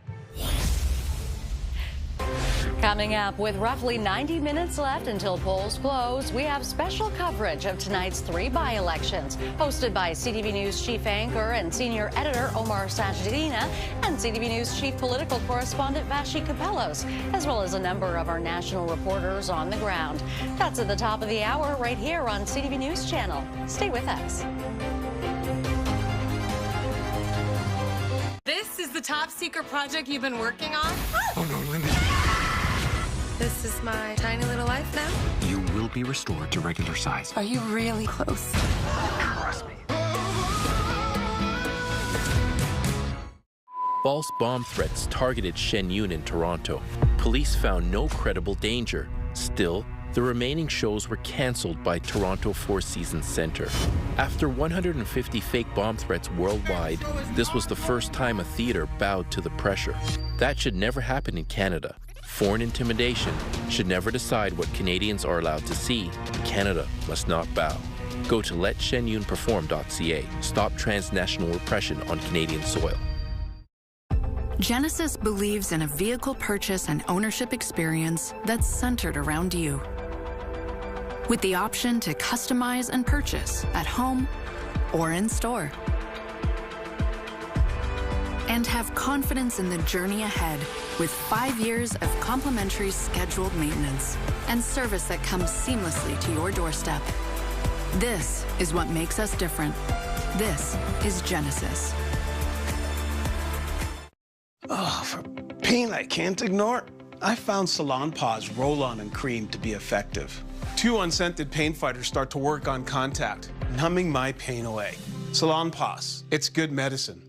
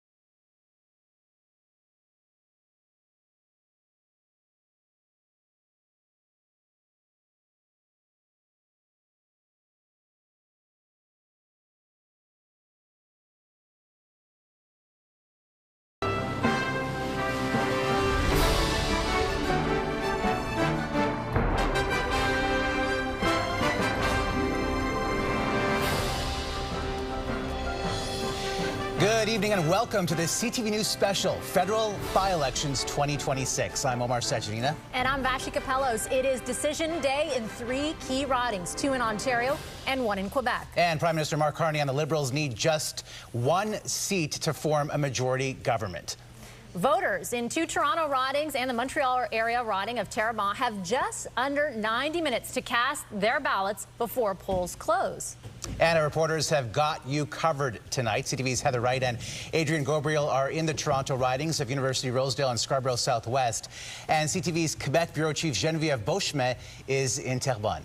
From the field to the studio, we have comprehensive coverage as the night unfolds. And CTV National News anchor Heather Butts and pollster Nick Nanos are here to break down the numbers and to provide you with the context. And our Ottawa Bureau Chief Graham Richardson will help make sense of it all and talk about what tonight means for the country. CTV National News anchor Sandy Ronaldo leads our political panel.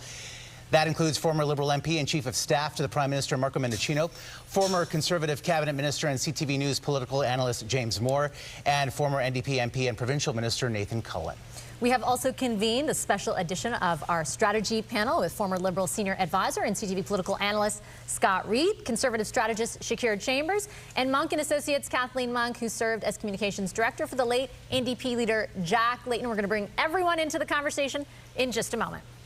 First, though, let's take a look at exactly how we got here. Just shy, if you can believe it, of a year ago, the Liberals won the general election and formed a minority government with 169 seats. That's 3 shy of a majority.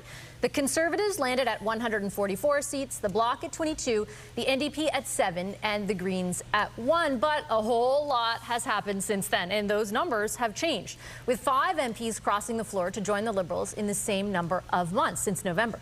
Among them, 4 Conservatives, including Marilyn Gladue just last week, and 1 NDP MP. It certainly has been a very active year and an active few weeks, actually. That should have been enough to push them over the edge, but there have been 3 Liberal vacancies as well, triggering tonight's by-elections. Longtime Liberal Cabinet Minister and former Deputy PM Chrystia Freeland resigned in University Rosedale.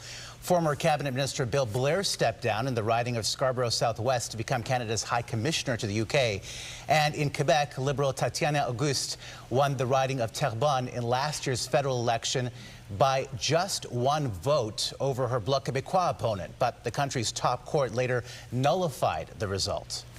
So here's where things therefore stand going into these by-elections tonight. Prime Minister Mark Carney's Liberals are sitting at 171 seats, just 1 seat away from that magic number of 172 needed to form a majority government. The Conservatives are sitting at 140 seats, the Bloc at 22, the NDP at 6, and the Greens at 1. We're going to bring you our countdown clock now, and we are just over an hour and a half until polls close. You can see that clock to the bottom right of your screen, and that's the current seats standings per party right now.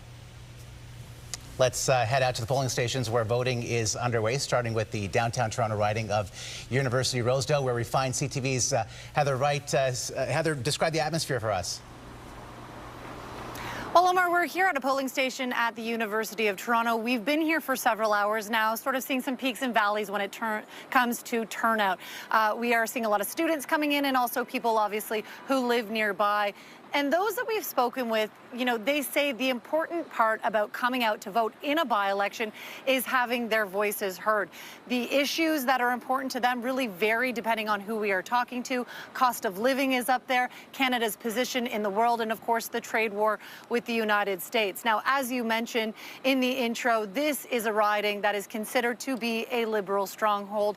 This riding has been held by Chrystia Freeland since 2015, the year it was created, and it was created by hiving off parts of other ridings that have typically gone Liberal in the last several years. That would be Toronto Centre and Trinity Spadina, which was, though, however, held by current Toronto Mayor Olivia Chow for the NDP for a number of years. So this is a riding that includes one of the wealthiest neighbourhoods, Rosedale, in the entire country, along with large swaths of downtown Toronto. People coming out to the polls, casting their ballots, hoping to have their voices heard. One man telling us that he did not want to be a bystander in this election.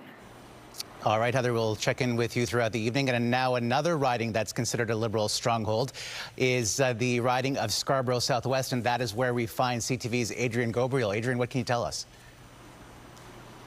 Omar, the Liberal candidate here in Scarborough Southwest, well, she's a well-known commodity in this neighborhood, though before this, she was an MPP and the deputy leader of the provincial NDP party here in Ontario. Dolly Begum, of course, is who we're speaking about. And interestingly enough, she jumped ship, joining the Liberals as a candidate.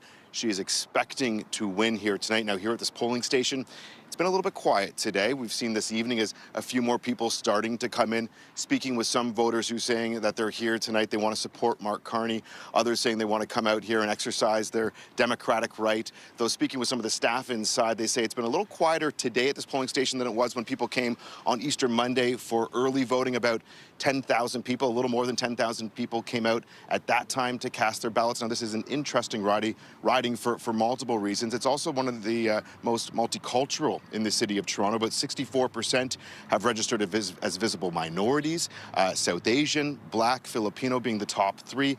And Dolly Begum, the Liberal candidate, also interestingly enough, was the first ever Bangladeshi Canadian to ever be elected to office in Canadian history.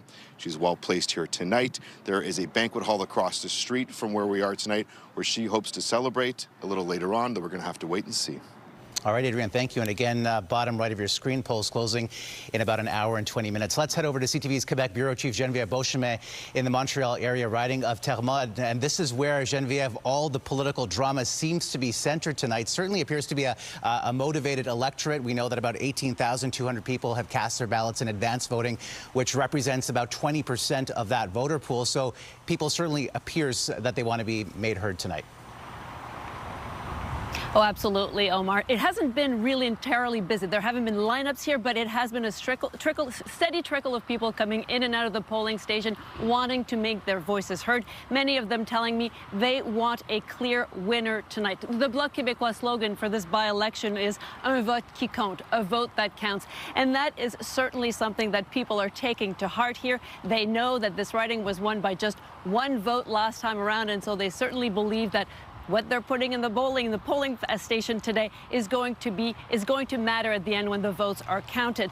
There's also the fact, of course, that this is one of the ridings that has been hotly contested for so long. There's been a dozen or so, more than 24 MPs that have come to this riding, knocking on doors, trying to convince voters to support their party. We even saw just a few minutes ago, Industry Minister Mélanie Joly was here. She was here shaking some hands. We talked to her about the situation here, and she says that she wants to make sure that people vote, they make their voices heard in this very consequential race here tonight. It's unclear. It is a cliffhanger. Talking to people, it doesn't seem as though many people have changed their minds as to who they voted for. Same people they voted before all those months ago. Many of them have been telling me that they want to vote for the same person, that not much has changed in their mind, but we'll have to see how that actually plays out when those votes are counted. It could take some time, though, because there are 48 names on the ballot, and so this is going to be a long night. There is a protest, of course, for people saying that they want to make this an election.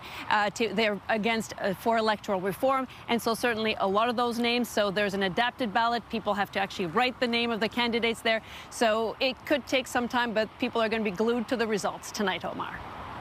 Yeah, very much so. I'll pick this one up from Omar. Thanks, Geneviève Beauchemin, for us in Terrebonne. It is a long ballot, a lot of names on that ballot, and likely a late night over there in Terrebonne. Let's get some more perspective on what those three ridings, where those by-elections are being held, look like at the federal election and what they look like right now. Heather Butts and Nick Nanos are our dynamic duo to help us do exactly that. Thank you so much, Vassy. Yes, we're taking a look at now and then, Nick, and I think we'll start with Quebec, as we just left off there with Geneviève. We'll take a look at the riding of Terrebonne. Nick, an interesting riding here because we have a lot of repeats. We'll take a look at our riding list here. Voters, as we saw, still casting their ballots, so we don't have any polls reporting just yet, but it really looks like a very similar lineup here, Nick. Absolutely. Actually, this is going to be interesting because we will be able to directly compare, Heather, what happened in the last election with what happens tonight, because it's the exact same lineup in terms of who's up against each other when it comes to the Conservatives, when it comes to the Bloc and the Liberals. And this is what it looked like when we left off about a year ago, and we know it was just a one-vote split here. Absolutely. And, you know, one of the things that I'm going to be watching out for are the Conservatives. You know, at 10,900 votes, that's around 18% of the vote. The big question is We know that the Liberals are highly motivated. We know that the Bloc are highly motivated. What will happen to Conservative support? Will it stay home? Could it potentially vote for the Bloc? Could Pierre Poilievre's party be a spoiler for the Liberals tonight? We don't know that. Okay, certainly riding. We're going to keep a very close eye on tonight and see who really gets the vote out, who is on the ground working to get people to the ballot box. We're taking a look into Ontario now, one of the Toronto ridings, Scarborough Southwest. Some new faces here now, Nick. Yeah, absolutely, and I think that's what an interesting, an all-women lineup. So it's going to be a really interesting race tonight between the Liberals and the Conservatives and the New Democrats.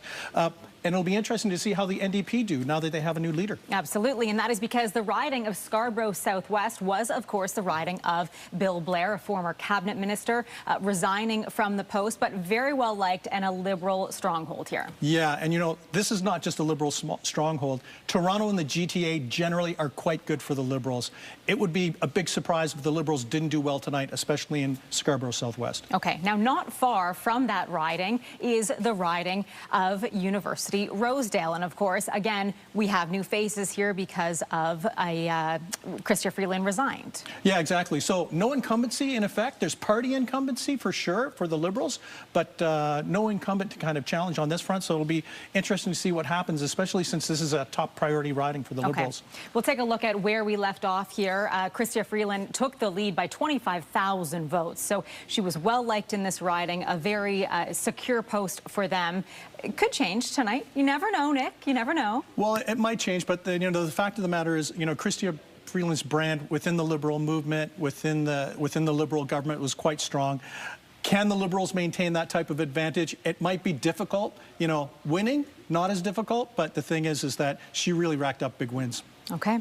Time will tell. We'll keep a very close eye on these ridings and a few others that are coming into play these days. Back to you. Thanks so much, Heather and Nick. Let's get some more perspective from our strategy session that we have compiled. Kathleen, I'll start with you.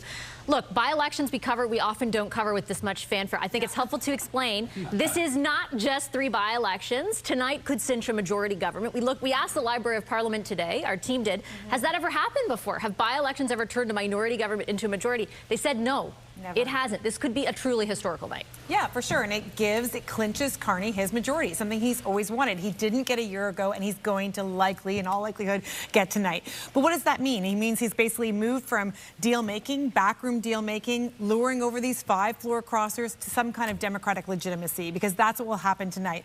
But the litmus test, I think, for me is whether he pulls out Terrebonne. Sure, we know that the 2 Toronto ridings are a lock, but can he actually pull that riding? Remember, the Liberals can spend their full budget in Terrebonne, right? They can actually pull money from their safe ridings in Toronto, and they can actually plow that into Quebec. They created a very short timeline for winning these by-elections. It was quickly called, and they set the date. So the expectations are high, and I'm sure we'll hear them downplaying it tonight. But that will be the real litmus test of how strong the Carney majority is. I think it's fair to say, Shakira, that the Liberals that the Carney government wants these by-elections to result in their majority, not the floor crossings that we've seen, but there still could be more floor crossings. And there is criticism from the opposition that, they're labeling it as dirty backroom deals, like this idea that this isn't what people voted for a year ago. How do you think that's going to play out? Yeah, I think obviously the narrative they want to have is that the votes push them over the edge, not the floor crossers. And I think that makes sense for the narrative they want to push forward. But I think no matter how this plays out, 1, we know there's going to be a majority. But 2, if they get Terrebonne, like Kathleen said, it shows momentum. And I think that's what they want to have coming out of this, that they have momentum, that a stronghold for the Bloc for how long they're able to flip and maintain that moving forward. I think for Carney and the Liberals, that signals that they have wind in their sails. And we'll see what they do with that majority in terms of legislation, priorities, advancing priority policies, and how that all plays out in the months and even years ahead, obviously, with the majority. Can you do a lot more, Scott, with a majority of 172 or 173 than you can with a minority of 171? Yes.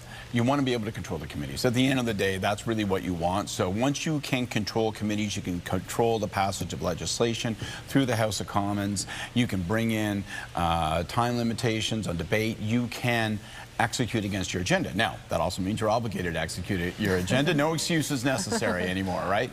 But they want to have a clean sweep tonight. When you talk to Liberals, they warn you, whether it's expectations management or whether it's genuine anxiety, they warn you that Terrebonne is going to be a toss-up, that they don't quite know. Remember, one of the implications of this longest ballot initiative is that you must write in the name of the candidate. Yes. You have to actually, so it requires a little bit more of an effort on the part of regular voters, and that can complicate things. And we'll have to see, does it take a long time for those results to come in? So that's obviously going to be the thing to watch. Yeah, I think it is safe, Omar, to assume that it will take a while when they have to verify and witness each of those individually written ballots. Certainly something that'll take time. And of course, for the Liberals, I mean, provincially, we've noticed that they've seen a bit of a bump, seen a bit of a surge, so hoping to take advantage of that. But again, if you look back at, what was it, a year ago, it was one vote that was the decider between the Bloc and the Liberals. Of course, that result nullified by the Supreme Court of Canada in February. So that is going to be the tightest of the 3 by-elections that we are sitting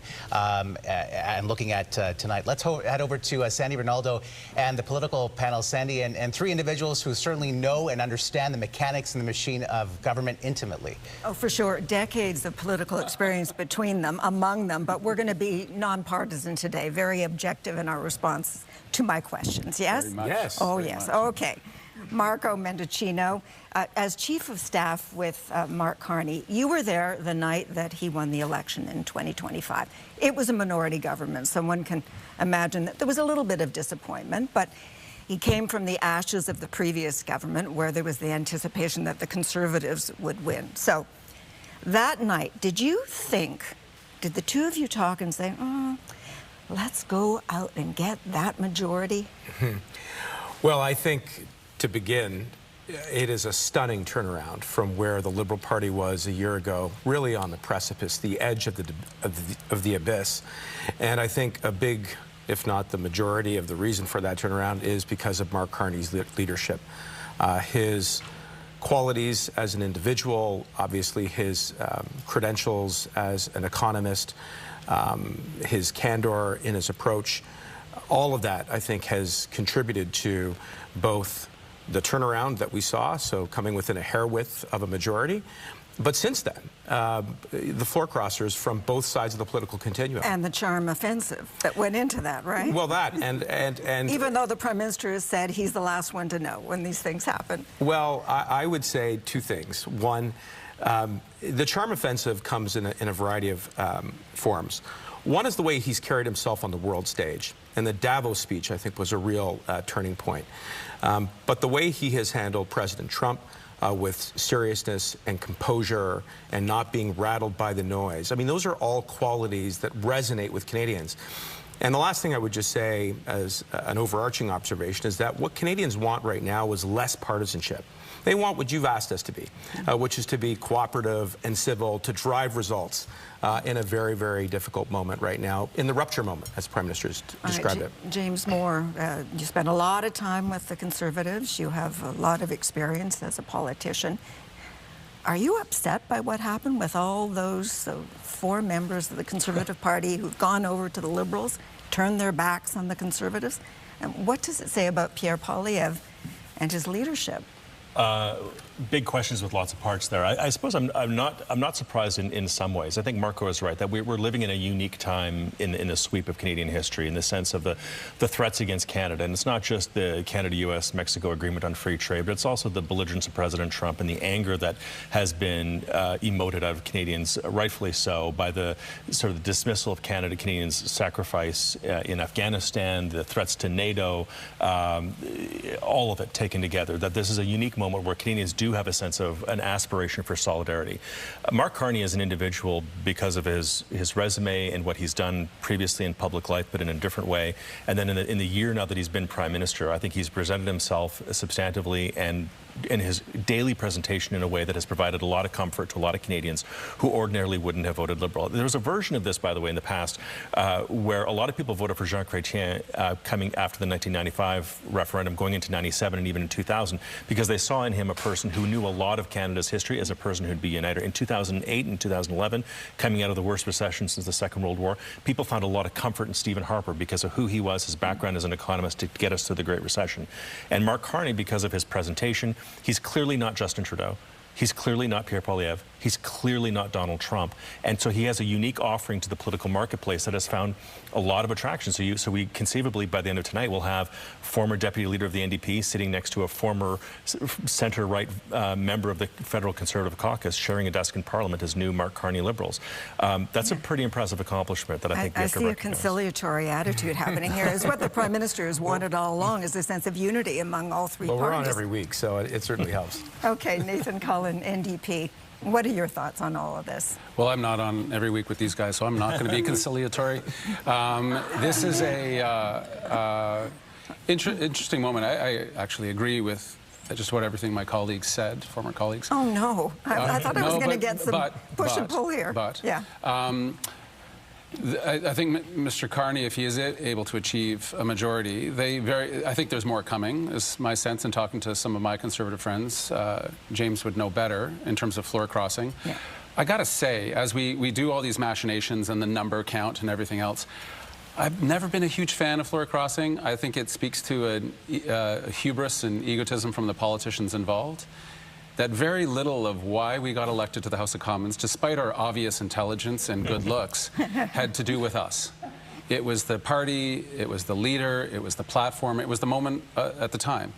Less than 5–6% of why Canadians send us is because of the individual in most ridings. I think it'd be great if MPs really appreciated and respected that, and I think there's ways that they could do it. I know it's a separate issue from tonight, but Mr. Carney will have achieved his majority if he does, in part because people picked up their bag and went across the floor without asking the voters who sent them to Ottawa first. And there's something that just breeds cynicism in that for me, and I wish it weren't the case. I wish we just, okay, I want to switch parties, I don't like the leader anymore. No problem. Well, you agree with Pierre Poilievre. Well, it'll be entirely. Now he thinks that. But let's be honest with the arithmetic, right? It'll be entirely because of the floor crossers. The three ridings that are at play tonight are three ridings that the Liberals won on election night that held them to a minority government. Not yet, but... Correct. But should they hold all three ridings tonight, those are ridings that they held when they won a minority government. So the majority is a consequence of the floor crossing. But that doesn't mean the floor crossings aren't consequential in the terms of the judgment of those individuals. And by the way, the public's reaction since those floor crossings have happened, the public has not recoiled in anger and said Mark Carney needs to be punished. That's true. Quite the opposite. I've been told to wrap, but I have to give the Liberal the last word here. Well, I would just say one counter-argument to the skepticism, and we should be skeptical in all things political, and I say this as a in my post-political chapter, is that the individuals who have come over against a tidal wave of, I think, intimidation and harassment, and you feel it on the front lines when you listen to them and their families and their volunteers and their staff. So if you're looking for a personal payoff in the short term, I think the only personal payoff is that you're giving a greater voice to your constituency by being part of the caucus that is governing right now. And I think that also went into the decision to move to the Liberal Party for some of those individuals. Okay, we'll get back to that, but right now I have to hand things off to Graham. All right, Sandy and Graham, since Sandy mentioned it, let's ask you that. I mean, even if you assume that Mark Carney gets his majority today, two of those three ridings have traditionally gone Liberal. The hard work begins, right? I mean, when you look at polling across the country, Mark Carney is enjoying a considerable level of popularity, but is it your sense that that's because Canadians are risk-averse right now because of all the geopolitical factors we're having, or is it because Canadians feel as though he's delivered? I think it's three things, and I respect all of the numbers of people that we're working with tonight and all of the ins and outs. I mean, this is about story, right? I think it's about three things. I think it's about Donald Trump, I think it's about Mark Carney, and I think it's about Pierre Poilievre. And I think that if Jean Chrétien, in his early days as an opposition leader, had challenges to his leadership, he wasn't up to the job, he didn't look like a prime minister, and that lived until he won the majority government. So other opposition leaders have been challenged about their leadership before. I don't know of someone who has lost this many MPs in this short of a time. Why is that? Is it because of Mr. Carney, Mr. Trump, or Mr. Poilievre? I say it's because of all three. And I think there's got to be a reckoning coming. Yes, Mr. Poilievre has tremendous support inside his party, the party apparatus, but that's not enough. He needs his caucus. You can't become the government in waiting. You can't be the opposition leader when you can't hold your caucus. That's a problem. And I know he's changed his tune. He's had a good couple of weeks. We've reported on it. Millions of people voted for him. But if more keep going, that's a problem. So I'm watching for a couple of things tonight, as we all are. Terrebonne, that 18% Conservative vote, where does it go? The fact, I think I just heard, we have similar advance that we did in the general for Terrebonne. That's big, right? So what does that mean? It's not going to be a typically low turnout. And then overall, whether it's the crossings or the by-elections or whatever, why is it that it's palatable to so many MPs and to Canadians to come to Mr. Carney, to a party that was on its deathbed? Talked to one MP, early polls inside the party when it was at the worst of the worst, the end of Trudeau. They were down to 15 seats, and he was one of them. That's how bad it was. And the public polls were similar, but really bad. So what has caused this turnaround, and when's the party going to end? It didn't end in Montreal this weekend. There were people in this room who were not in the bars. There were thousands of Liberals who were, and it was like a celebration. They were trying to hold it in, but they were euphoric about where they find themselves, even though the challenges are very, very difficult. And you raise an excellent matter here, which is that, you know, in each of these three ridings, the Conservatives are not, they're not competitive. These are not competitive races for the Conservatives. And yet, when you look at what's happening tonight, the impact of what is happening tonight, this is certainly a story that will impact Pierre Poilievre and the Conservatives, and that is why he is a part of this conversation to a huge degree. Quickly, not competitive, but 18 in Quebec, 18% for the Conservatives. That's a significant number. Where does that go in Terrebonne? Where does that go tonight? Good question. You're watching a CTV News Special, Federal By-Elections 2026. It's time now for a short break, but when we come back, we've obviously got a whole lot more to talk about as we count down to those polls closing and some early results. We're back in a moment.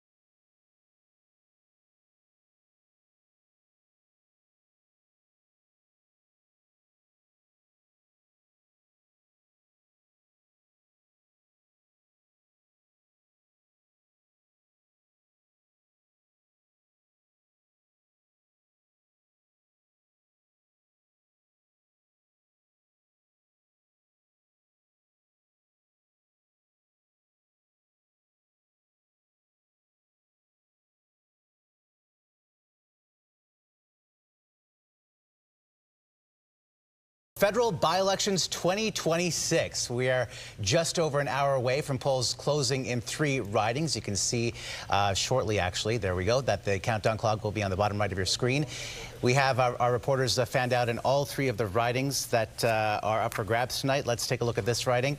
University Rosedale, again, that number is 0 at the top of your screen because the polls haven't yet closed. Here's who's in the race in Scarborough Southwest. Ali Begum, of course, the former deputy leader of the NDP provincially, now running for the Liberals there.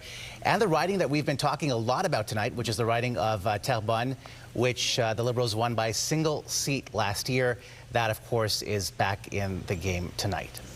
And here is a reminder of where things stand and what's at stake. The Liberals currently sit at 171 seats, which means they're just a seat away from that magic number of 172, which allows them to form a technical majority. They need more than that, though, however, without the Speaker to break a tie. Let's head over right now to the Toronto riding of University of Rosedale, where we find CTV's Heather Wright. Heather. Well, it's a little quiet here now, Omar. We saw a bit of a wave here at this polling station at the University of Toronto campus with people coming after the work hour ended. And we had a chance to talk to some of the voters here. You know, no one's telling us outright who they are voting for, but you can get a sense of the issues that are important to the voters in this riding and the voters we spoke to. Things like cost of living, the United States' relationship with Canada, Canada's position on the world stage, and really talking to some of the people here, you do get a sense that not only did they want to come out to exercise their right, their democratic right, but they also wanted to be here to vote for the next person who, of course, they want to be representing this riding in Ottawa. Omar. All right, Heather, thank you. Let's head over to Adrian Gabriel in the riding of Scarborough Southwest. And this was, of course, a riding, Adrian, that belonged to Bill Blair, who is currently now the ambassador to, or the High Commissioner, I should say, to the United Kingdom. Yeah, that's right, Omar. He held it for more than 10 years. This has been a Liberal stronghold with Bill Blair as the MP here for more than 10 years before he accepted his position in the United Kingdom. Now, Dolly Begum, who is the Liberal hopeful tonight, she is also a household name here in this riding. Interestingly, because she was the deputy leader of the provincial NDP as an MPP here in Ontario for Scarborough Southwest. Now, speaking with individuals who've been heading in here tonight, interestingly, some different perspectives. One gentleman saying he's here to support the Carney Liberal government. Another telling me that she's not a big fan of politicians flip-flopping. Of course, Begman flipped from the NDP to now the federal Liberals. Another telling me that she normally votes Conservative. Though she likes Mark Carney, she thinks that he means business. We're going to have to wait and see how the vote turns out. Okay, Adrian, CTV's Quebec Bureau Chief Geneviève Beauchemin is in the riding of Terrebonne. And Geneviève, what are voters telling you there?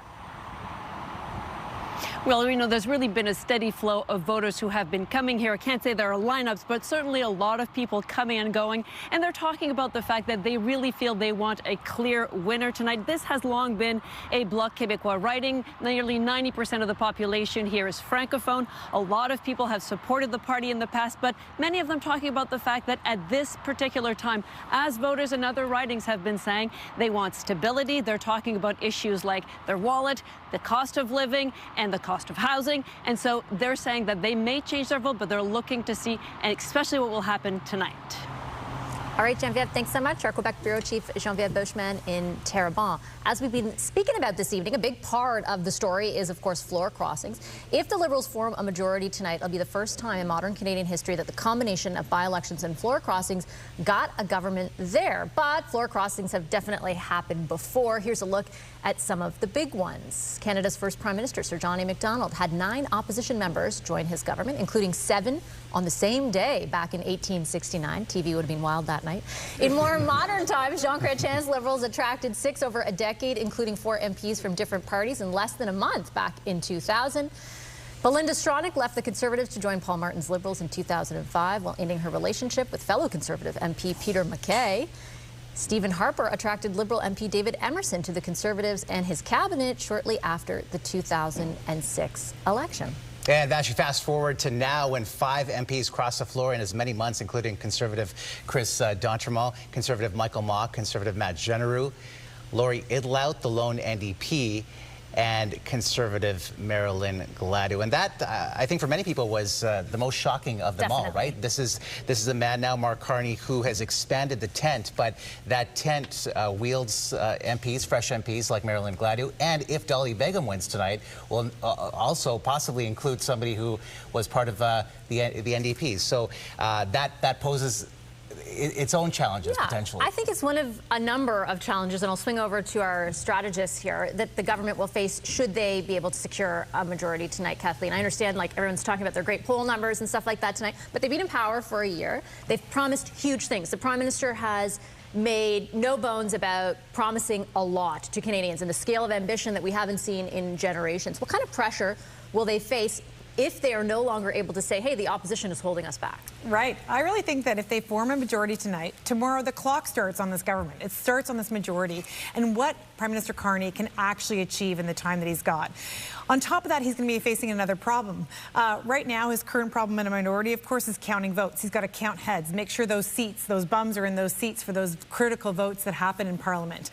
But if he gets a majority and his votes are secured, then it pivots, and his challenge then becomes actually managing caucus, a very diverse caucus, as we've talked about tonight. My colleagues have talked about from the Dolly Begum to Marilyn Gladu. And I think that that will be a challenge to actually manage those ideological differences. Yeah, it feels like when you're up against Trump, the ability to do that is perhaps mitigated by the fact that you can focus so much on the economy and, you know, growing the economy to counter the threat that we face from Donald Trump. But if you look at a host of other issues, I think of a number of things on foreign policy or the environment, you're going to see massive disagreements between those two sort of sides of the spectrum within the same quote-unquote tent. How much of a challenge do you think that could pose moving forward, Shakir? I think the challenge for Mark Carney is on the day-to-day issues. He's promising a lot of big things. For example, housing, major projects. These things don't really connect to individuals right away. And so I think for Mark Carney, as he moves forward, he's going to get his majority. But as he moves forward, what are those smaller things you're going to put in the window a month from now, 6 months from now, that the average Canadian is going to say, you know what, my life's a little better, life is a little more affordable? Because major projects, there's no through line between a pipeline or a port and how somebody feels about affordability. There's no, the housing projects, they're not going to get built until probably, you know, those numbers are not going to be met until the end of his mandate. So how does he make people feel like their life is getting better in that interim period before those bigger issues actually come to fruition? Well, he's got a good test case right now, Scott, with the price of gas. As everyone watching this program tonight will know, it's skyrocketed. There's a lot of debate in the House of Commons over what the government can do. My bet is something happens in short order. Wouldn't surprise me. What do you think they have to do the day after if they are able to secure a majority? Well, we've actually already seen an advisory from the Prime Minister's office indicating he's going to make an announcement on affordability tomorrow. I don't think that's an accident. That is really the Prime Minister saying, I know I'm going to get my majority tonight. Don't know if I'll get 2 or 3, but I'm going to get my majority, and therefore I've got to start to put it to work right away on these frontline issues. I just want to add this, though. We're all talking about this as though it's politics as usual. And it's not politics as usual, right? Like if we went outside, there's 2 moons in the sky. This is unusual, what's happening here. All of these people crossing the floor, right? Why is this happening, and why is it meeting with approval from Canadians? Because we're at war. Because he is a wartime leader of a wartime government, because Donald Trump has effectively declared war on Canada, and even the war in Iran, led by Donald Trump, is the reason that those gas prices are skyrocketing. It is the trust that Canadians have in Mark Carney to manage through that war that's creating this political dynamic where things we have not seen before are happening. And that's why these questions about managing the caucus members and how are Dolly Begum and Marilyn Gladu ever going to come together on a point of view about the environment? Who the hell cares? Like, that's not a problem for Mark Carney. But you're setting up for Mark Carney is right, Trump. Not today. Yeah. Not today. today. Exactly. Honeymoons do have an end, and you're actually setting up the problem for Mr. Carney in the future. Because as soon as the opposition and Donald Trump moves off stage, then he actually has to deal for once. Well, when's that happening? It's not about when does the honeymoon end. When does the war end? Yeah, but the affordability crisis is what people feel in their back pockets every day. Whether it's that beep at the grocery store when you're scanning your food in, or when it's that click at the pump when you're filling your gas tank. That is what they feel every day. Until Mr. Carney starts dealing with those affordability issues on the front line, then that is the problem. He's listening. Guys, I got to cut you off because there's others. He's listening so closely, he's going to have an announcement about it tomorrow, Kathleen. Right. So don't worry about it. Yeah. And I do want to know from the panelists, I mean, just to your point, Vassy, about the price of gas, that the government did signal that they were looking at ways to alleviate the pressure for Canadians. But, you know, some were criticizing that announcement as being a little bit too nebulous. I mean, what were the specifics of that announcement? So we'll talk about that. The Conservatives are asking for them to remove the federal portion of the gas tax. They've been doing that for a few weeks. Which Liberals have, I think, said already on your show that they would not be willing to do that. So we'll talk about that when we come back. You're watching a CTV News Special, Federal Byelections 2026. A very short break. We're back in a moment.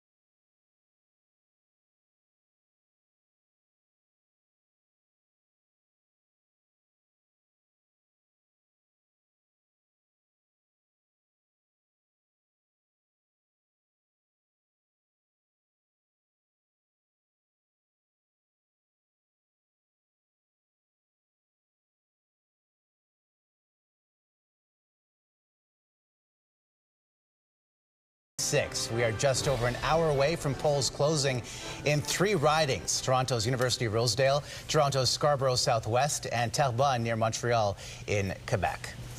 And a reminder, as we like to do, of where things stand at this moment in time as we head into this by-election and why we're making such a big deal about it. The Liberals are sitting at 171 seats. That's just 1 seat away from the number they need to form a majority government. Now, it's a technical majority at 172, which means at that point they're going to need the Speaker to break ties.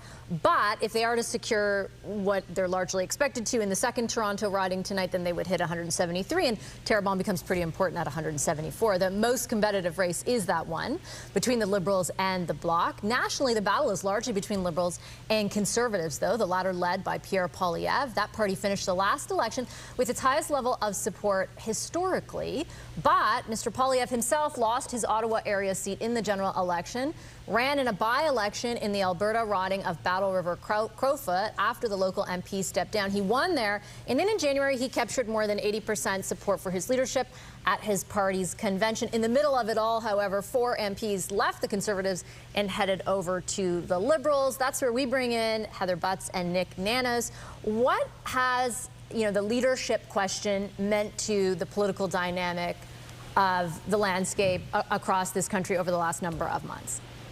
Vassy, it certainly adds to the story that we've been talking about considerably. And Nick, that really comes down to the numbers. And we're looking at a lot of these comparisons from last year, Vassy, as you just mentioned, to now, the then and now. And one of the biggest numbers is really the difference in that leadership divide last election. Oh, no, absolutely. And, let's face it, the Liberals were not popular. I would hazard to say they're even not very popular now. It's Mark Carney that is exceptionally popular, and he's propelling the Liberals into that kind of big lead. But, when we look at the results last time, let's put an even finer point on it, Heather. 19.6 million votes cast. The Liberals, 61 votes in 4 ridings, if they were distributed differently, would have won a majority in the House of Commons. That's how close the Liberals were numerically to a majority government. But when we look at the trend line over time, check it out. You can see that what started off as a really tight race really started to open up starting in August. But then as people started to focus on cost of living issues, narrowed. But check out the trend line in the close. You can see basically a positive trajectory for the Liberals, a lot of that coinciding with defections from the Conservatives and the New Democrats to the Liberals, with the Liberals having a comfortable 13-point advantage over the Conservatives right now. Now, Nick, this is taking a look at your numbers for the preferred parties, but I want to break this down even further for the preferred prime minister. This is the research that you're looking at, and what I love most is when you break it down to specific timelines and, again, specific stories that are unfolding around the world, Nick. Yeah, from the get-go, it's clear that Mark Carney has had the advantage over Pierre Poilievre on the leadership front when we ask Canadians who they prefer as prime minister, but there are some key junctures of public opinion that we saw that had an impact on that margin. At the very top of the list has to be President Donald Trump. And the thing is that when Trump is in the news, when Mark Carney is engaging with Donald Trump, it's usually good news for Mark Carney and also good news for the Liberals. Certainly gave him a boost last fall. And then, of course, November 4th, that is where this really got rolling, our first floor crosser. Yeah, and the thing is that when we look at floor crossers such as Dr. Mott, we can see that it adds to the narrative of Mark Carney and his personal appeal, his appeal outside of other voters. And as context, we saw that the Conservatives were in the 30s in support. Pierre Poilievre, in turn, on the preferred prime minister front, was much lower. That means that there's a significant proportion of committed Conservative supporters who think that someone other than Pierre Poilievre is the best person to be prime minister. Okay, and we'll watch as that support went up and then came back down slightly. But again, another floor crosser with Michael Ma. Yeah, it's almost like for Pierre Poilievre, can the guy grab a break? Like, he's got to deal with Trump. He's got to deal with one defection, then he has a second defection. And then, what we see as the trend continues, that speech by Donald Trump at Davos did increase his popularity, especially in the province of Quebec. Mark Carney, of course, yeah. Mark Carney speaking at Davos. Yes. With Trump, you know, there was everybody who was speaking there, but it was Mark Carney and his own popularity here who skyrocketed there. And then we got into the winter months. We had Poilievre's leadership. We saw a bit of a change there as well. Yeah, actually, you'd think that Pierre Poilievre would have done a little better coming out of his leadership review, where he scored extremely high. But what you can see is that there was really no bump coming out of the Conservatives or for Pierre Poilievre on that front. Okay, and then we have another floor crosser, of course, Matt Genereux, coming in February. And then as we continue on throughout the winter, things get even worse. We've got the war in Iran now and the state of the economy changing big time. So, you know, think of Mark Carney. You know, he's got Donald Trump that helps him. He's got defectors that, defections to his cause that help him. And then he has the ability to be a statesperson, you know, statesman, focusing on the Middle East, focusing on trade. Roll all those things up. Advantage Carney today, at least. Okay, and then of course we have one more floor crosser that was happening in March, and then we rolled on through to our final floor crosser, which really brings us to today, Nick. Yeah, absolutely. And you know, the thing is you can see the massive advantage, 52-25 for Mark Carney over Pierre Poilievre. You know, Pierre Poilievre has to get a break. You know, usually what happens is politicians need their opponents to make a mistake. Hasn't happened yet. Not saying it can't happen, but not yet. Okay, Nick, thank you. Back to you. All right, Heather, thank you so much. Let's head over to Sandy Vernolo and the political panel. And certainly a big question, Sandy, as we've been talking about for the past little while, is Pierre Poilievre's political future. Because, you know, as Nick pointed out, Pierre Poilievre needs a break. But to have 4 of the 5 defectors coming from the Conservative Party, not a good look if you're a leader of the Conservative Party. And Omar, to pick up on that, and I want to put my first question to James Moore, who the audience should know was a heavy-duty minister in the Stephen Harper government. So, you know, I'm assuming you still have a lot of contacts within. 9, we're hearing talk about 9 potential floor crossers to come. What can you tell us about that? Look, that's gossip and chatter. I don't know. I mean, I think there's a big cultural shift. Scott mentioned it earlier, and I think it bears repeating, right, is that as of tonight, it's a symbol crash moment. Like, this is a historic moment that a government will go from minority to majority as a consequence of these by-elections and the floor crossers combined. A light switch is about to get flipped, and the expectations of the government are about to blow up in terms of considering where they get their opposition from. There's no premier who's fighting with this prime minister. There's no big city mayor that's fighting with this prime minister. The bureaucracy is aligned. He's made massive sweeps of changes to the deputy minister portfolio across the government of Canada. He's made appointments to key crown corporations. The Senate is probably 80% progressive center-left who are aligned with Mark Carney's worldview. He really has no opposition, so the expectations game is really high. Now, if you tip over from minority to majority, which is likely about to happen in about an hour's time, when that happens, I think, you know, you kind of wonder what other people who are sitting in opposition, who may be in their 3rd, 4th, or 5th term as a member of Parliament, they see no horizon where they actually could form government, and they actually everybody wants to live a life of purpose. You want to do something meaningful with your life. You want to have an opportunity to contribute. And after 10 years of giving the same speeches and making the same protests against the same Liberal government, the idea of crossing the floor and actually maybe getting some infrastructure built in your riding and feeling part of something that's bigger than just normal red team, blue team politics, I think there's a temptation to do that. So another thing to keep in mind as well is that, you know, we're talking about still a very unstable majority government. 172 seats is the most unstable of a majority government. In British Columbia, there are 93 seats in the provincial legislature, and Premier Eby reminded a group that I was a part of a couple weeks ago that amongst his 1-seat majority government in British Columbia, he has 2 members of his caucus who are undergoing cancer therapy right now. So in a 343-seat federal parliament, there will be people who will have health challenges. There will be people who might have marital challenges. There may be people who have family issues. Maybe people who want to run for another level of office, or people who just get tired of the travel. So in a 1-seat majority mandate, this is still a very unstable majority mandate. So therefore, if there's anybody who wants to cross the floor and to provide even greater cushion, I think there might be some leverage for them to do that. So I think we might still see some more drama. That panel that we just saw, the timeline of the last few months since the campaign, I think there may be more dramas on the horizon to come of people who want to cushion the majority and to keep this parliament going for quite some time. All right, Nathan, I want to pick up on that because, you know, Mark Carney's going to have to manage these floor crossers, right? And 2 of them, a couple of former NDPers, Dolly Begum, if she wins tonight, and certainly Laurie Idlott, who's crossed over. What advice would you give to him to manage them within his caucus? Stay popular, because winning solves most everything. becoming unpopular, or the appearance that you can't win, allows disgruntlement and personal ambitions, the straying of eyes to other orders of government and opportunities in the private sector. All of that becomes much more enticing. I am struggling a little bit. We're talking about this minority to majority move likely tonight. I'm trying to think of what Mr. Carney has proposed that he hasn't been able to get through Parliament, usually quite quickly, since he became Prime Minister. There has been a wild form of agreement between the two major parties, Liberals and Conservatives, on most things, and that's understandable because Mr. Carney borrowed most of his agenda from the Conservative platform. So I can understand why there's general agreement. Oh, no, I'm talking about building big things and getting rid of the carbon tax. Like, the list is quite long. So I don't think there's going to be a seismic change in the ambition of the Liberals because they've been able to accomplish most of what they've wanted. Parliament's not being frustrated like it was before when Marco was there, I think, or maybe not. I wonder about the challenge, not tonight, not tomorrow night, 6 months, 12 months from now, 18 months from now. I'm a backbench Liberal. I've got no chance of getting into cabinet. Those votes matter a lot when the majority is only a couple of votes.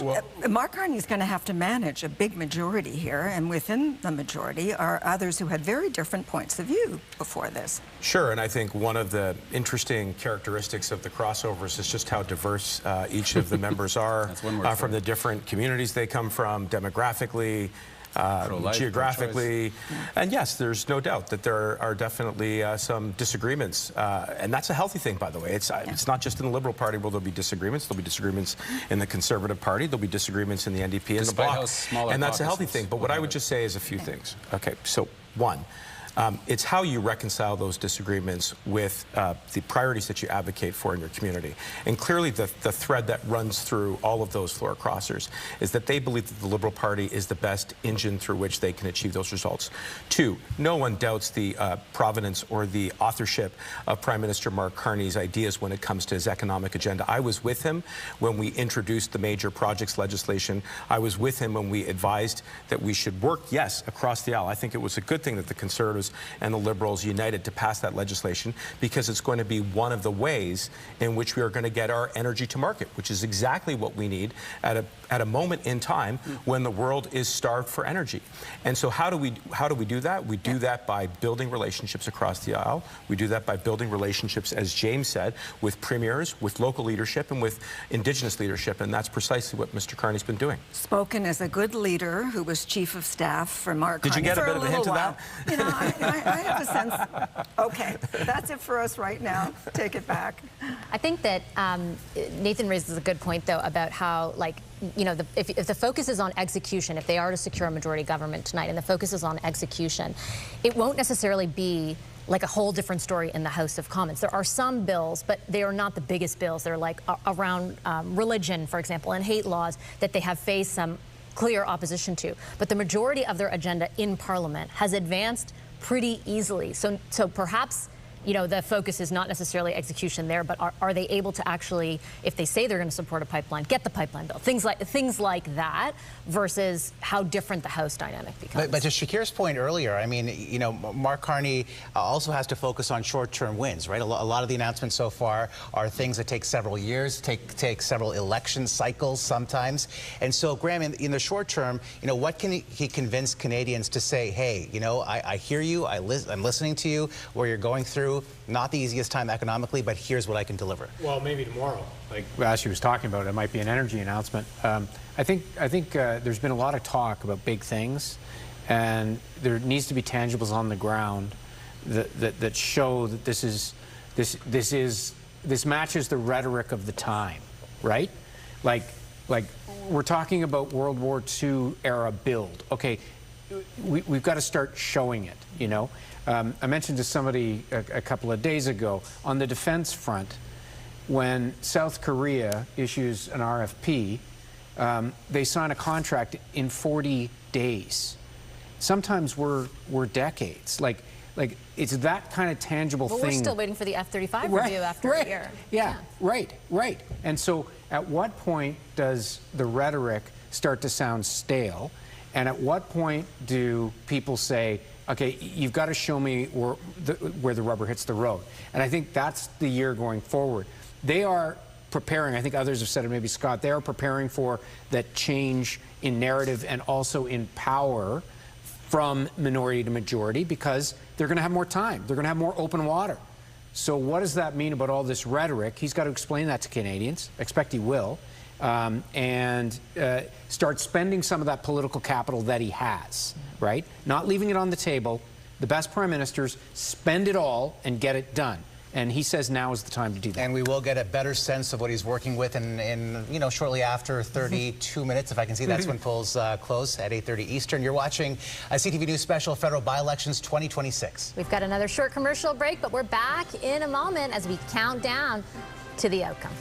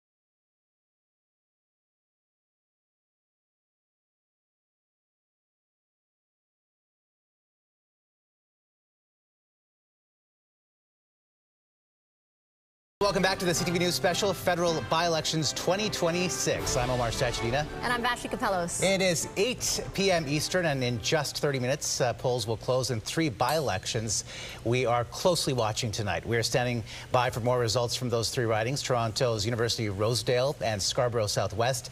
And, of course, where the political drama really lies tonight, Terrebonne in Quebec in the Montreal area. And the reason that we are so interested in what happens in these 3 by-elections is because it could determine whether or not Mark Carney, the Prime Minister, and the Liberals are able to secure a majority. They right now sit at 171 seats in the House of Commons, just 1 seat shy of what it takes to form a majority government. If they are successful in any of these ridings, they will hit the 172 mark. And if they're successful and they sweep all 3, then they will, of course, hold a majority of 174 seats. Let's check in with our correspondents in the field right now. Over to Heather Wright, who is in the riding of University of Rosedale. Heather, what are voters telling you tonight about what's important to them?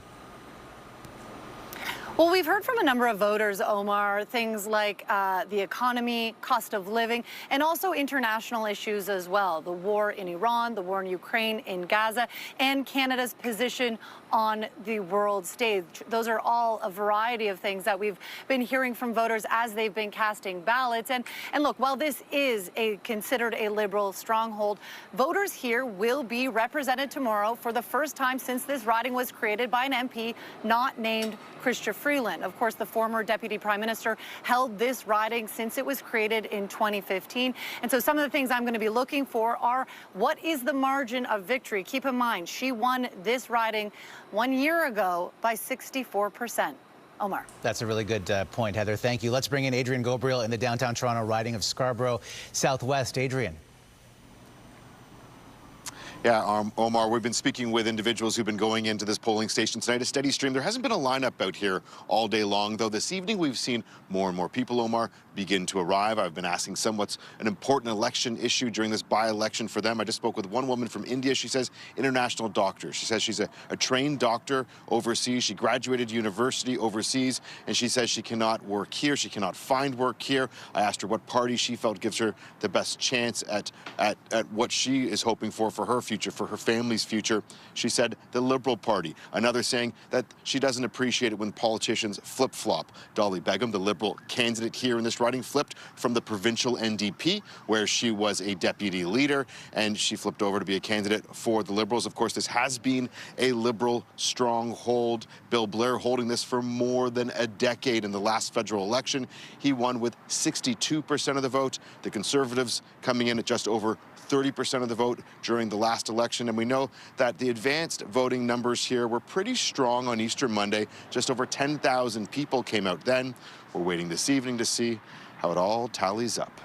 All right, Adrian, thank you. And let's head over to Geneviève Beauchemin, the Quebec bureau chief, who is in the riding of Terrebonne. And Geneviève, you know, they say that every single vote counts, and nowhere perhaps is that more true than in the riding of Terrebonne. If you go back to last April, this was a riding where the Liberals won by a single vote. That result, of course, nullified in February by the Supreme Court, which is why we're having the by-election tonight. What are voters telling you about the drama that's unfolding in their riding and what they hope to achieve today? Well, they're certainly taking that to heart. You can see people still going into the polling station, many of them quickening their steps. They want to make sure they get their vote in before the 8:30 deadline here in this riding. So they're certainly trying to get there, racing a little bit. I can see cars arriving here. There has been a steady trickle of people coming in all day saying that they have been told over and over again that this is a consequential election. There have been hundreds of volunteers that have been fanning across the riding here. MPs have arrived in this riding from all parties to convince voters to vote to get their votes in for this consequential election. All right, thanks, Geneviève Beauchemin in the riding of Terrebonne. One of the big issues for the Bloc, actually, in Terrebonne has been the Alto high-speed rail network, the proposed Alto high-speed. It became a big issue in this by-election in particular, so that'll be interesting to see how sort of that unfolds tonight. More largely, the issue set throughout the last year has been one dominated by the economy, Donald Trump, of course, and now more so inflation. And the sort of sequence of those issues has changed. Let's bring in Heather Butts and Nick Nanos to take a deeper dive into that. Vassy, you're exactly right. These issues matter so much to people, Nick. It really is what gets them out to those polling stations. But they've changed significantly if we look just in the last year, really. We'll take a look now at where things were, what really mattered most to people, according to your data and research, Nick, when we were at the polls last May for the federal election. Oh, absolutely, Heather. You know, what you can see is at the end of the last election that it was really about jobs and the economy and Trump. Those really being the dominated top national issues of concern in the CTV Global Mail tracking, followed by healthcare, the environment, and debt and deficit. And, you know, the interesting thing we have to remember when we were doing the nightly tracking with CTV News, Trump and jobs kind of traded places kind of throughout the week and throughout the campaign. But, you know, realistically, within the margin of error, those two things is the primary drivers of opinion in the close of the last federal election. And I think for many people, those two certainly seem to go hand in hand. So there we were last year, May of 2025. If we flip it to this year, April of 2026, I want to point out here, Nick, inflation is number 2. It wasn't even on that list last year. Yeah, it was actually quite low. And also check out what we're calling the Trump Trump effect. It's dropped from being in first and second now to being in fourth place. Clearly, pocketbook issues starting to dominate and dominating the mindset of Canadians between jobs, the economy, and inflation. And, you know, on the inflation front, usually that is very bad news for incumbent governments. But I think in this particular case, it could be that Canadians are connecting the higher price of gas to Donald Trump, not necessarily the Carney administration. So the Liberals getting a little bit of a break on that front when Canadians are worried about meeting the bills, paying for groceries, paying for the rent, and also paying for gas. These are pocketbook issues, Nick, that really matter to every single Canadian right across the board, no matter where you live, no matter where you're spending your money, and how you're really just trying to get by. Back to you. All right, thanks so much, Heather and Nick. And we've got some news from Elections Canada. Those polls are closing at 8:30, so we're, you know, just 22, 23 minutes away. Some advanced polls and early results will come to us from Terrebonne after those polls close.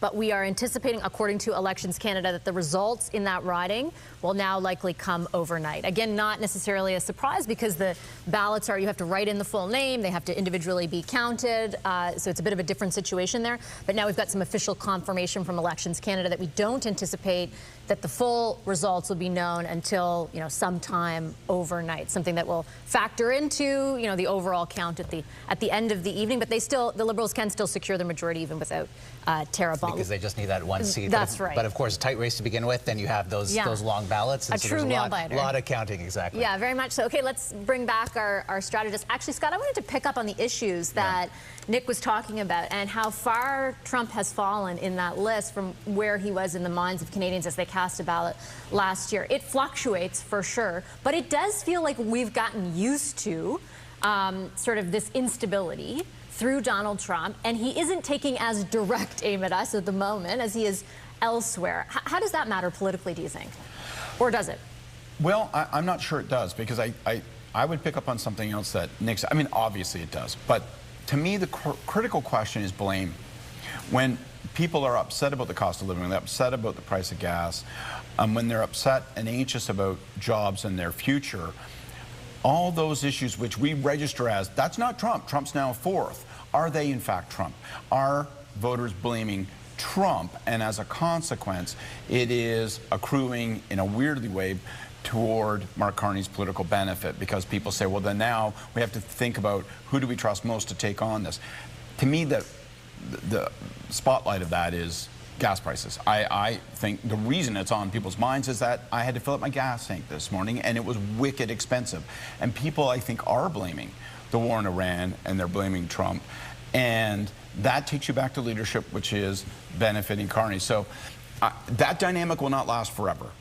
But it seems like it's held for a year. In fact, if you want to look at what the likely results are tonight and the consequence of this past year, Carney is getting stronger as Trump gets weaker. What's happening to Trump domestically? His political position is weakening. This war in Iran has been a disaster for him in terms of popular support in the United States. His position internationally has eroded. People now tell him no to his face, something that didn't happen 8 months ago. So as he weakens, Carney seems to be strengthening in terms of popular appeal, attracting floor crossers, winning by-elections, and that's going to set up one fascinating dynamic for the summer when it comes to renewed trade talks. How long does that last, though? Because we are entering a critical juncture, right? We're entering into CUSMA, USMCA negotiations, and I think most Canadians at a certain point will want some kind of resolution, some kind of deal. I don't even know if that's true. I mean, it would be interesting to ask Nick, but there have been polls that have suggested that Canadians are a little ambivalent about getting a deal right now. I think partially because they worry that any deal you get out of Trump right now, A, isn't reliable, and B, might stink.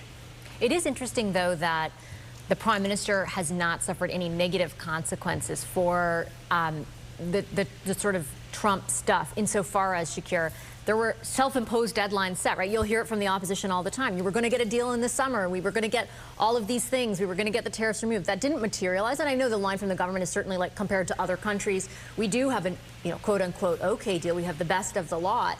But it is interesting to me that so far there have not yet been pronounced political consequences to that. What does that tell you about how they're going to navigate the rest of this with Trump?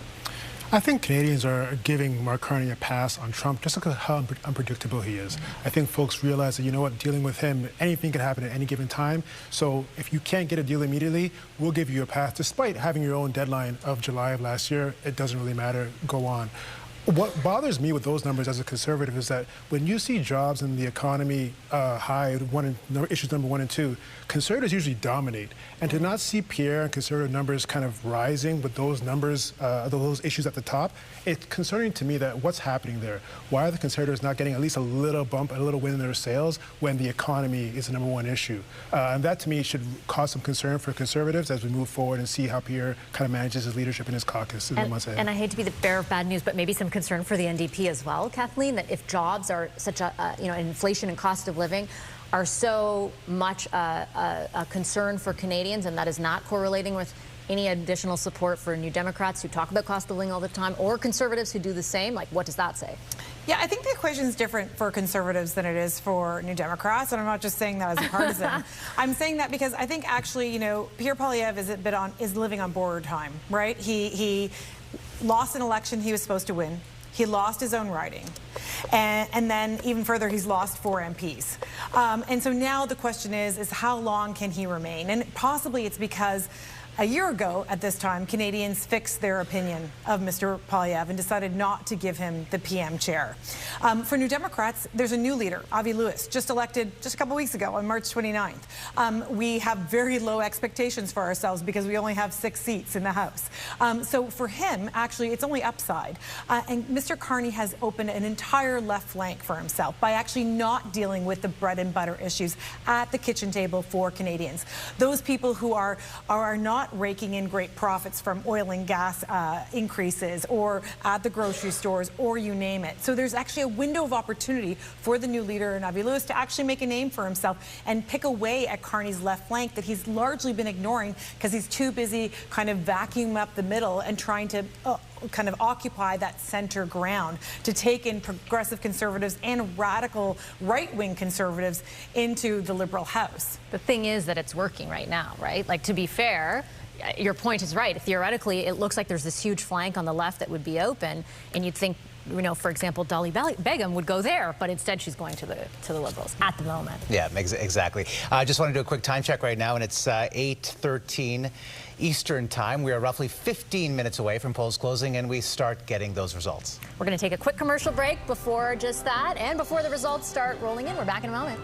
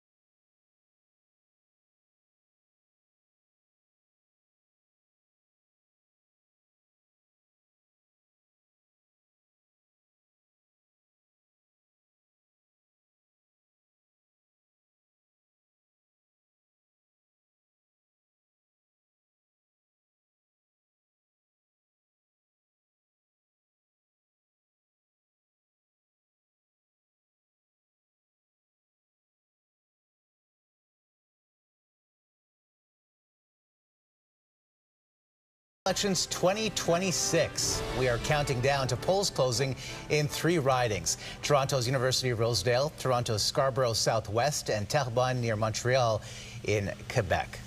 And the reason that we are counting down to find out what happens in those ridings is because it could make a very big difference in the House of Commons. The Liberals currently hold 171 seats. They won 169 if you think back a year ago in the general election, but there's been people who have left and a number of people, 5 in fact, who have crossed the floor just since November, leaving them at that 171 seats. They need 172 to form a majority. If and when the Liberals do win a majority, it will be a slim one. At 172, they will need the Speaker to break a tie in a confidence vote. 173 or 174 would make it a lot more comfortable governing. Let's head over to Sandy Ronaldo and the political panel. It's an interesting, the Speaker's role in all of this, Sandy, of course, because according to parliamentary convention, and forgive me for nerding out here a little bit on politics, but the Speaker... It's a place to do it. Exactly, but traditionally the Speaker has signed... Safe space, yeah. Thank you.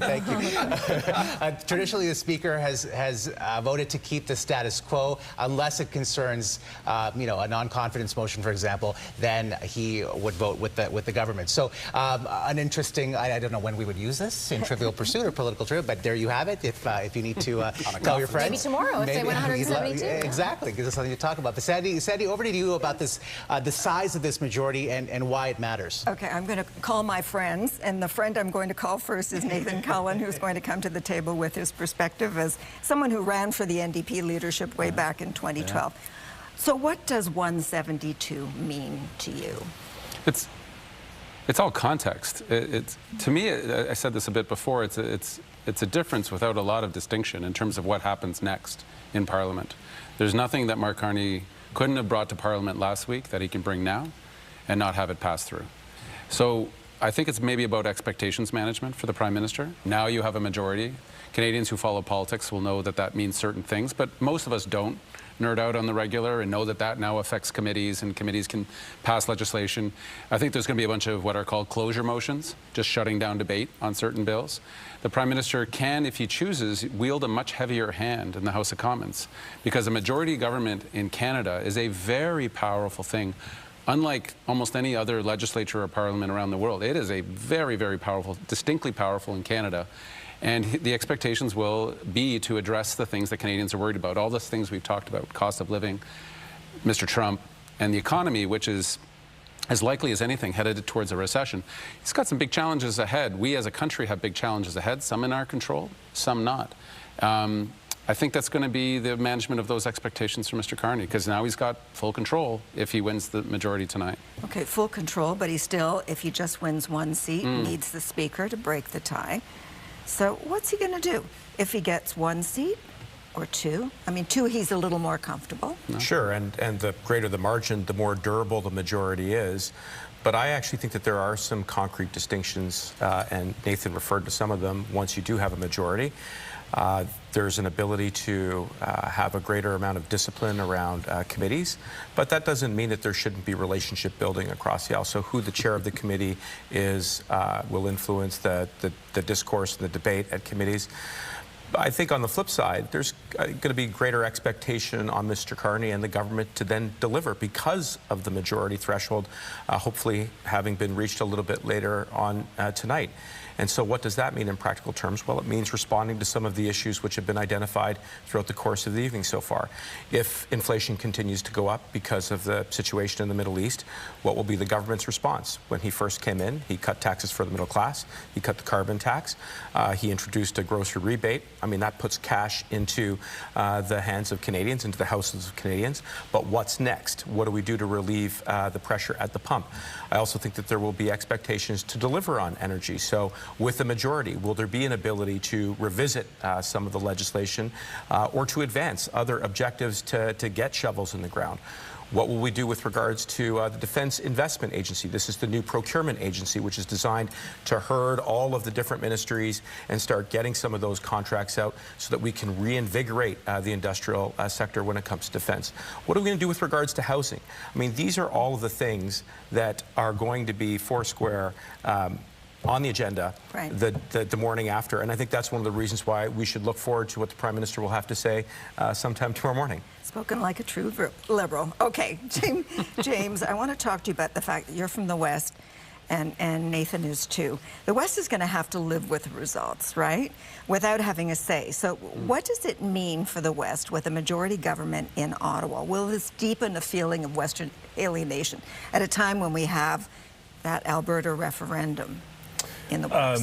Well, I mean, look, I think one of the virtues that you could say about Mark Carney's mandate is that it actually is quite pan-Canadian. It's quite national. So I don't know that there's, frankly, much of an East-West divide yet, in part because Premier Danielle Smith and the MOU, they're on side. They're showing forward progress.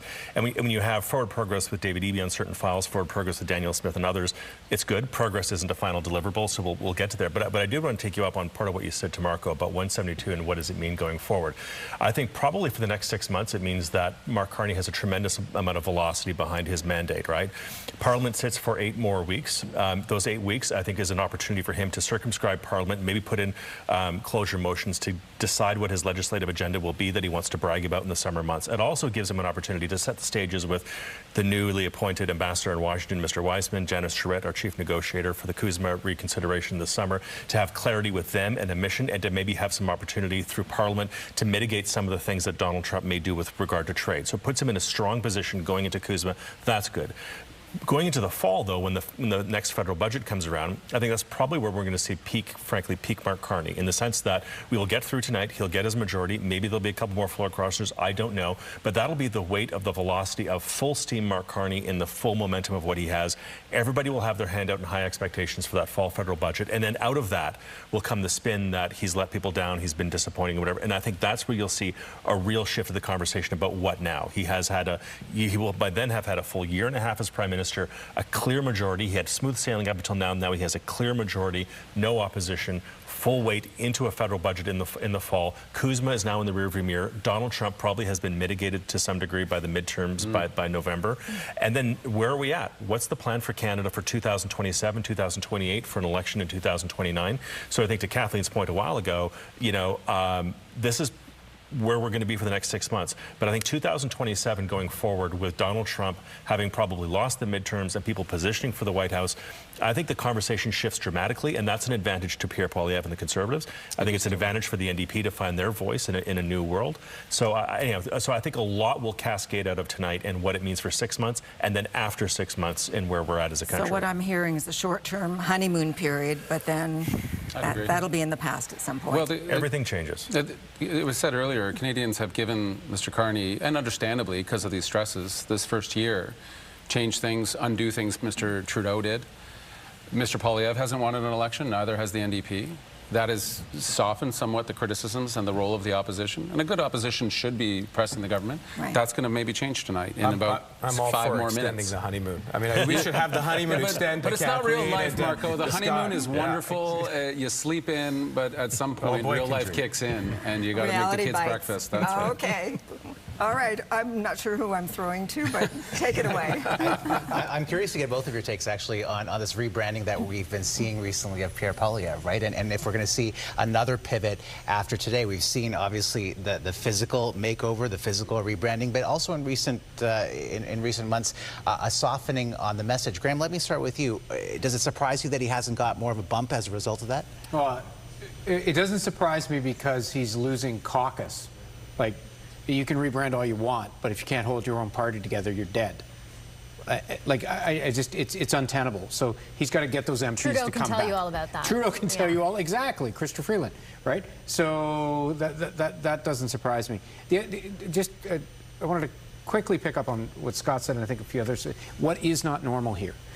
In Montreal, on the floor of the convention, the largest cheers by Liberals, by far, the largest standing ovations, were about pro-Canadian / anti-American movements by the government of Canada and by the Liberal Party. Standing ovations, loud cheers, 70 cents on the dollar is no longer going to the United States. Another small thing that says a lot, post-Iran war. I had to give my head a shake. There I see the Prime Minister of Canada with all the leaders of Europe in a statement talking about the war in Iran. Now, that makes sense because we weren't in, but it's just odd to see that, he talks about being closer to like-minded countries with values that are similar to Canada's. And he talks about, you know, whether it's Sweden, whether it's UK, whether it's Germany, and then we see it implemented. So I think we're going to see more and more of that. And if you're Pierre Poilievre, to your question, Omar, a roundabout way to get to your question, how do you counter that? He counters that with... Yeah, what does he do? Well, he says we're going to get back together with the Americans, which he has said. We're going to get that back on track. And well, he says it's not permanent. It's that not... The rupture, he's characterizing it as different than the promise. Exactly. It's not permanent. Exactly. And I'm wondering where the country is with that, because a lot of people will never forget 51st State. You don't exist as a country from the most powerful man in the world. That was chilling. And I don't think it's gone away, even if he stopped talking about it. And he's saying in a book about the royal family it was kind of a joke and it just got some traction. Or whatever he said, it had a very, very deep impact on the country that a lot of people haven't forgotten, and certainly the Liberal Party hasn't forgotten either.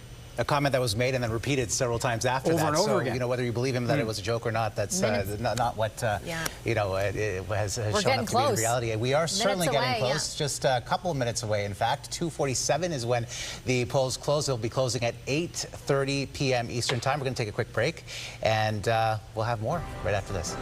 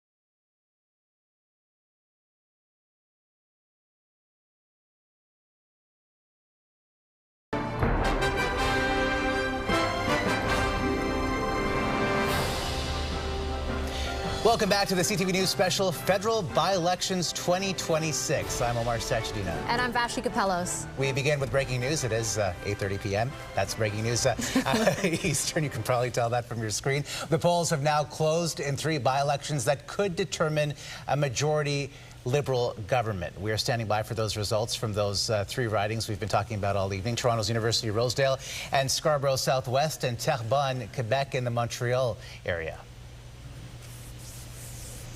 So the reason that we are anxiously awaiting these results, and they could start coming in any moment now, polls have officially closed, is because these by-elections could cement a majority government for the Liberals, which right now the party holds 171 seats. In the House of Commons, they need 172 to give them a majority government. And you know, tonight could provide that, most likely will, because the two ridings that we anticipate getting results for first, Scarborough Southwest and the riding right in downtown Toronto, both of those are held by Liberals for a number of years. They were held by senior cabinet ministers, and they are, you know, considered, you could say, safe ridings for the party. So the anticipation is that they will be able to clinch the majority government for the Liberals. Traditional Liberal strongholds, Yeah. Vassy. And let's head over to those ridings right now. Let's start with the riding of University of Rosedale, where we find CTV's Heather Wright at Liberal headquarters of Danielle Martin. And Heather, set the scene for us. I mean, what are people saying there tonight? How optimistic are they? Yeah, I literally just spoke with a member of Danielle Martin's team, and she said that they're feeling good. They're feeling good about tonight, about that campaign that they've run. They say that they've had hundreds of volunteers that have been out knocking on doors, hitting the pavement over the last several weeks, getting out that message. And, you know, voter turnout, Omar, is so important in all of these by-elections, because we've talked about how typically in by-elections, voter turnout is much lower. We know from Elections Canada that about 5,000 fewer ballots were cast in the pre-election advance polls this time around than were a year ago. So certainly there has been a large mobilization effort from all of the parties here in this riding. The Liberals here, they say they're feeling good about their chances of sending Danielle Martin to Ottawa. Of course, she would be only the second MP to represent this riding, which was formed in 2015. It, of course, was held by Chrystia Freeland for many, many years until she resigned earlier this year to take a post with the government of Ukraine. Omar. And supporters of Danielle obviously hoping that she delivers a victory speech behind you in that stage. Heather, thank you so much. Let's bring in Adrian Gobriel in the downtown Toronto riding of Scarborough Southwest at the headquarters of Liberal Dolly Begum. Adrian. Yeah, Omar, that's right. We are here slowly. People are starting to stream in. As I look over to my right, I can see Michael Couteau, MP, federal MP with the Liberal Party, here in Scarborough as well. We're in Scarborough Southwest, which is actually the east end of Toronto. Dolly Begum is a really interesting candidate for the Liberal Party. Lots of discussion here in this riding, which has historically been a Liberal stronghold. Dolly, of course, was an MPP with the provincial NDP here in Ontario. She was even the deputy leader when she flipped and left to join the Liberal Party, saying that she wants to be a part of Mark Carney's government. She feels that she can do more to help Scarborough Southwest as a member of the federal Liberals. We're going to have to wait and see if that comes true tonight. But of course, you can see the lights are set, the stage is set behind me, hoping and planning for a celebration as the polls are just closing at this hour. Now, of course, here in this riding, there's Fatima Shaban. She's with the NDP. Diana Filipova with the Conservatives. And so we're going to see how this all shakes down. I was speaking earlier at a polling station with some voters who say that they generally would vote Conservative, though they like Mark Carney, telling me that they feel that he is serious, he means business, and he's going to help them. We're going to have to wait and see how that all shapes up in a short amount of time. Early results expected shortly. Adrian Gobriel, thank you so much. And CTV's Quebec Bureau Chief Geneviève Beauchemin is in the Montreal area riding of Terrebonne at the Liberal headquarters of Tatiana Auguste. Jen, a single vote separating the Bloc and the Liberals last April. What are voters telling you tonight? And describe the scene for us where you are. Yeah, earlier this evening, Omar, I heard some volunteers at the polling station. I overheard them. They were talking about the fact that they were planning to be there late into the night counting. That's probably not a scoop. They're expecting it to be quite close, but they were packing snacks, they said, because they felt that it could be quite a late night for them counting those votes. Now, we're here at headquarters where they're expecting to hear the results. There are some MPs milling about here, people waiting for the arrival of some of the results, and so looking closely at that screen. There have been voters at the polling station, a steady trickle, really quite late into the evening tonight. I saw many people just rushing to that polling station, wanting to make that every vote count. And they're saying that they really want this to be a clear winner result. They want to be able to move on from this election. They're saying, you know, they had their say, they want to have their say once more. And they're expecting this to be really quite a tight race, Omar. All right, I'll pick that one up again. Geneviève Beauchemin reporting from Terrebonne. Thanks, Geneviève. She's talking about how significant the results there could be. We are understanding from Elections Canada that the final results in that riding, because it's so complicated, there's a ballot where you have to write out the name because there's a long list of people who are running.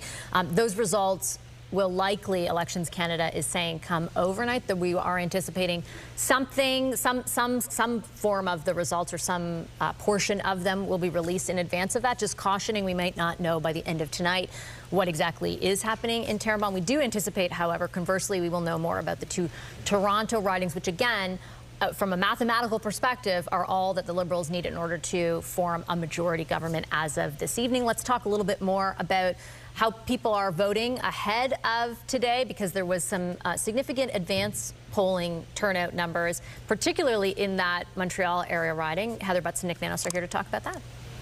Vassy, thank you. Yes, these numbers tell such a great story, not just the numbers here on election night, Nick, but the numbers beforehand. Those advance polls really tell a unique story. So we'll take a look at those in these 3 by-election ridings that we are taking a very close look at this evening. Let's stick with the Toronto ridings here, Nick. University Rosedale, Scarborough Southwest, Liberal strongholds. These ridings are not too far apart. They're in the downtown Toronto core, for those not that familiar with the city. Nick, what do you make of these numbers? Around 9,000, 10,000 for Scarborough Southwest. You know, it's interesting, Heather. Whenever I think of the advance vote, I think of 2 things: brute force organization on the ground and the competitiveness of a riding. And, you know, you meld those 2 things together and they yield very high advance polling numbers as the parties try to get their vote out.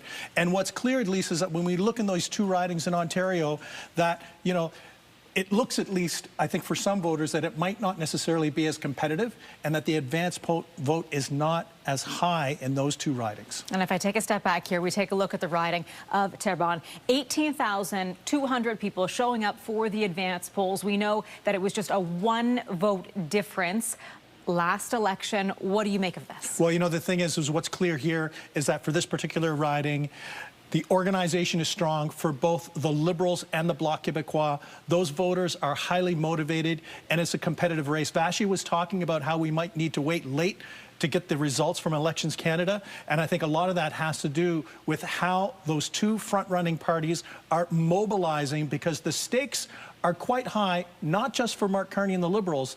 The stakes are very high for Blanchet and the Bloc Québécois, because if they don't win tonight, that's bad news for them. Nick, we talk so much about getting the vote out, and you talked about boots on the ground, getting people knocking on doors, helping voters get to those polling stations. Typically, with by-elections, the advance polls aren't necessarily as high. This is a pretty significant number. People know it really matters most there. Oh, absolutely. And you know, the thing is, Heather, is that in many of these by-elections, the voter turnout is not as high, and that's why the advance poll numbers are not as high. But I think Terrebonne is going to be the exception. You know, the thing is, it's still going to be really interesting to look at the results from Scarborough Southwest and University Rosedale, but I think Terrebonne is going to be the one that is going to be on tenterhooks tonight, especially until we see the advance polls, because we don't know who will win the advance polls. And when you have 18,000, I think it's about 18% or thereabouts of all the votes that could potentially be cast already in the bag, when that advance poll number comes out, hold on tight, because it's going to give us an indication as to who might have the upper hand in the count. Okay, hold on tight. Nick Nanos, thank you so much. Omar and Vassy, will send it back to you. All right, thanks so much, Heather and Nick. Let's swing over to our strategists. We've talked a lot about the government and other opposition parties, Kathleen, but Nick brings up a good point. The by-election in Terrebonne is very significant for the Bloc Québécois and for the party's leader. Yeah. I think if there's somebody who really stands to be a loser tonight, it could be the Bloc leader. If he can't hold on to Terrebonne, it will be significant for his party. Remember, when in history have we seen the Supreme Court overturn the results in an election? It is significant for that reason. And while the Bloc, you know, is territory Quebec, they can mass all their resources in that one riding. The Liberals had an advantage in a few ways. They got to call the by-election timing. They had their convention just days before, just this past weekend, where they could mobilize all of those, you know, people to pull the vote, and they could put all the money they wanted to in terms of up to to around $300,000 by pulling money from from University Rosedale, from pulling money from Scarborough Southwest and plowing it into Terrebonne. And I suspect that they did that. It feels like it's going to be, you know, a very close riding, mainly because of this long ballot initiative. But I think it's Blanchette that has the most to lose tonight. Like, certainly we've talked about Pierre Poilievre and what's at stake for him in terms of his leadership. But I think if Blanchette doesn't pull this out, it weakens the bloc. Let's talk a little bit about the other opposition parties, Shakir. Let's say the Liberals are able to, once we start getting results in, secure a majority. There's, you know, one camp that will say it makes Pierre Poilievre's job a lot harder, particularly in managing his own caucus, which is also already a vulnerability. But there's another that says this actually gives him some time to take advantage and try to capitalize on any shine that wears off, the honeymoon stage or whatever we're calling it. Where do you fall in that?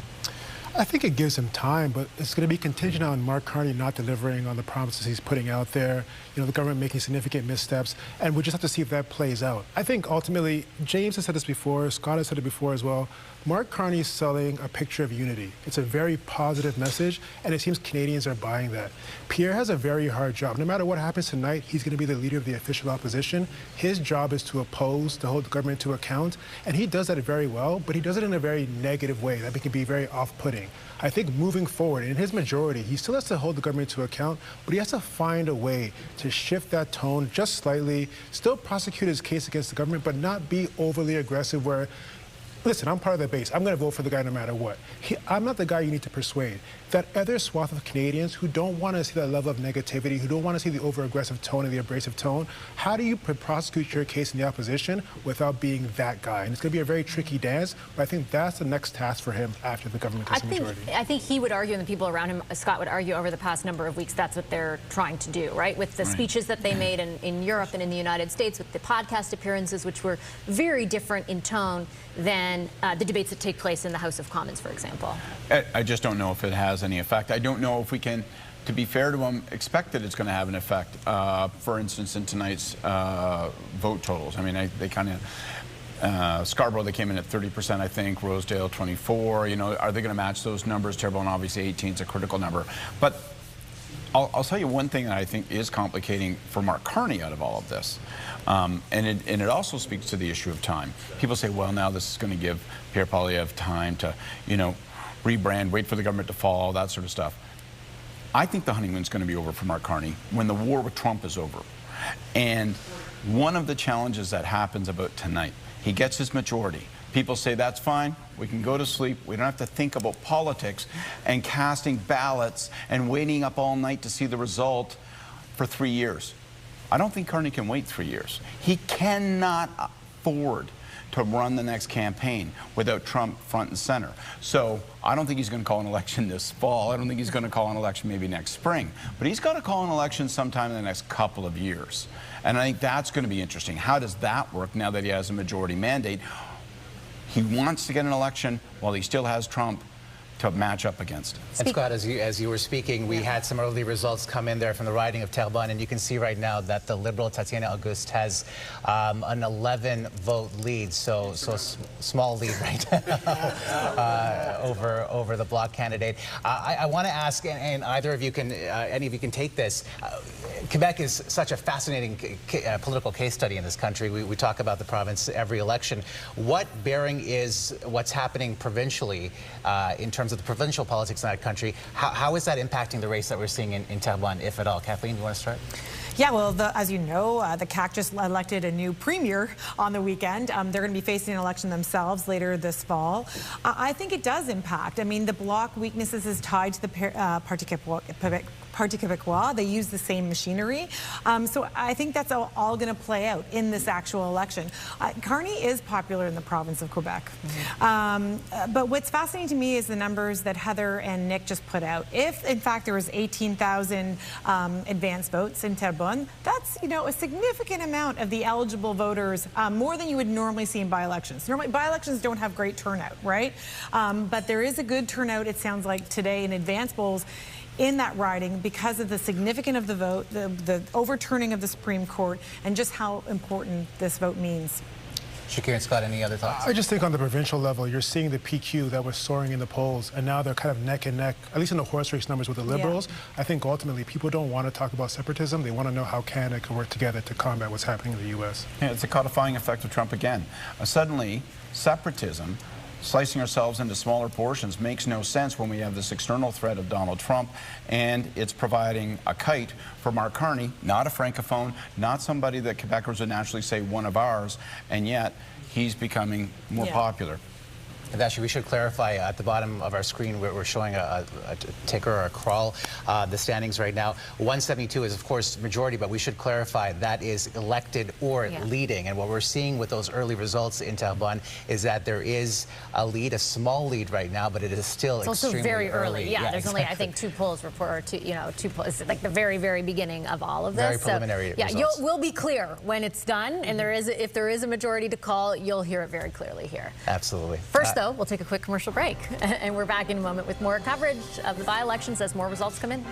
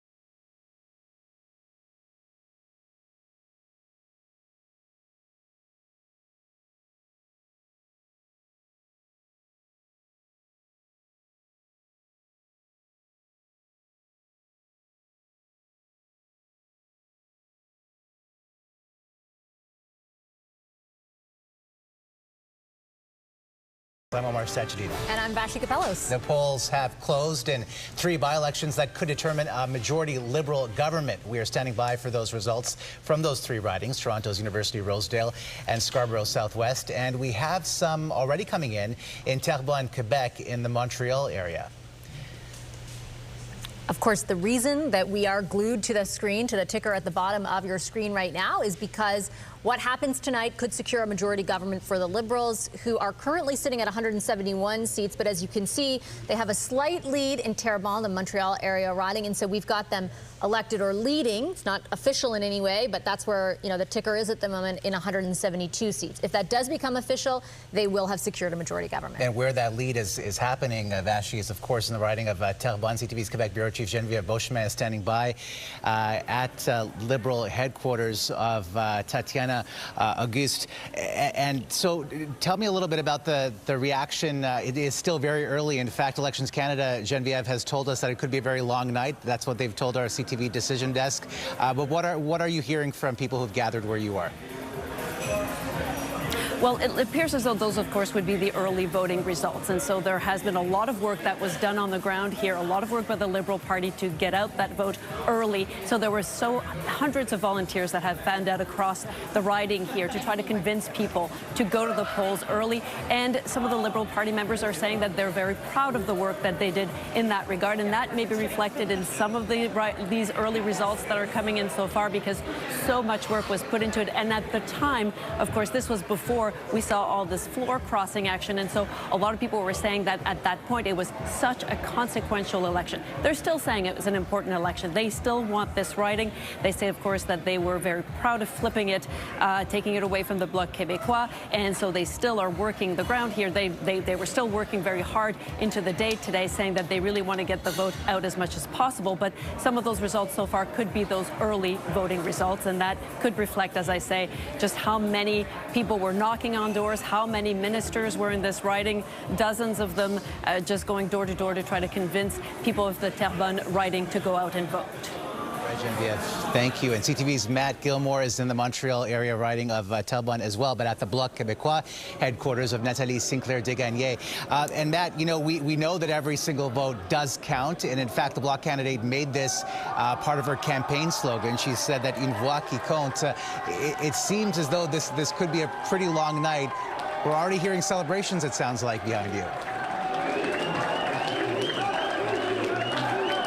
Yeah, I wasn't looking at the screen, so I'm not 100% sure what happened, but I will just take a quick look, and it looks like, based on the results that they have displayed on the screen, that Sinclair-Desgagnés has just jumped in front of the Liberal candidate. So, you know, you were mentioning it's very early and that the Liberals had a brief lead there. There's a lot of confidence still in this room that it is very early and that it's sort of going to go back and forth throughout the night.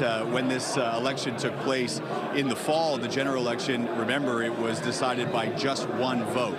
And so it's a very close race, and it will be interesting to see now, several months removed from that original race, how the sentiment regarding Mark Carney's performance has changed over time, whether there's more support for him or less. The Bloc Québécois has been, you know, originally when this was potentially going to be a decider, they were saying vote for us to prevent the minority. Now they're saying vote with your heart, hoping that people vote for the Bloc Québécois in this one. And I imagine we'll be seeing that seesawing as those results come in through the evening. Right now, a single vote separating the Bloc Québécois candidate and the Liberal candidate. So it is a very tight race, and we were expecting that heading into tonight. Matt, thank you so much. Let's bring in Adrian Gabriel in the downtown Toronto riding of Scarborough Southwest at the headquarters of Liberal Dolly Begum. Adrian.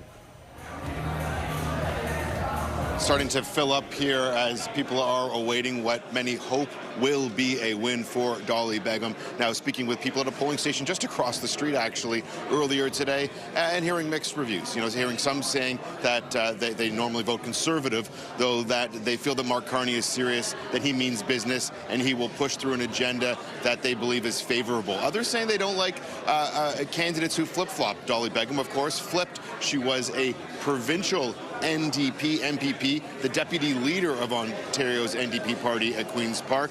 She left Merritt Stiles and the provincial NDP, came over to the Liberals. She's the candidate tonight. This has been a Liberal stronghold for many, many years. Bill Blair, of course, holding this one for more than 10 years before taking on a post in the United Kingdom. And just moments ago was also speaking with Liberal MP Michael Couteau. He says he's been knocking on the doors. He says he feels the momentum tonight here in Scarborough Southwest. We're going to have to wait and see what the vote tells us. And Adrian, as you were speaking, we had a screen there that showed that Dolly Begum actually had a 42-vote lead. Again, want to caution our viewers that this is still early, but this is one of the Liberal strongholds that we've been talking about all evening. A 42-vote lead over her Conservative rival. Of course, supporters of Dolly Begum will be hoping for that to hold through the evening. We'll be checking in that riding periodically throughout the evening. Over now to the Toronto riding of University Rosedale, where we find CTV's Heather Wright at the Liberal headquarters of Danielle Martin. Danielle Martin, of course, Heather, a former, or a physician, I should say, current physician. What are you hearing from people there? They're feeling good. I mean, this is quite a party atmosphere, Omar. The food is being passed, the drinks are flowing. We heard a little while ago from sort of the host of the evening, hoping that this is going to be a celebratory evening. Yet, now you mentioned Danielle Martin. She is a physician. She's a healthcare executive. She gained a lot of attention back in 2014 when she testified at a U.S. subcommittee meeting in the United States Senate, really touting the benefits of universal health care. She's a proponent of pharmacare, and so this is the candidate for the Liberals in this by-election. This is the party. They're hoping it's going to be a celebratory one. Some of the other candidates she's running against, Don Hodgson with the Conservatives. He is a business owner in the mortgage industry. Serena Purdy with the NDP, and Andrew Massey with the Greens. Now, as we've talked about all night, Omar, this is one of the ridings tonight that is considered a stronghold, but one thing we are going to be watching for are those vote numbers. Now, we know that advanced polls, advanced voting for this riding were down.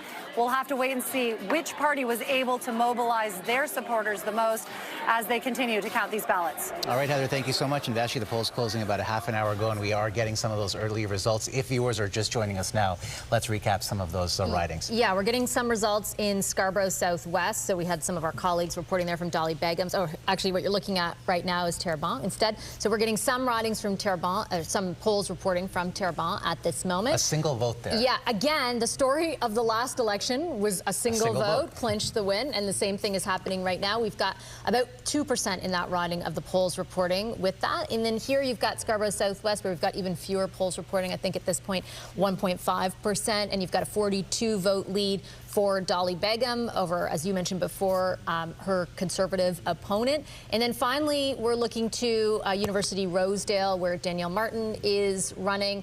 So far, we have no results in. The latest I checked, at least on the Elections Canada website, showed me that that was a fact. We can roll through that in a moment. We've got some more votes there for Dolly Begum coming in, some more polls reporting. And yeah, you can see that so far no polls reporting yet in University Rosedale, but we are anticipating they will come in fairly short order. No anticipated delays outside of Terrebonne at this point. Lots of advance votes they're able to count early in the Quebec riding. And Vassy, as you mentioned, this is still very preliminary, still very early. We know from Elections Canada it could be a particularly long night in Terrebonne, but if you looked at those earlier screens, it showed how many of the polls were reporting, and in several cases, you know, there were one or maybe two polls reporting. It's all less than 5%. Exactly. So it's still, especially in Terrebonne, could be a long night. And we just want to also clarify, if you look at the bottom of your screen, you can see that the Liberals are elected or leading in 172. That does not mean that CTV has yet declared a majority government, but they are elected or leading, we should say.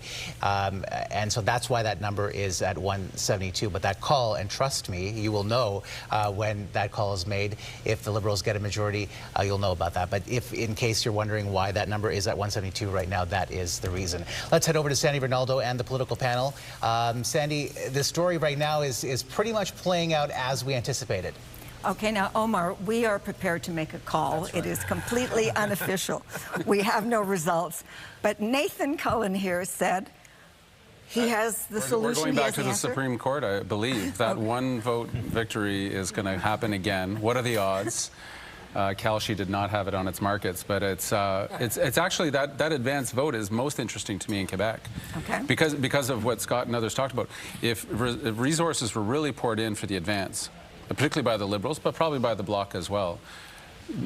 Advances sometimes don't tell you what the result really is going to be, but sometimes they're very indicative. And if the advance are the first things we see, which is what we're expecting out of Quebec, and the Bloc are holding or doing well, then I think the prediction of them being able to get that seat back is much stronger, given all of the effort of those hundreds of Liberal volunteers, et cetera, et cetera. That'll be an interesting play. But imagine if it came down to one vote again. Wouldn't that only be in Canada. something? Just, yeah, fantastic. Marco, you're itching to say something about voter turnout. Yeah, I mean, I think in Toronto it is playing out as expected, but the one exception is what's going on in Terrebonne. And if I took down the note right, it's that the total advanced poll turnout was 18,200, which is just shy of the same total number of advanced polls that were cast in the 2025 general election. Exactly. Now, why is that important? Because you would expect a proportionate drop-off to equal roughly the turnout of the vote in a by-election, which hovers around 30 to 40%. So this number is about 90%. of what the turnout was in the general election. I think that that speaks to what was described earlier, the brute force of the organization on the ground. And it is very true that the Liberal Party were pouring volunteers, ministers, money, caucus colleagues, and let's not forget, just coming out of the convention where there were roughly 4,500 people there, I know there were a lot of buses that were going back and forth there. So I think it speaks to clearly the motivation for the party to hold the riding. And I think on the flip side, there is also the potential that the Bloc is also using un vote qui compte, you know, the Supreme Court nullification as a way to give voice to French language, French culture, you know, the need to have a voice and a check and balance in Parliament. So as the results start to pour in more, we'll get a sense of whether or not this is going to be indeed razor tight, or whether or not we could be in for a bit of a surprise. Okay, but I thought I did hear you say that the Liberals might take it? Well, I think it speaks to just how much motivation there is. But I don't think there's anybody taking it for granted at all. It certainly seems that there's been a big push to get many, many votes out in the advance poll. What will matter is obviously today as well. I mean, there's still the lion's share of the vote on election day, and that's the moment that we're living in right now. So we'll see, but I think that is a number that certainly raises an eyebrow, and I think as the night plays out, we'll see where it goes. Okay, James. Well, I was going to say, Talbot's a very interesting riding. Think of the riding historically. Now, the margins of the riding have changed a little bit over the years as a result of redistribution and all that. Talbot, in contemporary history, it went progressive. It was liberal in the 1960s and 70s. It was progressive conservative in '88 over free trade. It's been a Bloc Québécois riding basically since the Bloc Québécois has been contesting campaigns since 1993. There was one deviation from that with Jack Layton and his Orange Wave in 2011. It was held by the New Democrats for one term, and then it went back. But so, like, I think in the normal order of things, in the normal order of Canadian politics in the last 20 or 30 years, Terrebonne probably would be like the 200th riding that the Liberals would win. Liberals shouldn't win Terrebonne historically. They don't historically win it. They don't. It says something about the shifts that have happened on the ground there as a consequence of global affairs and people being prepared to consider new options as a result of the perceived threat of Donald Trump, the real threat of Donald Trump, and also the shakeup in Quebec provincial politics, where you have 5 political parties that all have reasonable bases of support that are all in play there. So this is a district that's gone Liberal, Bloc Québécois, and Progressive Conservative. And no floor crossers yet from Quebec. But from the Bloc? Now that would be a story. They would be taken. But we were saying earlier that if the Liberals are successful in this riding, a lot of it will be due to Mr. Carney. Then I'm not saying this, and don't take it the wrong way, but the reverse is also true. If the Bloc are able to hold it despite Mr. Carney's popularity, then that's just something to take note of, that the personality of the leadership matters to a point. And as James said, this is a very diverse riding, but it has a very strong history. And I think the Bloc's strategy, frankly, was quite smart in this riding. And how great for those of us who care about democracy, when we talk to so many voters who say, oh, my vote never counts, who cares? We'll always say, remember Terrebonne. Every single time you vote, it could be consequential. It's good for us who believe in this whole system. Okay. Omar, Vassy, back to you. All right, Sandy, thank you so much. Let's bring in Heather, CTV's Quebec Bureau Chief Geneviève Beauchemin, who is in that Montreal riding of Talbot right now. And we've been talking about the Liberal organization leading up to today. Cabinet ministers who went there, the people that the Liberals brought in to stump for Tatiana Auguste. Jen, you're with Mélanie Joly right now, I see. Absolutely. Minister Joly, tell me a little bit about how much work the Liberals put into this riding. A lot, actually. We're very proud of the work we've done. I think the ballot question was clear. The ballot question was who can provide stability in a world of instability and a much more chaotic and divided world. And we know that the answer to that is Prime Minister Carney and obviously our government. We also had a very strong candidate, Tatiana Auguste, that had also past experience in the House of Commons for the last year. She was also able to get support from many of her caucus members. She actually, became a very strong candidate as the days were going on, and I'm really, really proud of her. And so, yes, we put everything we had in this riding, in the sense that more than 700 volunteers, a lot of different MPs getting involved, and it's going to be difficult until the end. But we're hoping for the best. It's a very historically block riding here. Well, indeed, but earlier on, this was perhaps the majority hinged on this particular riding. Things have changed now. Yeah. What does it mean to still hold on to this riding at this point? Does it mean less now that it's not quite that significant here? Every vote counts, and every seat counts. So we will never take anything for granted, and we know that when it comes to a majority or minority, it has never been really the conversation here. It was much more, who is the right person for these times? We're in a pivotal time in our country. We need to be able also to have the right person and with the right government, with the right representation to support workers dealing with the impacts of the trade war. One thing that is really important for viewers to understand is right here in Terrebonne, there are a lot of people that are working in the steel transformation industry. They've been impacted by the tariffs, jobs layoffs, and at the same time, lots of businesses trying to pivot. There's also an important defense. General Dynamics is here, so just nearby, there's a defense industry that is bit by bit reviving, and so what is the entire plan of our government is actually having clear impacts here in this riding. So that's why it was important for us to be able also to convey the message linked to the fact that, there are lots of things we can't control in the world, but we can control how we build a strong economy, and also we protect jobs. And that's, I think, will be the, what we'll see tonight. But I don't want to take anything for granted, but I think that it will go well. Although I did hear you say, it's a traditional block riding, it's a long-standing block riding. Is that an admission that it might be tough? Well, it is tough. Last time the results were one vote difference. What else can I tell you? And the Supreme Court took its decision. Of course, we respected the justice's decision, and so that's why there was a new election called.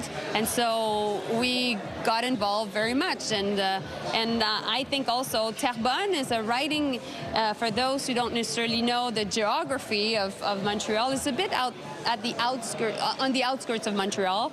It is very much more changing as Montreal and Quebec is changing. And so the second generation of first immigrants coming to Quebec, a very important community from Haiti, also from Northern Africa. And so things are changing in across the country, particularly also here. And so I think that could be actually very favorable in general for a candidate that is from the Asian community. Thank you so much. Thank you. Thank you. Back to you. All right, that's Geneviève Beauchemin with Minister of Industry Melanie Joly. They're standing by in Terrebonne. Very competitive riding. We're going to swing over to another riding, perhaps less competitive. We've got no results in yet, but certainly an expectation that the Liberals will be able to hold this riding that they've held now for the last 10 years. Heather Wright is over in University Rosedale with another minister, this one for artificial intelligence, Evan Solomon. Over to you, Heather. Hi, Vassy. Yes, I'm here with Evan Solomon. A year ago, you were elected to office. Did you think that there might be a by-election a year later that could determine a majority government? First of all, we've got three great candidates tonight. And, before anybody's thinking about what the result of that is, we got to win the by-elections. It's teams work hard. Here, Danielle Martin, I canvassed with her. I know Danielle. She's a doctor, She's a world-class physician. She's lived in the community. She's done great work. And in Terrebonne, Tatiana's fantastic. That's going to be a hard-fought race. And then, of course, I've been with Dolly in Scarborough Southwest. The thing is, in any campaign, you get your head down. You just are trying to win the riding. The community's got to get to know you, and the focus on this is not about what the overall result is. You got to win today. And look at this crowd. There's a great team of volunteers, and I think they're focused on tonight. What's going to happen? We'll see, but it's going to happen at the ballot box. That's the key. But with a majority, I know we're getting ahead of ourselves. If the Liberals do win a majority, life does get a little bit easier when it comes to governing. We know that the Prime Minister is going to make an announcement tomorrow about cost of living. I mean, what do the priorities become, or do they stay the same if there is a Liberal government majority? You know, we are governing, and I think the Prime Minister is leading to build this country strong. He says it every day, to empower citizens, to protect the things that we love, our public health care, which is what Danielle will help to do, our communities. That plan is not going to change. The Prime Minister likes to say, no games, we're doing this. There's no, as he said, we're not proroguing. We are governing together to lead the country in as nonpartisan, as non-divisive a way as possible. We're trying to unite people, and I think people are coming to his message. They're responding to a message that is really not about political games and partisanship. It's about building. It's about building affordable homes. It's about protecting our health care. It's about building up our military. It's about building major projects. It's about launching the community fund. None of that's going to change. Canadians have seen the strategy. They know what Prime Minister Carney does, and that message is only going to continue. Do we want, obviously, to win these three? Absolutely. And they're great candidates. But to me, the message is about unity. And it's an invitation to all Canadians to build together. And, you know, if you vote Liberal, great. If you don't, you're still part of this country to build together, unite together, and work together. And that's what the foundational message has been, is, and will be. There are rumors as many as 9 other MPs might be looking to join the Liberal caucus. What do you say to critics of floor crossers and of the government? Some have said, you know, perhaps floor crossers shouldn't be accepted into government. What's your response to that? Well, first of all, whatever happens tonight is going to happen at the ballot box. I think that's a really core message for Canadians, whatever outcome for a minority or a majority government. Floor crossing is a long tradition in our democracy. It's been accepted by the Conservatives, the Liberals. This has happened. There will be opportunities, obviously, at the ballot box in any federal election to respond to the movement of an MP. But it is a testament that what the Prime Minister is doing, this unifying message, people want to be part of. There are people that have crossed the floor that said, you know what, I don't want to tear down, I want to build up. I like his message of unity. I like the fact that he's focused on buying Canadian. I like what he's doing on cost of living and affordability. So they want to join. And again, voters, they're serving their communities. They represent their communities, and they will face the ballot box. But it is a long and established tradition. Conservatives have accepted it. And, you know, if people want to join Mr. Carney's mission, this is about unity. It's not a bad thing. It's a great thing. And I think, you know, are there more conversations going on? Absolutely. There's conversations all the time with people, and that's a good thing. All right, Evan Solomon, the Minister of AI, Digital Innovation and Economic Development for Southern Ontario. Wow, I got it right. Title. Back to you guys. All right, Heather, thank you so much. And in case any of our viewers are wondering right now, hey, we have results from Talbot, early results coming in. We've got results coming in from Scarborough Southwest. Why don't we have results coming in from University of Rosedale? We put that question to Elections Canada. Elections Canada is basically saying they don't know why, but they're saying that those results should be coming in a few minutes' time. So for the full transparency, that's what they're telling us. So that's what we're telling you. But their assurances are that those results from University of Rosedale, where Heather Wright was just speaking to us, those results should be coming in momentarily. Let's go right now to Scarborough Southwest and to Adrienne Gabriel, who's at the headquarters for Liberal Dali Begum, who is increasing her lead. Adrienne, what's the atmosphere like? The atmosphere is quite jovial here. That lead that you're just talking about there, those early numbers we're seeing come in right now, Omar, are what many here have been expected. Dolly Begum is a well-known commodity here in Scarborough Southwest, though not with the Liberal Party, with the NDP, the provincial NDP, where just recently she was the deputy leader at Queen's Park here in Toronto. She, of course, flipped. She came over to the Liberal Party. I've been speaking to some of those who've been knocking on doors recently. They say that they've heard a lot of support for the Liberal Party here in this riding over the last number of days. They're really feeling that momentum. Now, interestingly as well, I was also speaking with Liberal MP Michael Couteau, who's a neighboring MP here in Scarborough, and I asked him, Dolly Begum is from, traditionally an NDP left-leaning politician. Just a couple days ago, we had a Conservative, Marilyn Goudou, crossover. I asked him if there's a concern as the Liberal Party casts a wide net that they could potentially be alienating some voters. He said he didn't think so. He said that's proof and point that Mark Carney is governing. He can cross the floor, that he can work with people from a diverse background, diverse political background. And tonight, right here this evening, they are waiting. The stage is set behind me, and they are anticipating a Liberal win here very soon, Omar. All right, Adrian, as you were speaking, Dolly Begum has maintained her lead. Again, still very early. I believe I saw only 5 polls of the 188 actually who were reporting in that riding. So a lead for Dolly Begum, but still very early. We're going to take a quick break right now. You're watching a CTV News Special, Federal By-Elections 2026. As we have been mentioning, the polls have closed, and we are getting those early results, except for University of Rosedale, which Elections Canada has told us should be will be put into the system momentarily, and we'll bring that to you. Time now for a quick break. We'll be right back.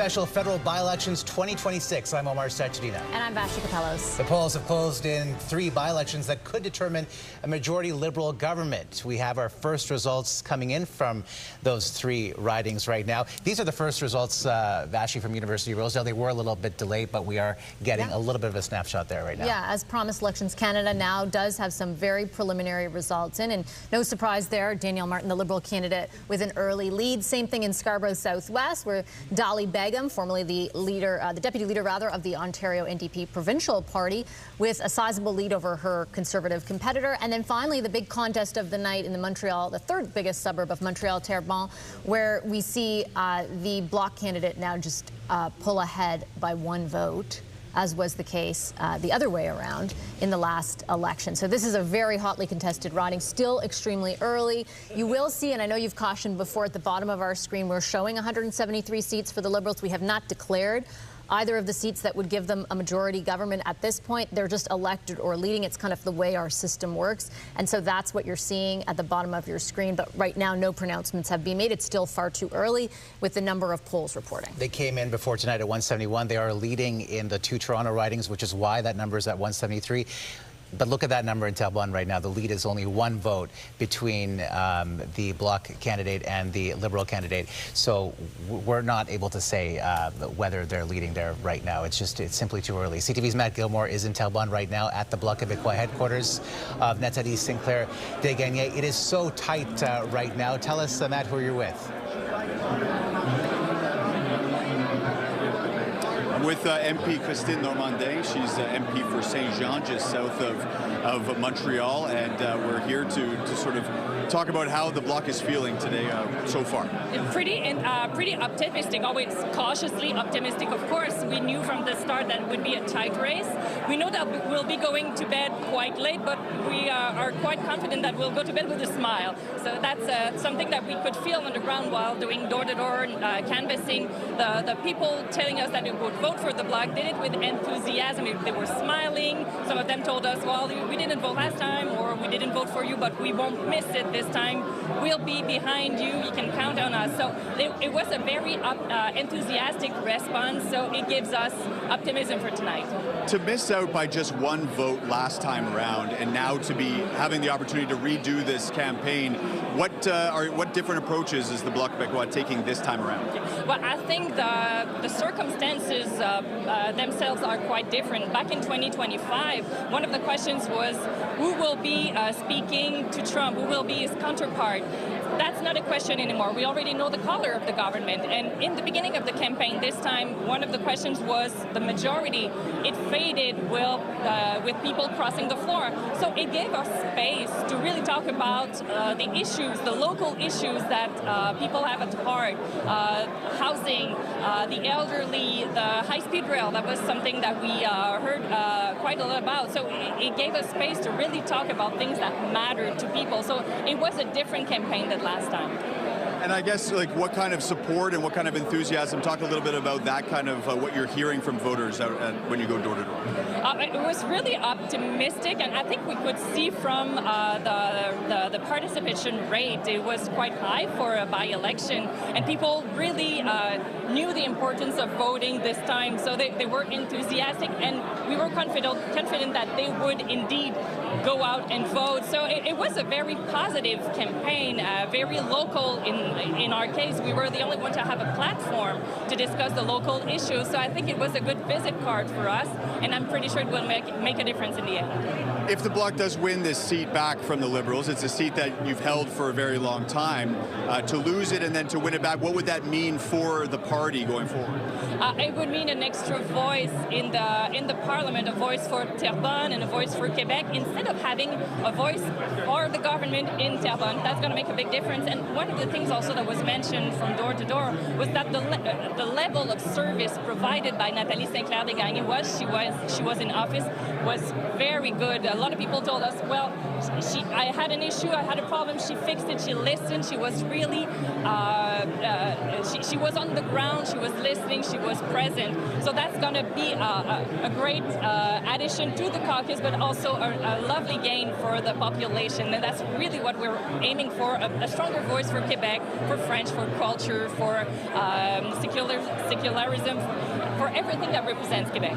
And of course, she's not a stranger to the caucus, so she was with you guys for the last 4 years, and what would it mean to have her back personally? Oh, it will be great. She was one of the MPs working on issues that are still discussed in the House right now. For example, the Curam system, which is costing 4 times what it was supposed to be. She was one of the first ones to raise the flag on this. So there's still fights going on that she digged in the first place. So it's going to be a great addition.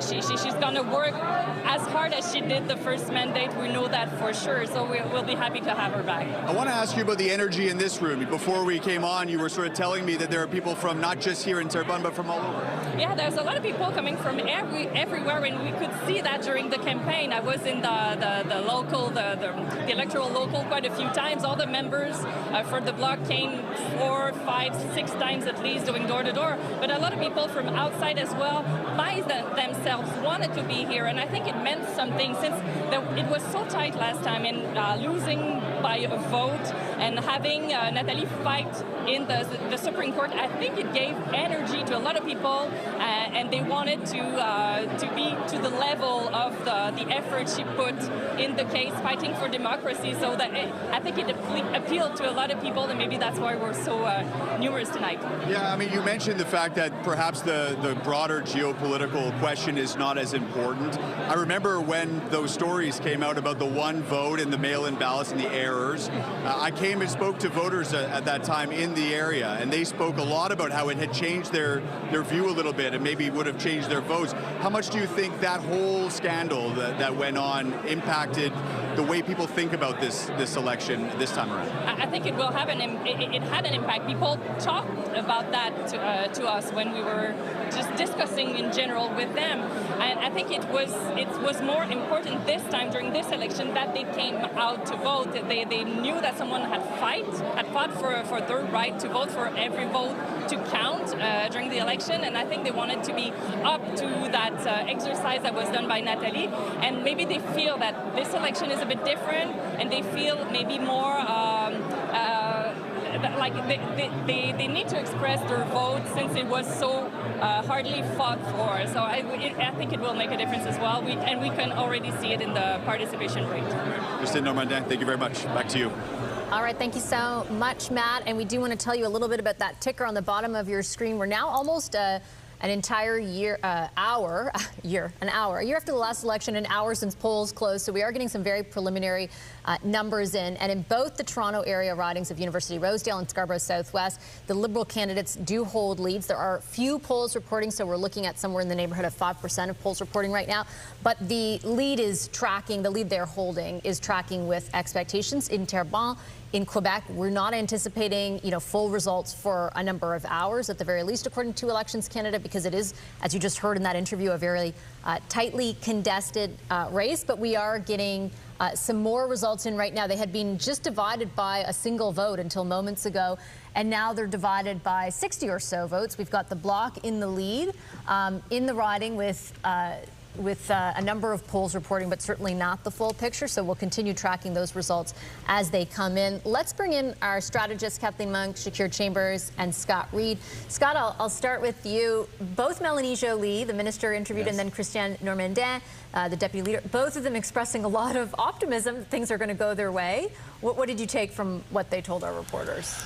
Yeah, since these numbers are so preliminary, let's just dive into straight speculation and alchemy. That's exactly what I'm asking you to do. Yeah, that's what you're here for. I really detected a lot of optimism and confidence coming off of Mélanie Joly. Like, Mel was really sounding to me like someone who was preparing for the arguments as to how they won the riding. She was very careful, so take nothing for granted, giving all the qualifications, but did not strike me as someone who was talking as though she expected to lose, someone who expected to win.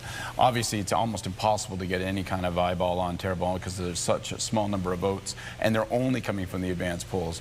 But that was the vibe that I got. I personally will be surprised. I know Marco, he crawled into, his doghouse there when he was asked for a prediction. I really will be surprised if the Liberals don't win Terrebonne, just given the sheer force of organizational effort that they've thrown at it and the fact that they got some popularity at and their that's a 180 on what he said earlier in the show. I'm like, I just want to point that out. Real-time fact checks. Literal 180. But that's the thing about this kind of these advanced polls. Listen, I remember, claiming in the 2015, trying to cling on to a Newfoundland riding because there were advanced polls and we just couldn't call the riding yet. But it didn't end up going our way. That was Jack Harris at the time. But they can be tricky. But this phenomenal number, of advanced polls really does make it seem like it's a bit of a Liberal shoe-in. And you've got to give it to Mark Carney, not called yet, but he's been so politically effective at expanding his power without actually having to trigger a full general election. Because that was, a possibility for him. Remember, the government could trigger an election themselves. We are in a minority. And the polls would say, Nick would say, that in fact, if he did say, he would get a stomping majority. But he built this advantage, first of all, through the floor crossers. Now, looks like tonight, through these by-election wins, and will form his majority this way. Do you think that means, Scott touched on this earlier, but do you think that means if, in fact, this plays out as the polls are leading or indicated that will be the case, Shakir, that a general election is off the table? I think if Carney gets the majority, there won't be an election until 2029, the next scheduled election. I think they're going to work with their majority. As long as there's no one that leaves the Liberal Party for whatever reasons and brings it back down a few seats, I think we're good till 2029. I would just say to Scott's point, I didn't get the arrogance that he's talking about from Jolie, or the confidence. He'd call it confidence, yeah. Hubris, swagger. I mean, when Evan Solomon spoke, and then the person in Scarborough Southwest, they try to be very humble, like, oh, we feel good, and we'll see what happens. But they know they're going to win those two ridings. It's pretty obvious they're going to win those two ridings. Terrebonne is the one that we have to be concerned about, and I think in that riding in particular, we'll see how it plays out. But it seems like everybody's very, very motivated, and I think Nathan made the point. In that riding in particular, your vote counts. If there's any writing indicative of every vote counts, it's Terrebonne. And so we'll see how it plays out. But there's clearly a very high level of motivation from the Liberal side and the Bloc side. I heard Nick Nano say earlier he's looking at the Conservative number to see motivation.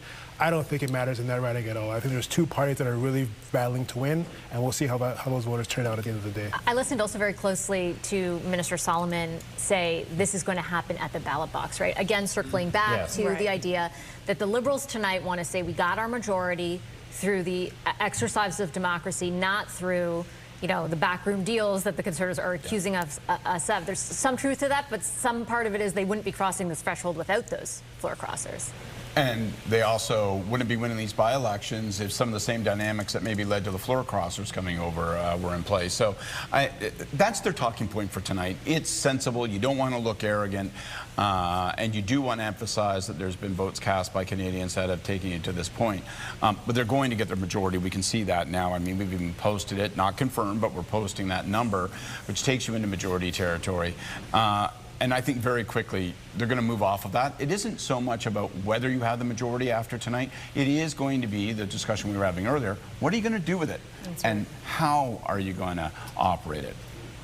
And do you feel like that number is important? Because Shakir was mentioning, Kathleen, like, do people, the number has to stay static, but we know Jonathan Wilkinson, for example, out in BC is likely headed to a diplomatic post fairly soon, so then they're down a count, and then what, you know what I mean? Like, for sure, it's Nader Smith, who will be potentially running for the Ontario Liberals. Maybe. Boularice, exactly. That number quickly changes. It constantly changes, right. So the thing is, the Liberals wanted to avoid the framing that was being put on these floor crossers. The accusation was that they were being opportunistic or potentially anti-democratic by forming a majority this way. And so this by-election opportunity this evening gives them the opportunity to basically say, no, we didn't do it through backroom deals, we did it through democracy, and then, if the rumors are true, they'll get a whole other swath of floor crossers, which will be the padding that they need, the margin that they needed of error when they have these resignations that are frankly planned and the regular departures that will happen over the course of an election. But we have to see what Carney does next, and we know that there's a spring economic statement coming soon that will likely be coming up in the next 2 weeks. How will the Liberals form the narrative around that? Will they have new policy drops in the coming weeks to show that this new majority government potentially is moving fast for Canadians? And we don't know officially if they have that majority government, but certainly as we look at some of these preliminary results, Omar, it is giving the impression, even though there's not a huge percentage of polls reporting, the lead is so sizable in both of the Toronto ridings that it looks very much headed in that direction. Yeah, we're we're seeing more of those polls reporting in the 3 by-elections. Terrebonne, of course, will be the one to watch, but you can see there that the lead between the Bloc candidate and the Liberal has expanded somewhat. Nathalie Sinclair-Desgagnés has 231 vote lead. There are 13 polls out of 211 that are reporting in Terrebonne at the moment. And Vassy, as you were mentioning, the lead growing for the Liberals in those 2 Toronto ridings of Scarborough Southwest and University Rosedale. So we will be, of course, tracking this extremely closely in the minutes to come. You're watching the CTV News Special, Federal By-Elections 2026. We're going to take a quick break, and we will be right back.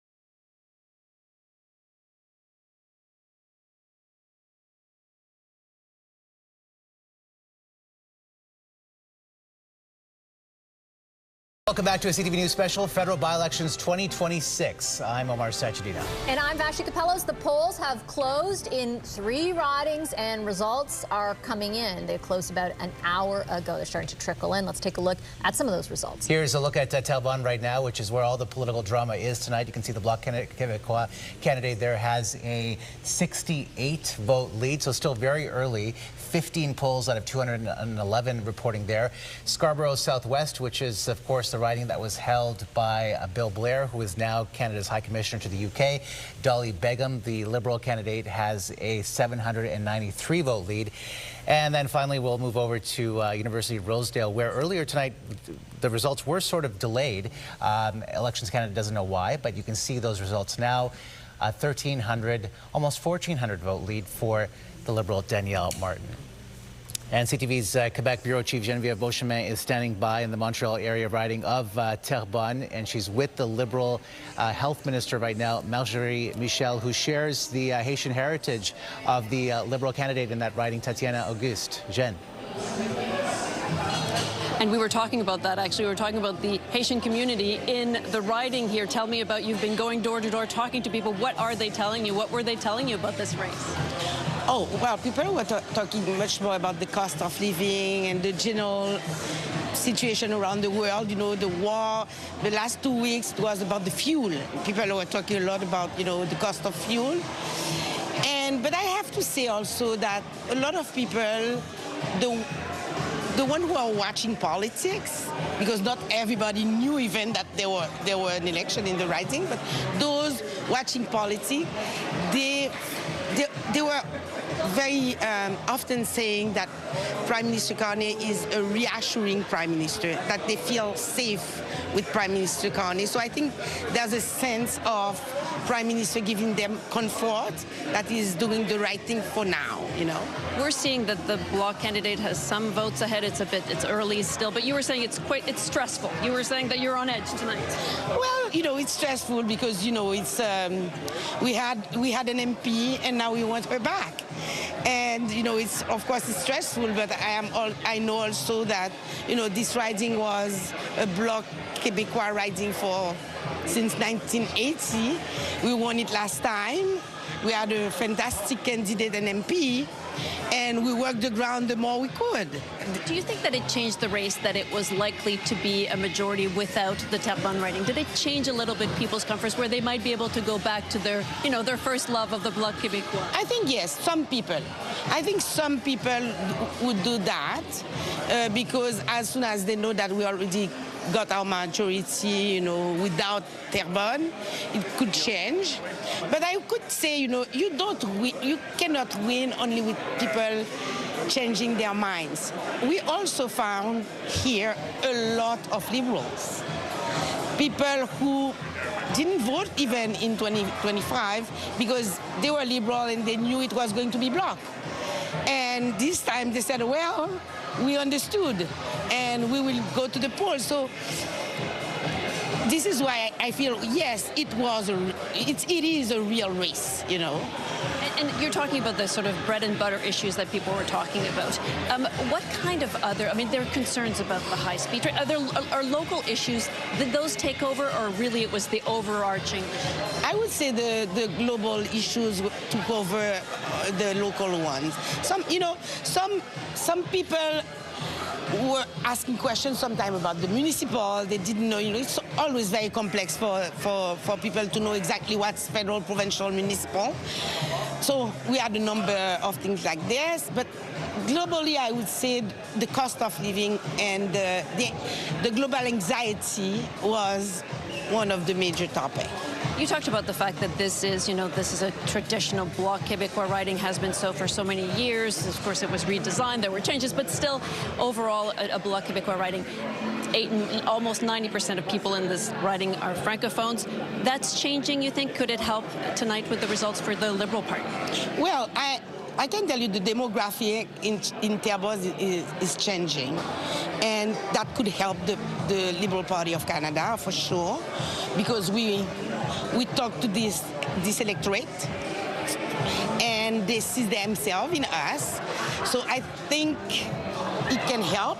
Is it going to be enough to win? I don't know. Up by one again. I guess it could. Well, you know, anyway, I would say Tatiana was a fantastic candidate, and she was a fantastic MP, and really, this is what people are talking a lot about majority, minority. Now we are majority. But for me, you know, it's like bringing Tatiana back to Ottawa. For me, it's really important because she's young. She learned the job. She was fantastic. And as a Quebecer also, I want to keep my Quebec caucus back to Ottawa.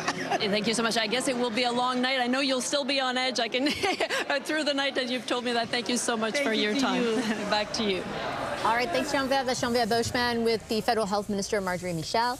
And we've got some results coming in from all ridings. You can see there the riding of Terrebonne still very close. It keeps going back and forth between the Bloc and the Liberal candidate, which is exactly how close we thought it would be. In the riding of Scarborough Southwest, a different story.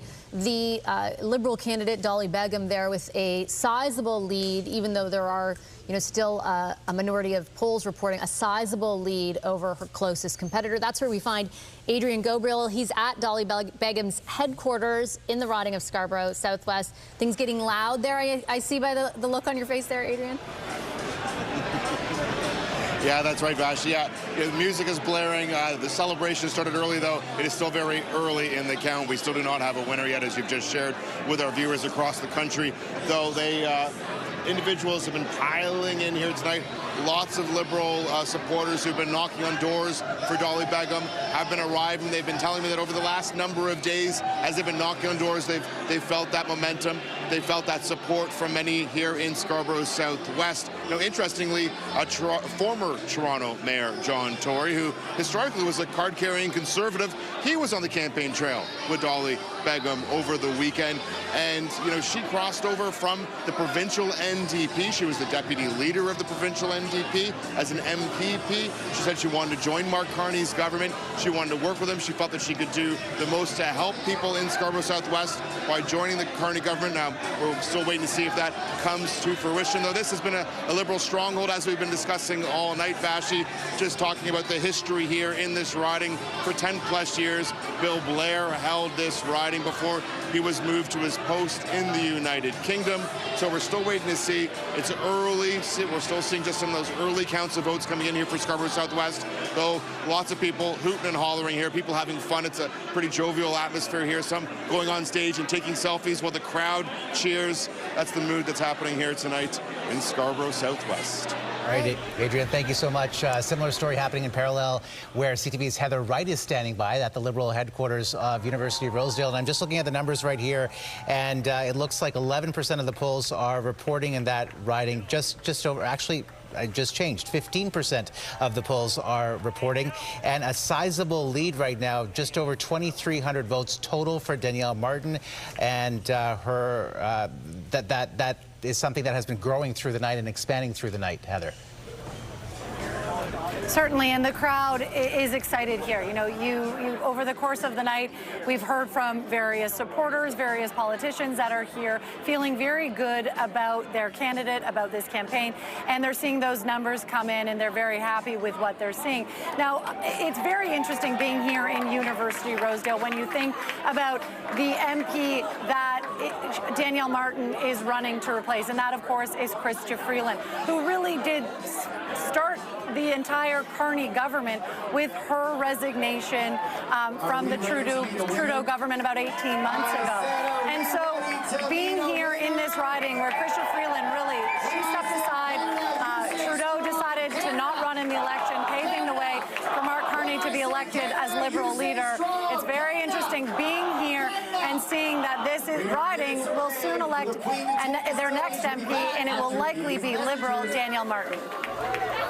All right, Heather, thank you so much. Let's bring in our Ottawa Bureau Chief, Graham Richardson, right now. And certainly looking or listening just to that audio there, Graham, you can almost tell that at those two Toronto ridings, they are preparing for celebration. We're looking for one of three, and one of the ridings I heard we're up to 15% now. So clearly a trend is happening, and obviously it depends on how you heard Melanie Joly, whether it was confidence or whether it was cautioning that maybe we won't get it in Terrebonne. But as we've been saying, one of the three gets them to 172, 2 or 3 gets them higher. So we'll continue to wait and watch for that. The other thing, too, that we haven't talked at all about is in context of floor crossings. Like tonight is a night about volunteers and about pulling vote, right? And so when the Conservatives are hit with those kinds of things, you have to think long-term about the damage that does to that volunteer base. Now, I know they're committed, but you know, this is hard work. This is not easy to do this. On by-election night, it's smaller, arguably, than obviously a full general. But, you know, it's just something I'm thinking about because we're looking at vote being pulled. We're looking at volunteers engaging, right? And so that's the hard part about the bigger story here tonight on the Conservative side is those defections and the impact they're going to have. Because I don't think it's going to go away quickly, regardless of if Mr. Poilievre is able to hold on or not. They might have some time, though. They will have time. Right? If it's not a tomorrow issue for them now with a majority secured, they have a to their credit, they have a pretty strong volunteer get up the vote base at this point. Yep. Yeah. So lots more results coming in as we take a look at University Rosedale, as we take a look at Scarborough Southwest, both Liberal strongholds, senior ministers there, and certainly sizable leads for the Liberal candidates, Danielle Martin and Dolly Begum, in both of those ridings. Terrebonne in Montreal, just outside of Montreal, very much a more competitive race, one that has been competitive all night, was competitive in the last federal election, and remains so at this hour. Let's swing over to Sandy, who is with our political panel for some more analysis. Okay, Vassy, everyone here is fascinated by the race in Terrebonne. And at one point, Nick Nanos was invited over here because we had a question for him. Yeah, the question was, how does the early number on the advance stack up against last year? And I do think it really bears careful examination. So, you know, I say with a heavy caveat, let's see how the rest of the night plays out. And let's see how today goes in terms of the overall turnout. But I agree with what Scott said, notwithstanding the fact that he was making comments about doghouses. I just try to stay out of them, unlike you, Scott. You spend an awful lot of time in there. But I do agree that, you know, Minister Joly and others have projected, I think, some cautious optimism. Either way, I think it's quite remarkable that the Liberal Party has established a presence through the most recent incumbent, Tatiana Auguste. And the real question will be now whether or not they can pull this rabbit out of the hat and now bring her back to Parliament. James, what do you think? I mean, we were talking about voter turnout, and the question was, why would there be such a large BQ turnout as well, along with the Liberals? I mean, I suppose a lot of it is machinery politics, a long-lasting, you know, legacy of parents and kids. Like now, for Bloc Québécois was first contested the campaigns across Quebec on a broad scale in 1993, right? So you're now going back 30 years of a political party having machinery and families and a bit of a legacy of voting patterns there that is deeply held. So if they can reanimate that and get that vote out, obviously it'd be pretty forceful. But I do kind of retreat back to, I think, Scott's view, right? Which is, if you voted for Mark Carney last year, what has he done in the last year to offend you to not vote for him again? You might be disappointed. You might be really disappointed next year. But right now, nothing has really happened in the last 12 months to make you not vote for Mark Carney again, which puts the Liberals in a good spot. Plus, the Liberals have a machinery advantage and a fundraising advantage more broadly. They had their convention strategically in Montreal. You get those volunteers out to push out and get the final vote out. We have less than 15% of the votes have been tabulated so far. And look, by the way, as a historic parallel, my riding that I used to represent voted Reform Party in 1993, 1997. The Member of Parliament stepped down. We had a by-election in 1998, and the Liberals won it. The Liberals had not won my riding since 1968, but they won it in 1998. Why? Because it was in between election campaigns. It was clear there was not going to be a change in government, and they elected an incumbent sitting mayor of the largest city in my town. Why? Because he knew the community well, and you can get something possibly out of that. So I think in a practical way, we talk about politics at a high level here and what it means for the country and red and blue and all that. Right. But if you're a regular citizen on the ground, the argument of having a government member of parliament can actually deliver something tangible to your community has meaning. I have to stop you there, and I owe you one, but I have to throw back to Omar and to Vassy, okay? I won't forget. Okay, we have some breaking news right now. The CTV News decision desk is ready to make a call.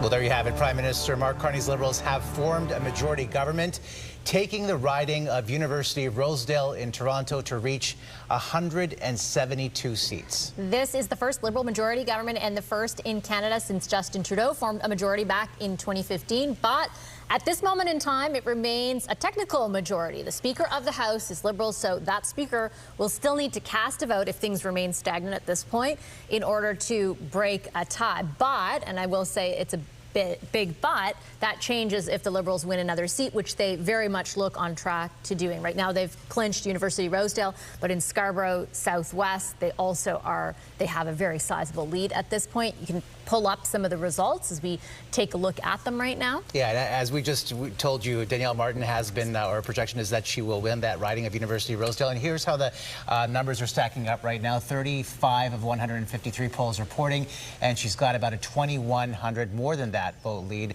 over the NDP candidate. So again, the victory there, clinching Mark Carney's government to majority status. He will be forming a majority. Let's go to CTV's Heather Wright at the Liberal headquarters in University Rosedale. Heather, I can imagine there's already a sense of elation where you are right now. Certainly a lot of cheers with the news that Danielle Martin is going to win this seat. Now, I'm speaking quietly because you might be able to see behind me, Bob Rae is addressing the crowd here tonight. Now, Bob Rae is one of the MPs that represented part of this riding during his tenure in the House of Commons. So he is introducing Danielle Martin now, saying that he has known Danielle Martin since before she was born. And so the crowd really excited, enthusiastic, and getting ready to hear the words from the newest MP that is going to go to Ottawa, Danielle Martin. All right, Heather, thank you so much. And again, just to recap, the Liberals have formed a majority government. They have reached the 172 seats that are needed. Heather Wright, of course, speaking to us from University Rosedale, which was, of course, the riding that previously belonged to Chrystia Freeland, who has now become an advisor to Ukraine's President Volodymyr Zelensky, and also taken up a position at Oxford University and who was there the day that the campaign kicked off next to Bob Rae, who is in the midst of introducing Danielle Martin to make her victory speech. And we can take you through some other outcomes or some of the other results that we have in Scarborough Southwest is where our eyes turn next, because of course, though the Liberals have now formed a majority in order to get over that technical majority of 172 and get 173 seats, this is the obvious place to look. You can see how sizable the lead for the Liberal candidate in Scarborough Southwest is for Dolly Begum. Adrian Gabriel is live for us there right now. Adrian, what is your sense on the ground? Well, the sense on the ground is lots of excitement here. The room is absolutely packed right now, Vassy. Nate Erskine-Schmidt just walked in. We've got Michael Coteau, Liberal MP here. The President of the Young Liberals of Canada has walked in and introduced himself to me. Lots of big Liberals in this part of the country arriving here in anticipation. They believe that Dolly Begum will be winning tonight. We're still waiting to see. The votes are still in the early stages. You know, she's up against Diana Filipova, is the Conservative who's really right now the closest to Dolly. And now Dolly Begum is a household name here in this part of the GTA. She was an MPP for Scarborough Southwest as a member of the NDP, most recently as a deputy leader of the provincial NDP. So, you know, she really has a strong base already in place here.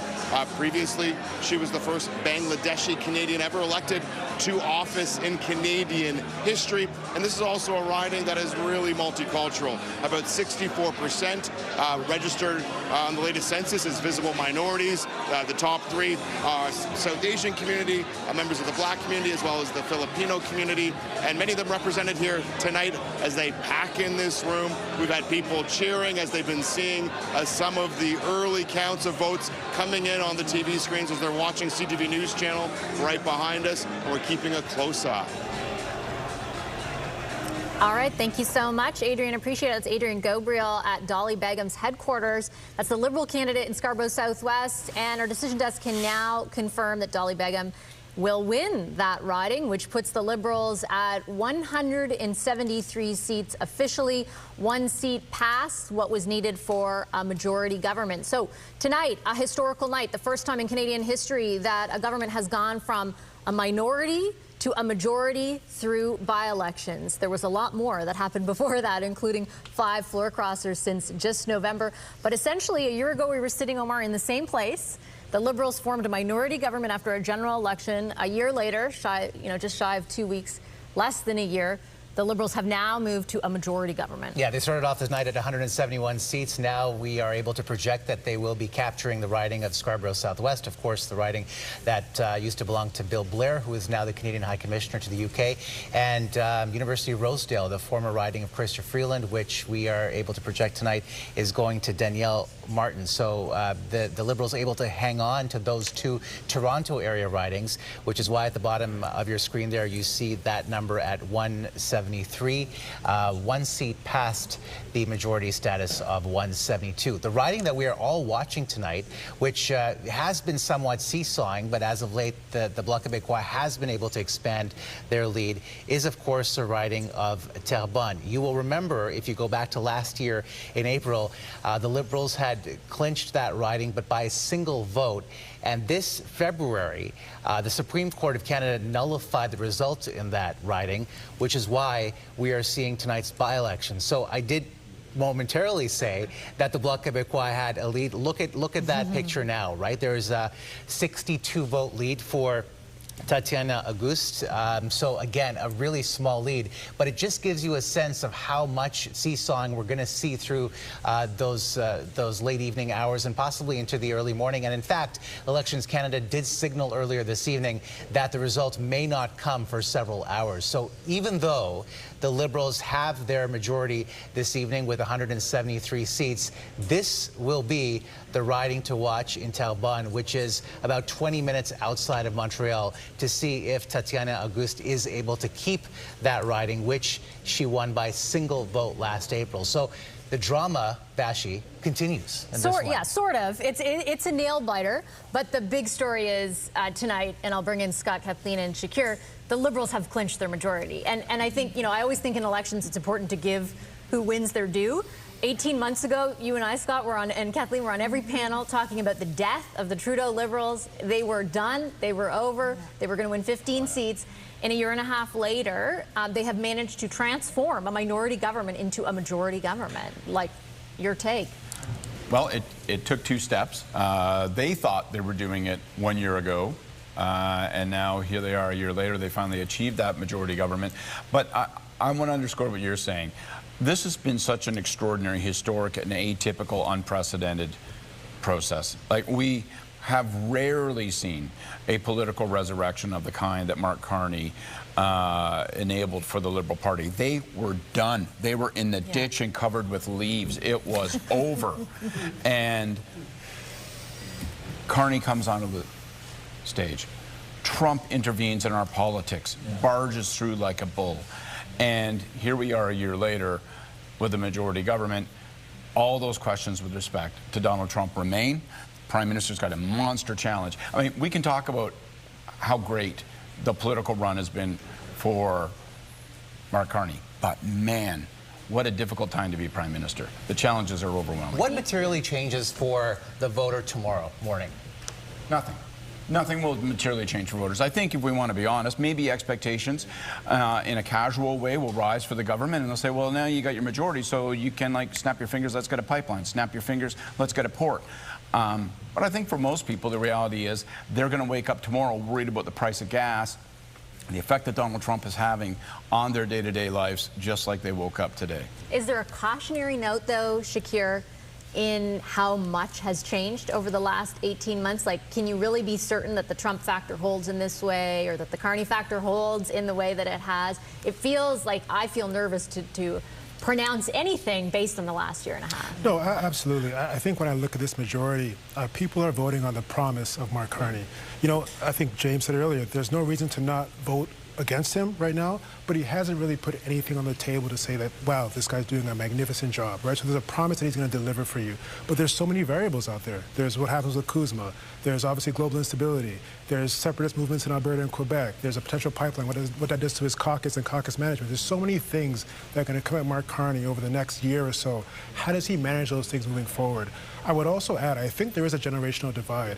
With all due respect to Scott, he said numerous times, this war that we're at, against Donald Trump, I'm looking around, I'm pretty sure I'm the youngest person on this panel. I don't think, with all due respect, I don't think people in my bracket view that threat the same way that we view paying rent, buying groceries, things of that, the affordability issue. I think that's just top of the priorities for us, not this battle against the U.S., not Donald Trump. And so we have to see how Carney manages that generational divide that I see on these issues. You don't think even younger people think that Trump is the accelerant for all of those challenges, or many of those challenges? The issues that we're facing right now with rent, with food, these things happened way before Donald Trump. I'm not going to sit here and point fingers at the previous government, but I mean, at the end of the day, the Liberals were in power for the past 10 years, and these issues accelerated. Donald Trump sure has been a factor on them, but he's not the cause of some of the issues we're facing on affordability. And I think a lot of youth see that. But clearly, I don't think people think Mark Carney is either. Mark Carney's or he'd be getting pounded tonight.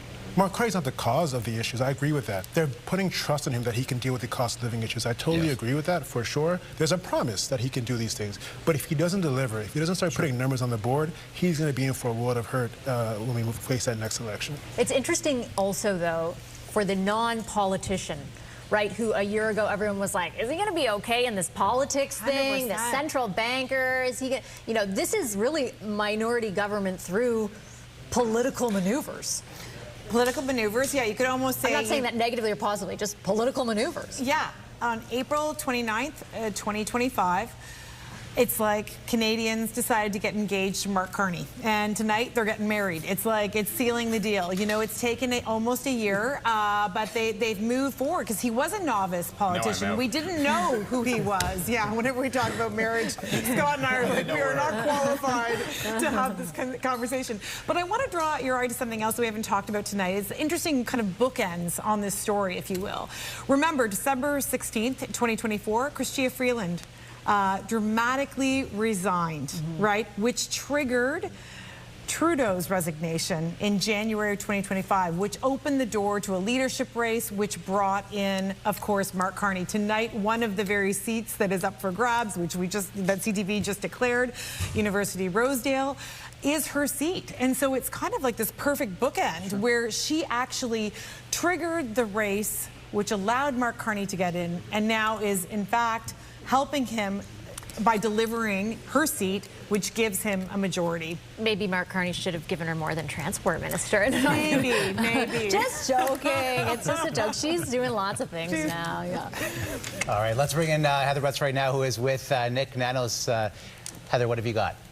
Thank you so much, Omar. We're going to take a deeper dive right now at the riding of Terrebonne. We've been talking about it all night. So just to let you know where we're standing right now, about 55 of the 211 polls have closed. The Liberals currently in the lead with 229 votes ahead of the Bloc Québécois. So who are the people of Terrebonne? Who are these voters who are making this dramatic shift all night that we've been seeing between those two parties? So we had Environics Analytics break down Terrebonne for us. They broke it down into 12 segments of the population, but we're going to take a look at the top two. So we're going to start with Les Familles. So these people, upper middle income Quebec suburbanites, their average household income about $140,000.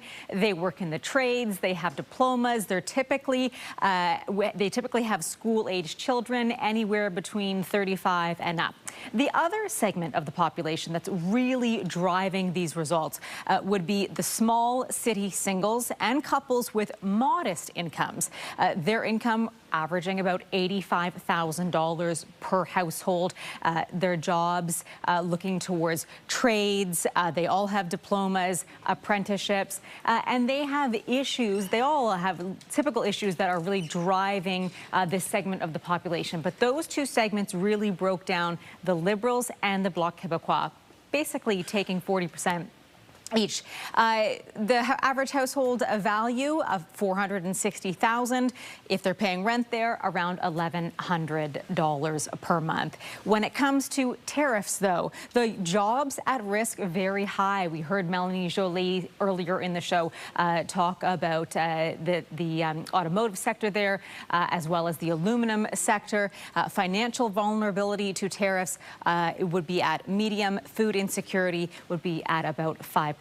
So those are the two people who are really helping those Bloc Québécois and the Liberals battle it out. I want to bring in Nick Nanos now. Nick is going to help us break this down even further. Nick, we want to take a look now at the leadership and where that stands right now. We're going to bring that graphic board up for us. Walk us through this, Nick. No, so you can see, you know, this shows the plus minus, the vote change when we roll up all of the by-elections, what's happened tonight. And you can see, if you look at Pierre Poilievre, he's down 14 percentage points. And you have the BQ up, the Libs up, the NDP generally flat, no change for the Green Party. The other key thing is that when we look at the riding of Terrebonne, Conservative support is at 3.3%, Heather. A far cry from 18%. So the big question is, where are those Conservative voters? Did they stay home? If they came home, if they went out to vote, who did they vote for? And the other thing is let's face it, if you're a Conservative strategist and you're looking at this number in Terrebonne, 3.3 compared to 18%, you're going to be asking yourself questions because this is just another signal. I think it's probably fair to say that Pierre Poilievre will not do as well tonight as he did do in the last federal election in these three ridings. And the big question is how will his caucus and how will strategists kind of receive that? But watch the BQ, watch the Liberals, and then we'll watch for the fallout for Pierre Poilievre potentially. Absolutely. Nick, thank you. We'll throw it back to Omar and Vassy. All right, Heather, Nick, thank you so much. So if you are Pierre Poilievre tonight, Graham, what are you thinking?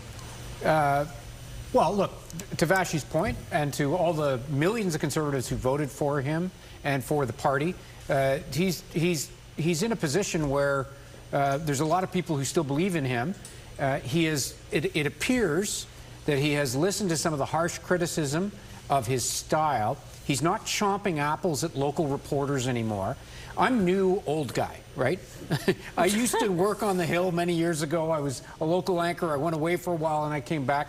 The most vigorous outreach to say hello to me and to just chat with the new bureau chief of CTV National News, the Conservatives. So that's a small thing. I don't know if that's going to translate for the public, because politics is kind of like television. The frame sets around you if you're a leader, and once it's on, it's hard to shake off. And so I think he's trying to slightly shake it off by keeping his base. But to Nick's point in Terrebonne, like, that's one by-election, but I was wondering about that big return for them, that 18% in the general. That's big in that riding. And now, what was the number? Like, it's down to 2. It's down, like, that vote disappeared. So if that's a trend around the country, that's obviously a problem. Again, one riding. It's not going to happen in the prairies. It's not going to happen in Alberta. But in order to win, like Harper, he's got to punch into those big cities. Is he further away from that now tonight than he was before the by-elections? I would argue that tonight is not as important as the next few days and the next few weeks, only because they anticipated this outcome. Yes. They have for a long time. We've all been talking about this possibility ever since the by-elections were called. I think what matters next is if there are more people who leave the Conservative Party. Totally agree. If there are more MPs who cross the floor to the Liberals, who now, you know, see this as a signal that they can or they should or whatever it ends up being, that will be harder to withstand. Yeah.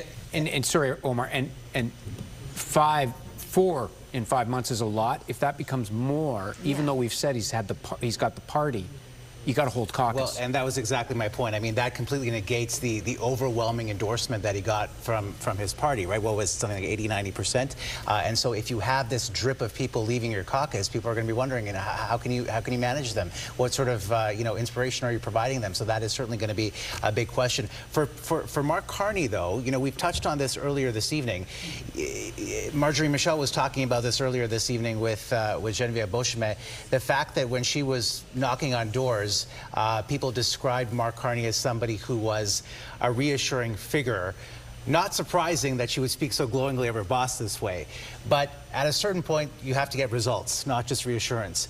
What has he got to do now as of tomorrow? Well, I think we're going to see something from him. I gather a major announcement coming, apparently on an affordability issue. We can all guess what that might be. The other thing, I mean, he's got to show results. The switch from minority to majority is I agree with Scott and others who said that, you know, mechanically for the public it doesn't mean much, but the narrative does change. I'm here for at least 3 more years, maybe 2.5, whatever it's going to be. That's a long time, as opposed to a minority where you could go down. Now everybody's got to stay healthy. The margin's still small, things can happen, you know, so it's not easy street, but it is a different story. And his story has been very successful. And again, I keep saying it, it's not going to last forever. This is a longer honeymoon, I would argue, and extraordinary times. But when it goes, what's that going to look like? And it will go. It always goes for governments, regardless of stripe. All right, Graham, thank you. You are watching a CTV News Special, Federal By-Elections 2026. The Liberals have won 2 by-elections to hit the 173 seat point. That majority status was 172, so that they have surpassed that by 1, and they have formed a majority government. We're going to continue tracking reaction and share it with you as it comes into the newsroom. Right now, we've got to take a quick break. We're still waiting for results from Terrebonne. We'll be back with those next.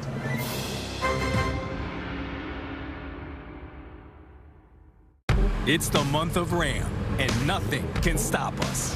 We're light duty, we're heavy duty, We're built for days like this. When it counts, we go big. When it matters most, we show up as the most dependable full-size truck ranked by J.D. Power. And we back it all up with an unsurpassed 10-year, 160,000-kilometer warranty. Get 0% financing for 72 months on both the 2026 Ram 1500 and Ram 2500, leaving zero doubt about your next truck. It started with a few strands, then a few more, until it was everywhere, except where it belonged. Stop the shedding with Pantene Abundant and Strong System, powered by Pro Vitamins and niacinamide to strengthen scalp's hold at the root and reduce hair fall by 85%. For fuller, denser hair at a fraction of the cost. Stop the shedding with Pantene. Tonight, the curtain was supposed to rise. Instead, one email shut it all down. A hoax bomb threat canceled 6 Shenyun shows at Toronto's Four Seasons Centre. This is not just a disrupted performance. This is transnational repression. This is a test. When the Chinese Communist Party can decide on Canadian soil what you can and cannot see, will you be next? Canada, are you ready to accept this? Stop transnational repression on Canadian soil. Nothing is better than spending a whole afternoon wrapped in sheets washed with downy, gentle, soft and fresh.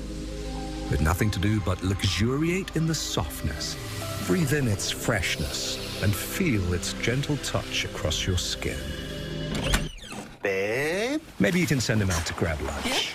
Yeah. Way out. Downy breathes life into your laundry. In the beginning, we had to make a choice about who we were and what we wanted. I'm your sugar daddy now. But what we didn't realize was how far we were willing to go. I'm trying to do a good thing.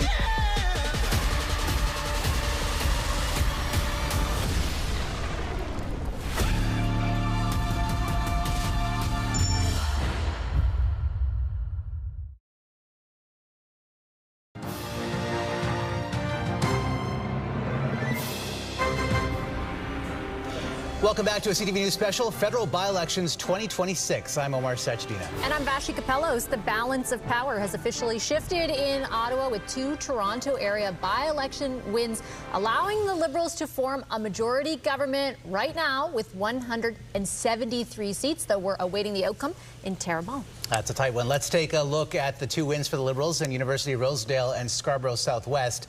We're still waiting, as Vassy mentioned, for Terrebonne, and here is the whip around right now. Scarborough Southwest, you can see that Dolly Begum is in the lead with about 4,200 votes. And she has consistently maintained that lead through the evening. University of Rosedale, here are the results from that riding right now. 75 of the 153 polls reporting. Danielle Martin, as we told you earlier this evening, has been elected in that riding of University of Rosedale. We want to go to CTV's Quebec Bureau Chief Geneviève Beauchemin, who is standing by in the Montreal area riding of Terrebonne. And Jen, we have been able to call those 2 Toronto area ridings, but right now Terrebonne is still pretty tight. We're still watching that seesaw, and we're still watching Tatiana Auguste, the Liberal, a little bit ahead, but people are on edge here, including Joël Lightbound, who's Quebec's lieutenant for the Liberal Party. Tell me about what it's like now. What are you feeling about these results? It's a very close race, as we expected, and the results, it's still early. More than half of the polls yet to be open, but it's encouraging to see our amazing candidate, Tatiana, taking a short lead, but a lead nonetheless. Now, you told me that you were going through the riding, you were talking to business leaders in this, businessmen and women in this region. Tell me about the issues that they were bringing up most particularly to you that, you know, could make a difference tonight. I'll say this of the business people here in the riding, but constituents as well that I've met as well as different organizations with our candidate Tatiana. There are 2 things. One, what I've heard a lot is that for many here, they see themselves and they are drawn to the kind of leadership that Mark Carney has brought to the Liberal Party and to Canada. The focus on the economy, trade diversification, building our armed forces, resiliency of the Canadian economy, building major projects, such as many that we've seen here in Quebec, in the Port of Montreal, for instance, is one example, high-speed rail as well. But the second aspect is our candidate has really left a mark in the last year when she was an MP, where she's gone to meet her constituents, her business community, her cultural organizations, and they've adopted her in many ways. And I think those two aspects will play in the results, as well as the incredible work the Quebec caucus has done here. We were listening a little bit earlier to one of the commentators talking about the fact of our commentators on the show talking about the fact that, you know, early the general election that voters got engaged to Mark Carney. With this, they're getting married to Mark Carney. What do you make? What will happen if they actually get this particular riding? That would be amazing. It's that's what, of course, I'm rooting for. Yeah. Thank you so much. Back to you. All right, thanks so much, Geneviève. Geneviève Beauchemin with Joël Lightbound, a federal cabinet minister over there in the riding of Terrebonne. We are still awaiting the results there, where the Liberals are ahead of the Bloc Québécois, but that riding is a very close riding, so we're not yet prepared to call it. We have called the riding of Scarborough Southwest for the Liberals, as well as University Rosedale. That allows the Liberals to form a majority government with 173 seats. We're going to bring up Heather Wright, our colleague who is live right now at the University Rosedale headquarters. I believe the winning candidate there, Danielle Martin, has already spoken. What was her message to the crowd? Yes, we heard from her a little while ago.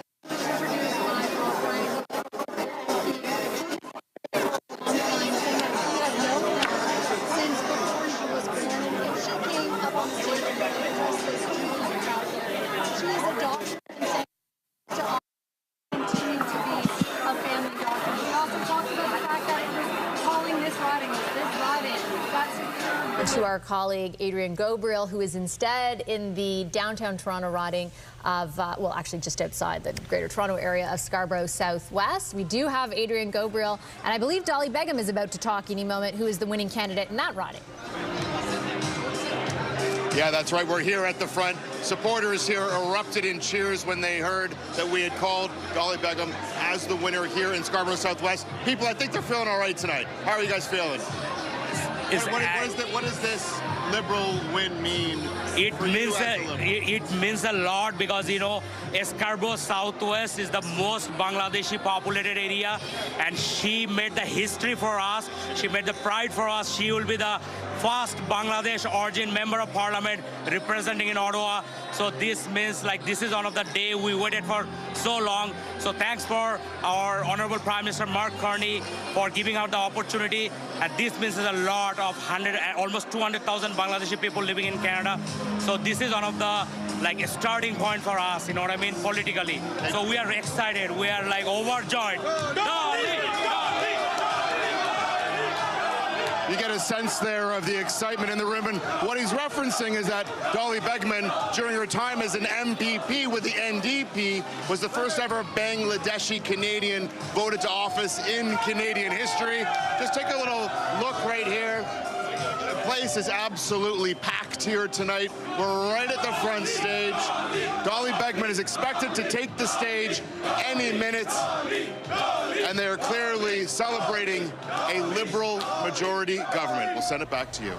Yeah, a lot of pride from her community members behind you. Adrian Dolly Begum was, of course, deputy leader of the NDP, but will now be going to Parliament as an MP for the Liberals, and a lot of enthusiasm, as you saw in those images behind Adrian momentarily. Again, Dolly Begum expected to speak in a few minutes' time. We'll try to bring that live to you as we can, but for now, let's go to Sandy Ronaldo's political panel for more on what this majority win means. Sandy. All right, so Omar, the headline is minority government was engagement, majority is now marriage, and we're in the honeymoon phase. But Nathan, I promised you the first question, and that is, so what are the challenges of being Prime Minister now during this honeymoon period? Well, in my time in office as Prime Minister, I found that the schedule was the hardest thing, staying fit. And now for something completely different.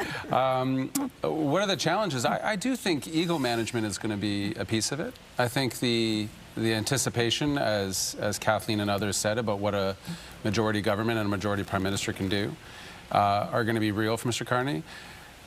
I think the next little bit is going to be really challenging in terms of telling stories to please people, as some politicians, we like to do at times.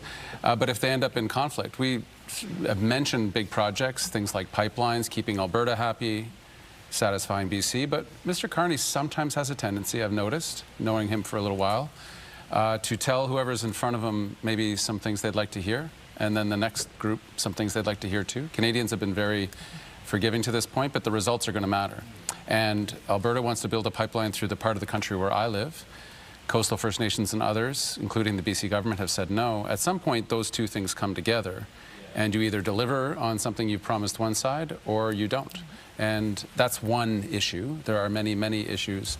But like many Canadians, I always wish our Prime Minister well, because his success does lead to our country being stronger, regardless of their political stripe. James, I want to ask you the question that Omar put to Graham, and that is, what would Pierre Poilievre be thinking right now about what's happened? Well, there'll be a fallout from this, obviously, an analysis of what this means. The shift in the number in Quebec, right, from 18% to 3 in Terrebonne is one riding. But when ridings get really, really close, voters are smart, and they know that there's a binary choice in front of them, and so third parties typically do fall away. So I don't know that that's necessarily a cascade view across the whole of the province of Quebec. But that aside, I think what the wise thing for both the Prime Minister to do and Mark Carney, and Pierre Poilievre to do, is push away from the table a little bit from the obsession about politics.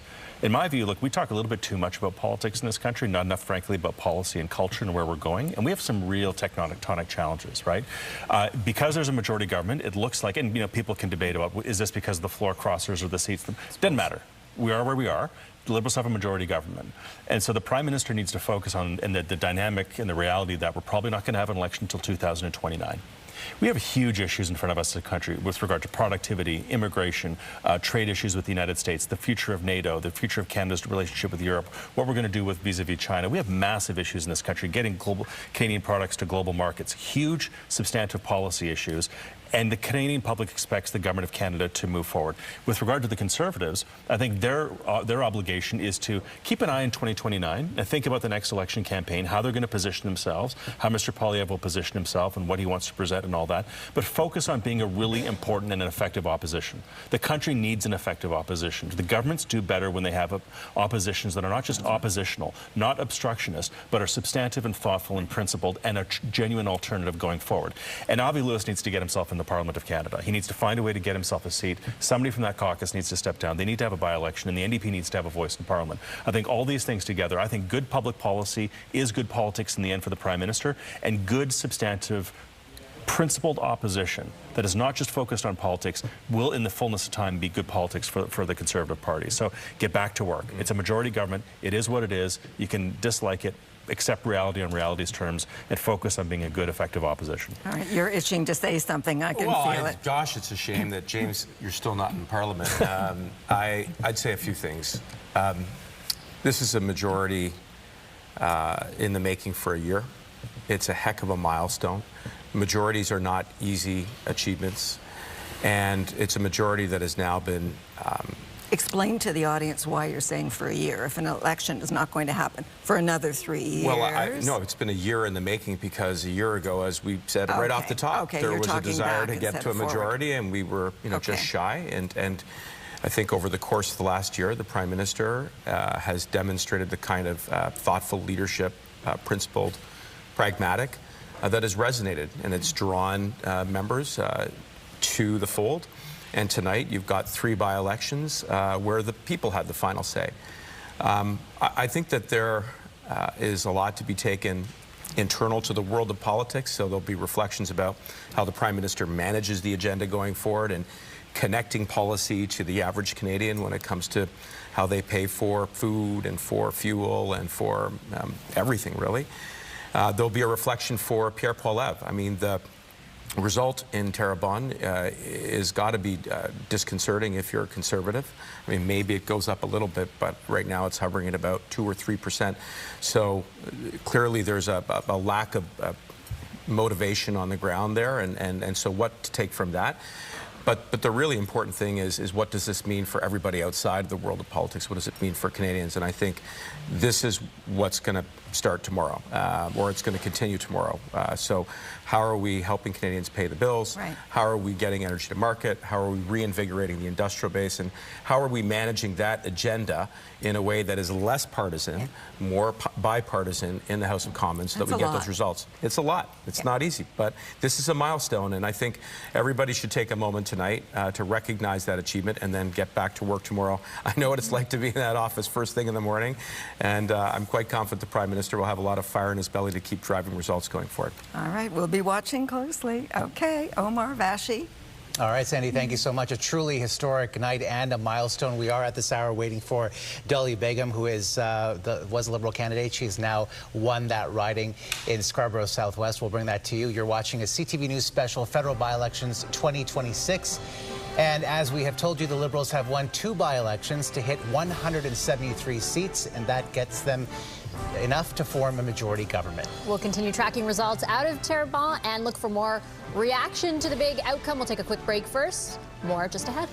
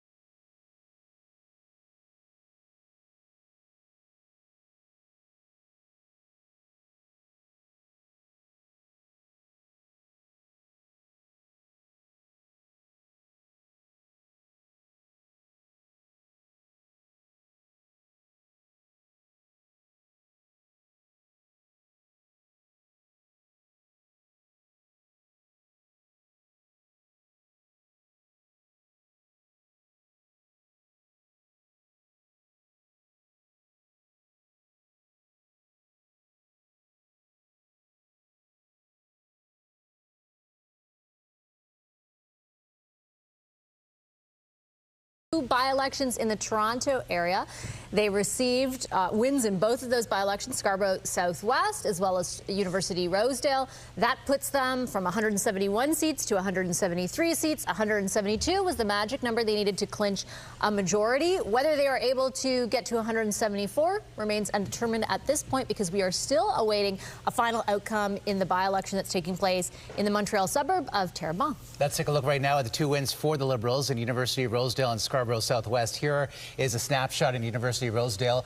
Danielle Martin at about 12,000 votes, and Dali Begum has captured that seat, that riding in Scarborough Southwest. We should also add that we are hearing that Dali Begum will be making her victory speech momentarily in just 2 or 3 minutes, in fact. So we will bring that to you as it happens. And this is the riding we've talked a lot about tonight, Terrebonne, where the Liberal candidate, Tatiana Auguste, has increased her lead somewhat, but still quite a bit narrower than what we've seen in the other two Toronto area ridings. Yeah, still too close to call. Let's get a deeper dive of what information we do have from all of the by-elections that are reporting so far, all of the polls reporting so far. Heather Butts and Nick Nanos are here to do just that.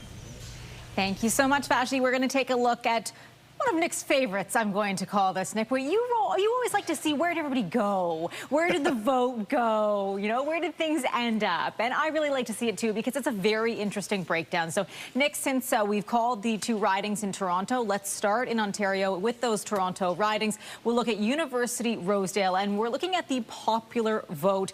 And this is a significant shift here, Nick. Absolutely, Heather. I thought you were going to say the numbers tell a story, right? Do. And the numbers do tell a story on this front. When we look at University of Rosedale, Liberals able to maintain the same level of support, so checkbox for them.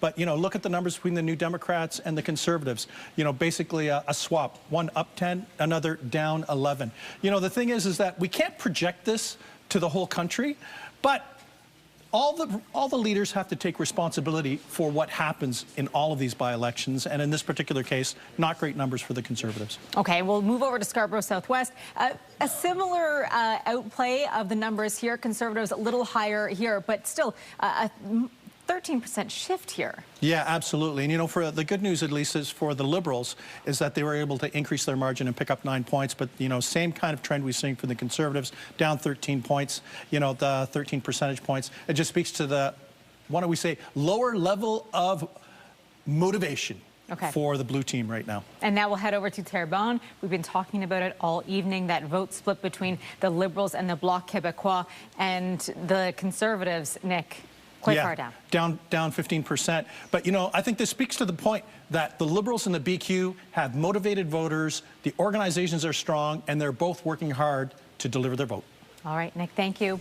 Omar, Vassy, back to you. All right, Heather, Nick, thank you so much. I want to take you now to the riding of Scarborough Southwest, where Dali Begum, the Liberal candidate, now winner, is saying her victory speech. Let's listen in. Tonight, we celebrate something so powerful. Not just this incredible campaign, but a community coming together, putting aside their differences to choose hope, compassion, and progress. Tonight, we celebrate a new beginning. Over the last 2 months, hundreds of you from every corner of our beautiful riding and beyond came together to knock on doors, make phone calls, and sometimes canvass in the freezing rain to connect with families and neighbors across Scarborough Southwest. To each and every single one of you, thank you. To each and every single one of you who worked tirelessly over the last 2 months, from the bottom of my heart, I say thank you. Thank you for your positive energy, for your patience, and for your big smiles. Shabash! Shabash to all of you. I stand here tonight deeply humbled and honored by the love and kindness you have shown me. Thank you to my friend and my brother and now colleague who was just here. Let's give it up for our Minister of Public Safety, Gary Anandasangri. Folks, there are people and there are leaders who show up day in, day out without taking the credit they deserve, yet they make the greatest of impact in our lives.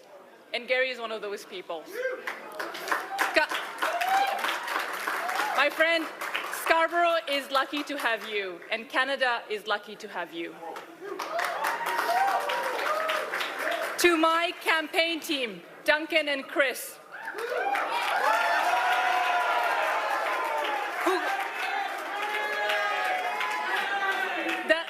the East End boys who came back from Ottawa to run our campaign, I am so grateful for your leadership, your dedication, and your immeasurable patience.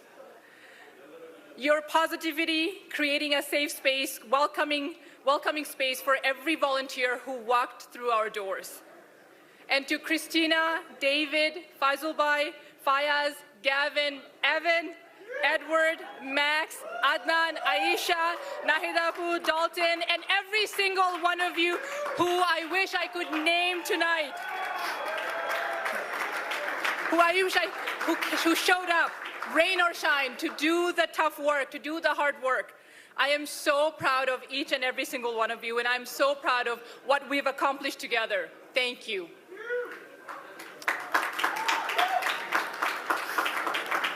To my parents,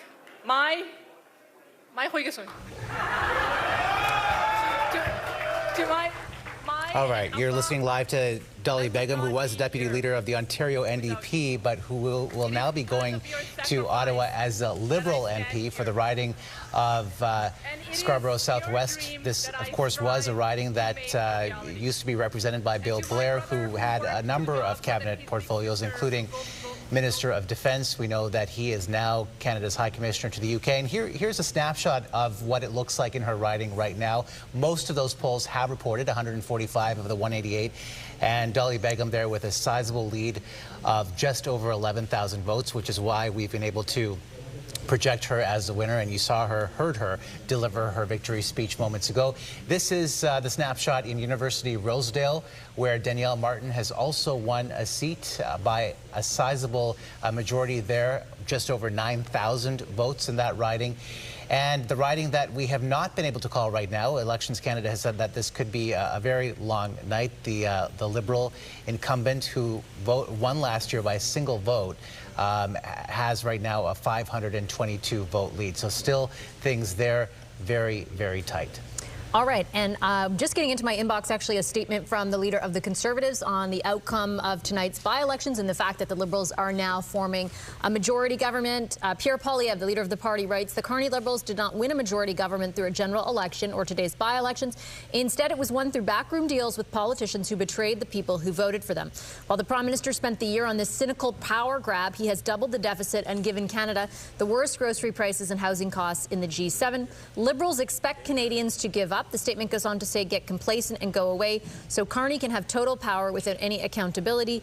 That will not happen. Our country and its people are worth fighting for. We will continue to fight for people to afford homes, food, and fuel. And the statement goes on to talk more about Kathleen, Shakir, and Scott, what he intends to do, what the party intends to do as opposition. What do you make of that statement, Kathleen? True to type. Sounds like older messaging, not the more current messaging you've seen more recently that's been softer, that's been more welcoming, that you've heard from him on the podcast or other part of his media charm offensive. I'm surprised. I think on election night, it's a moment to be a bit more magnanimous and to go back to the majority by stealth line seems, you know, that he wants to keep the frame that Carney has crafted this majority that is undemocratic and opportunistic, and he's not going to move off of that. I don't think that's going to appeal to the Canadian voters who, frankly, are saying tonight that they want this kind of stability, that they're willing to give the stability to Carney.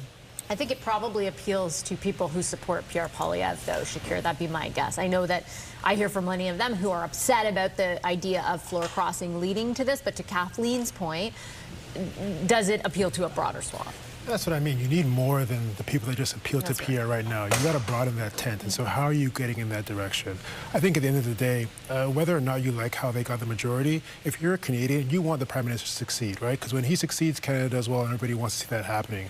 I think moving forward, the thing that I take away from this is that now that they have a majority, there really can't be much finger pointing anymore. I see Minister McKinnon on your show quite often talk about obstructionist opposition.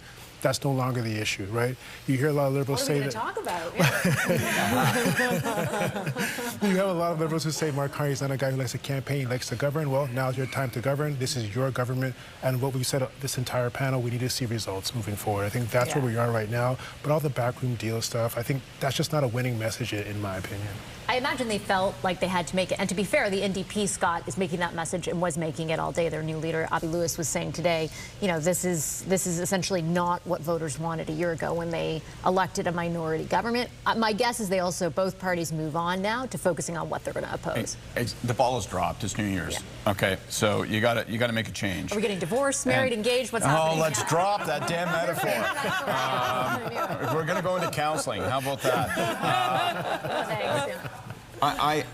if Pierre Poilievre sounds bitter in that statement, I think it's because he probably is. And I'm struck by something that I remember from 1 year ago, and that was he said, this is victory delayed, not denied. It took Stephen Harper 2 steps to get into government. That's the path we will follow. Well, his prediction was right in a way. This is now the second step toward a majority 1 year later, but it wasn't his path, it was Mark Carney's. That's got to be a very difficult pill to swallow. And even if you want to linger on the issue of floor crossers, that itself is a reminder that he couldn't keep his caucus members. So I think at some point he's got to stop talking about why he's losing and focus on how he can win. And I don't know that he has as much time as he might imagine. So the Prime Minister is also reacting, Omar. I'm just looking right now on social media, and we can pull that up right now, reacting to the Liberal wins in University of Rosedale. And he wrote on social media, congratulations to Danielle Martin, the newest member of Parliament for University of Rosedale. Danielle has spent her career building better public health care for Torontonians and all Canadians, and now she is bringing her experience and determination to the House of Commons, and our country will be stronger for it. He's also congratulated Dolly Begum on her election as the new member of Parliament for Scarborough Southwest. He wrote a similar message. Dolly has fought fiercely and effectively to build a better future for her community, and her tireless voice and experience will help build a stronger and more just Canada for all. And you can see there on your screen the results in that riding of Scarborough Southwest, and Dolly Begum there with a healthy lead, almost 12,000 votes over her opponent. So I'm looking to hear the statement on the majority. Certainly interesting to hear his comments there on each of the by-elections, but I mostly want to hear a statement about that. And if not tonight, then we do know that the Prime Minister is going to be talking tomorrow, making an announcement around affordability and something to do with gas prices. So I do anticipate that the majority of the questions there will be about the majority. Let's swing over to Heather Butts and Nick Nanos for more on the question of leadership. Leadership, Vassy, thank you so much, as well as where people stand right now in Quebec. Nick, we've been talking so much this evening about Terrebonne. It is in the Montreal area, and there has been a significant shift there. We've been talking all night about the change in issues from the last election moving forward to this spring. Walk us through some of your projections in that area. It's interesting, Heather, these are the results of the 2025 election, and you can see the bloc in blue doing very well outside in the greater Montreal area, and not a big surprise, the island of Montreal, with the exception of one riding, kind of 2 ridings, rock solid. And but the key takeaway, bloc doing very well, kind of clustered around Montreal.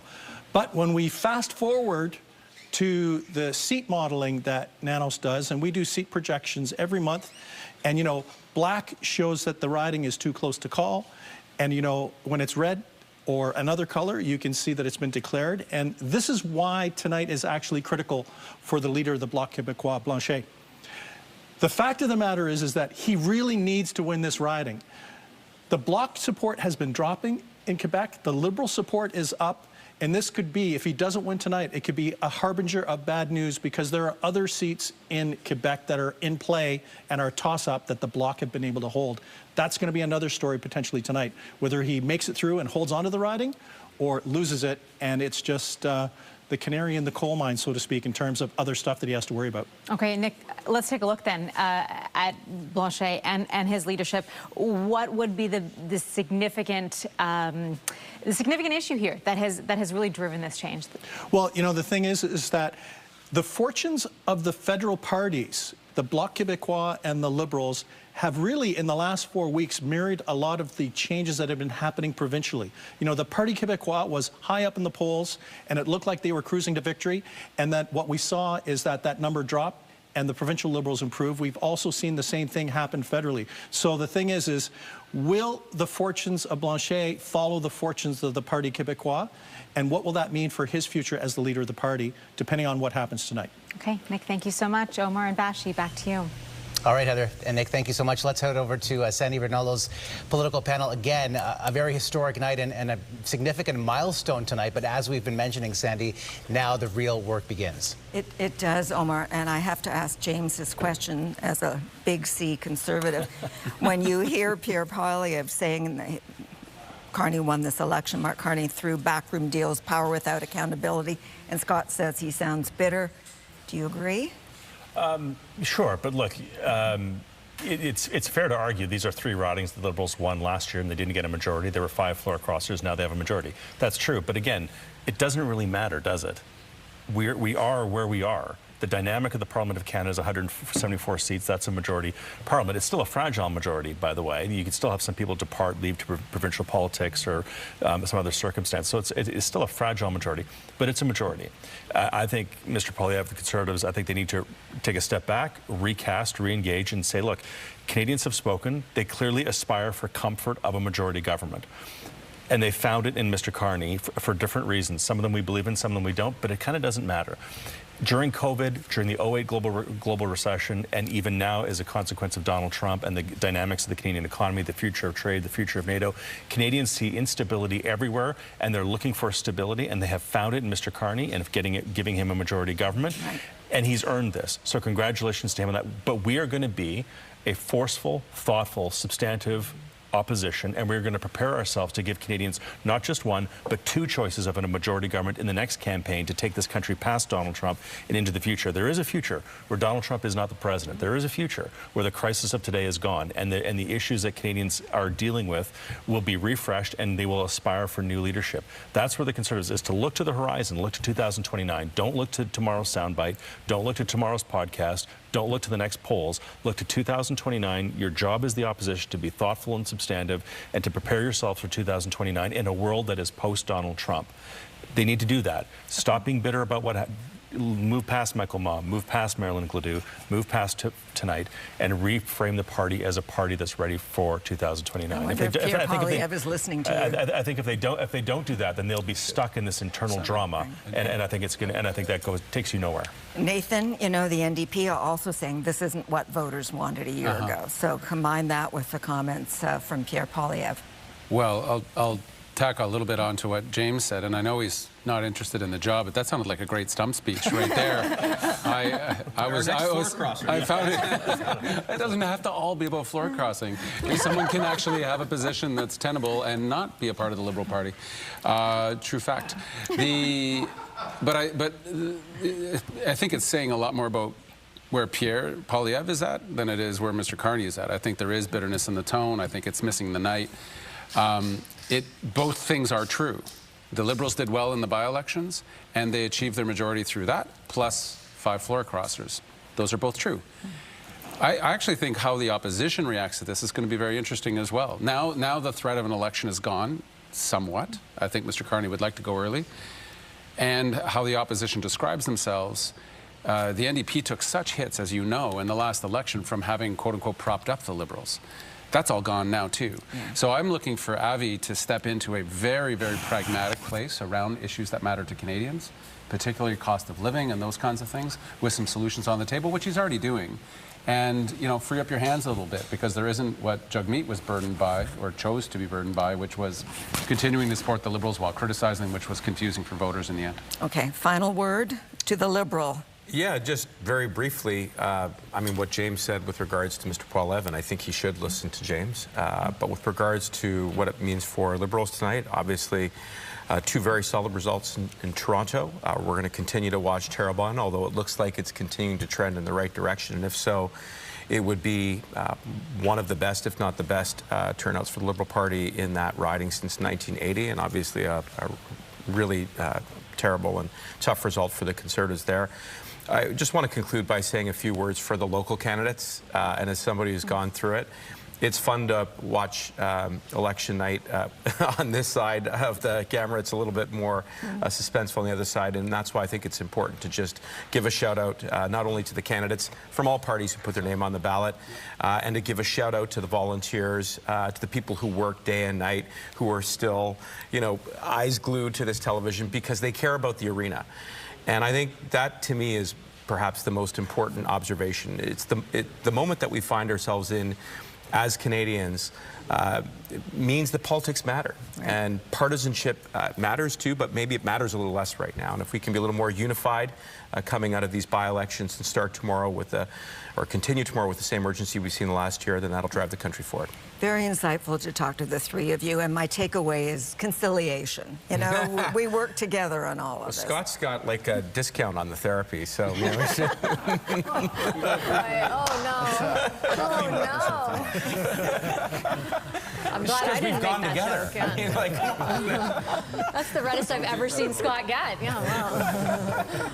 All right, thanks, Sandy. Thanks so much. And we're here, of course, with Ottawa Bureau Chief Graham Richardson. Graham, what's your takeaway tonight?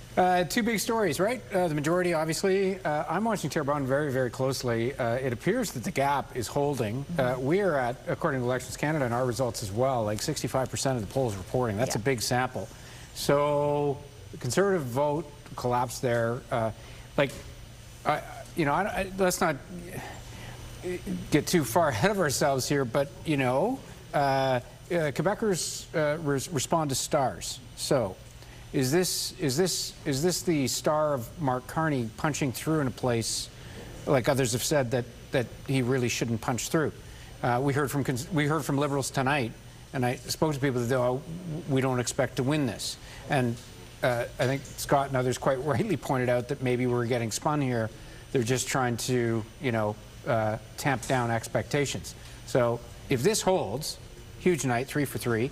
And yes, hard work begins tomorrow, but a very, very significant situation for the Parliament and for the country, really, where we're going. What did you make of Pierre Poilievre's statement earlier this evening and the fact that it was not sort of the softer Poilievre that we've seen? I believe Kathleen made that point. Well, I mean, he's being himself, right? He's being himself. He doesn't believe, like, you know, he thinks that this has been cooked in the back rooms, and he's keeping that. And I think we're going to keep hearing that from him over and over and over again. And you know, I think there is an anger in Conservative land about a whole bunch of things. I think we forget how close they were to government, right? How close they were. We talk about the turnaround for the Liberals. Like, we had, you know, people were gaming cabinet ministers from the opposition benches. And that's really, really hard to get to and then to lose. And so I think there's still some of that in him, despite the fact that they're making progress with apparently what he needs to do to turn things around. But to compound that, it's like you went from measuring the drapes to losing the election to now, you know, watching a majority government form in the course of 18 months. That's not easy. It's not easy. People in this room know better than I do. The hardest thing to do is lead a party, let alone a government, in this system as a leader. And I think Pierre Poilievre's finding that out the hard way. And we'll see if he can hold on if there are more floor crossers, if that changes things for him, or if he repairs, he rebuilds, just like people wrote off the Liberal Party. Maybe we're not going to write off the leader of the opposition, Pierre Poilievre. Harper did it in 2004. Exactly. Well, and the big question is, how much time does he have to be able to turn this around, right? That is no small task, as we've been talking about this evening. All right, well, there you have it. A historic night in politics. Canadians in 2 ridings have spoken, and after some help from recent floor crossers, it is enough for the Liberals to form a majority government. Danielle Martin won University Rosedale, Chrysler Freeland's old riding, and Dolly Begum winning Bill Blair's old riding of Scarborough Southwest. We are still waiting at this hour for results in Terrebonne, and that could widen the lead in the House of Commons. But those 2 wins in Liberal strongholds mean it is the first majority government in 11 years. It is a big deal. It's a big moment in Canadian politics. It's a slim majority, yes, of just 173 seats. 172 is the magic number that catapults a government into majority territory. And that means there are big questions that remain. How powerful a majority will it be? What are they going to do with it? Are there going to be more floor crossers? Will there be other Liberals that leave for diplomatic posts? And what does it mean about the possibility of a general election in the future, or the leadership, as we were just discussing, of some of the opposition parties? Keep it right here on CTV News Channel, because we've got more coverage ahead. It's been a true pleasure to be with you tonight. Thank you to everyone here on set. Thank you so much for joining us. Have a great evening.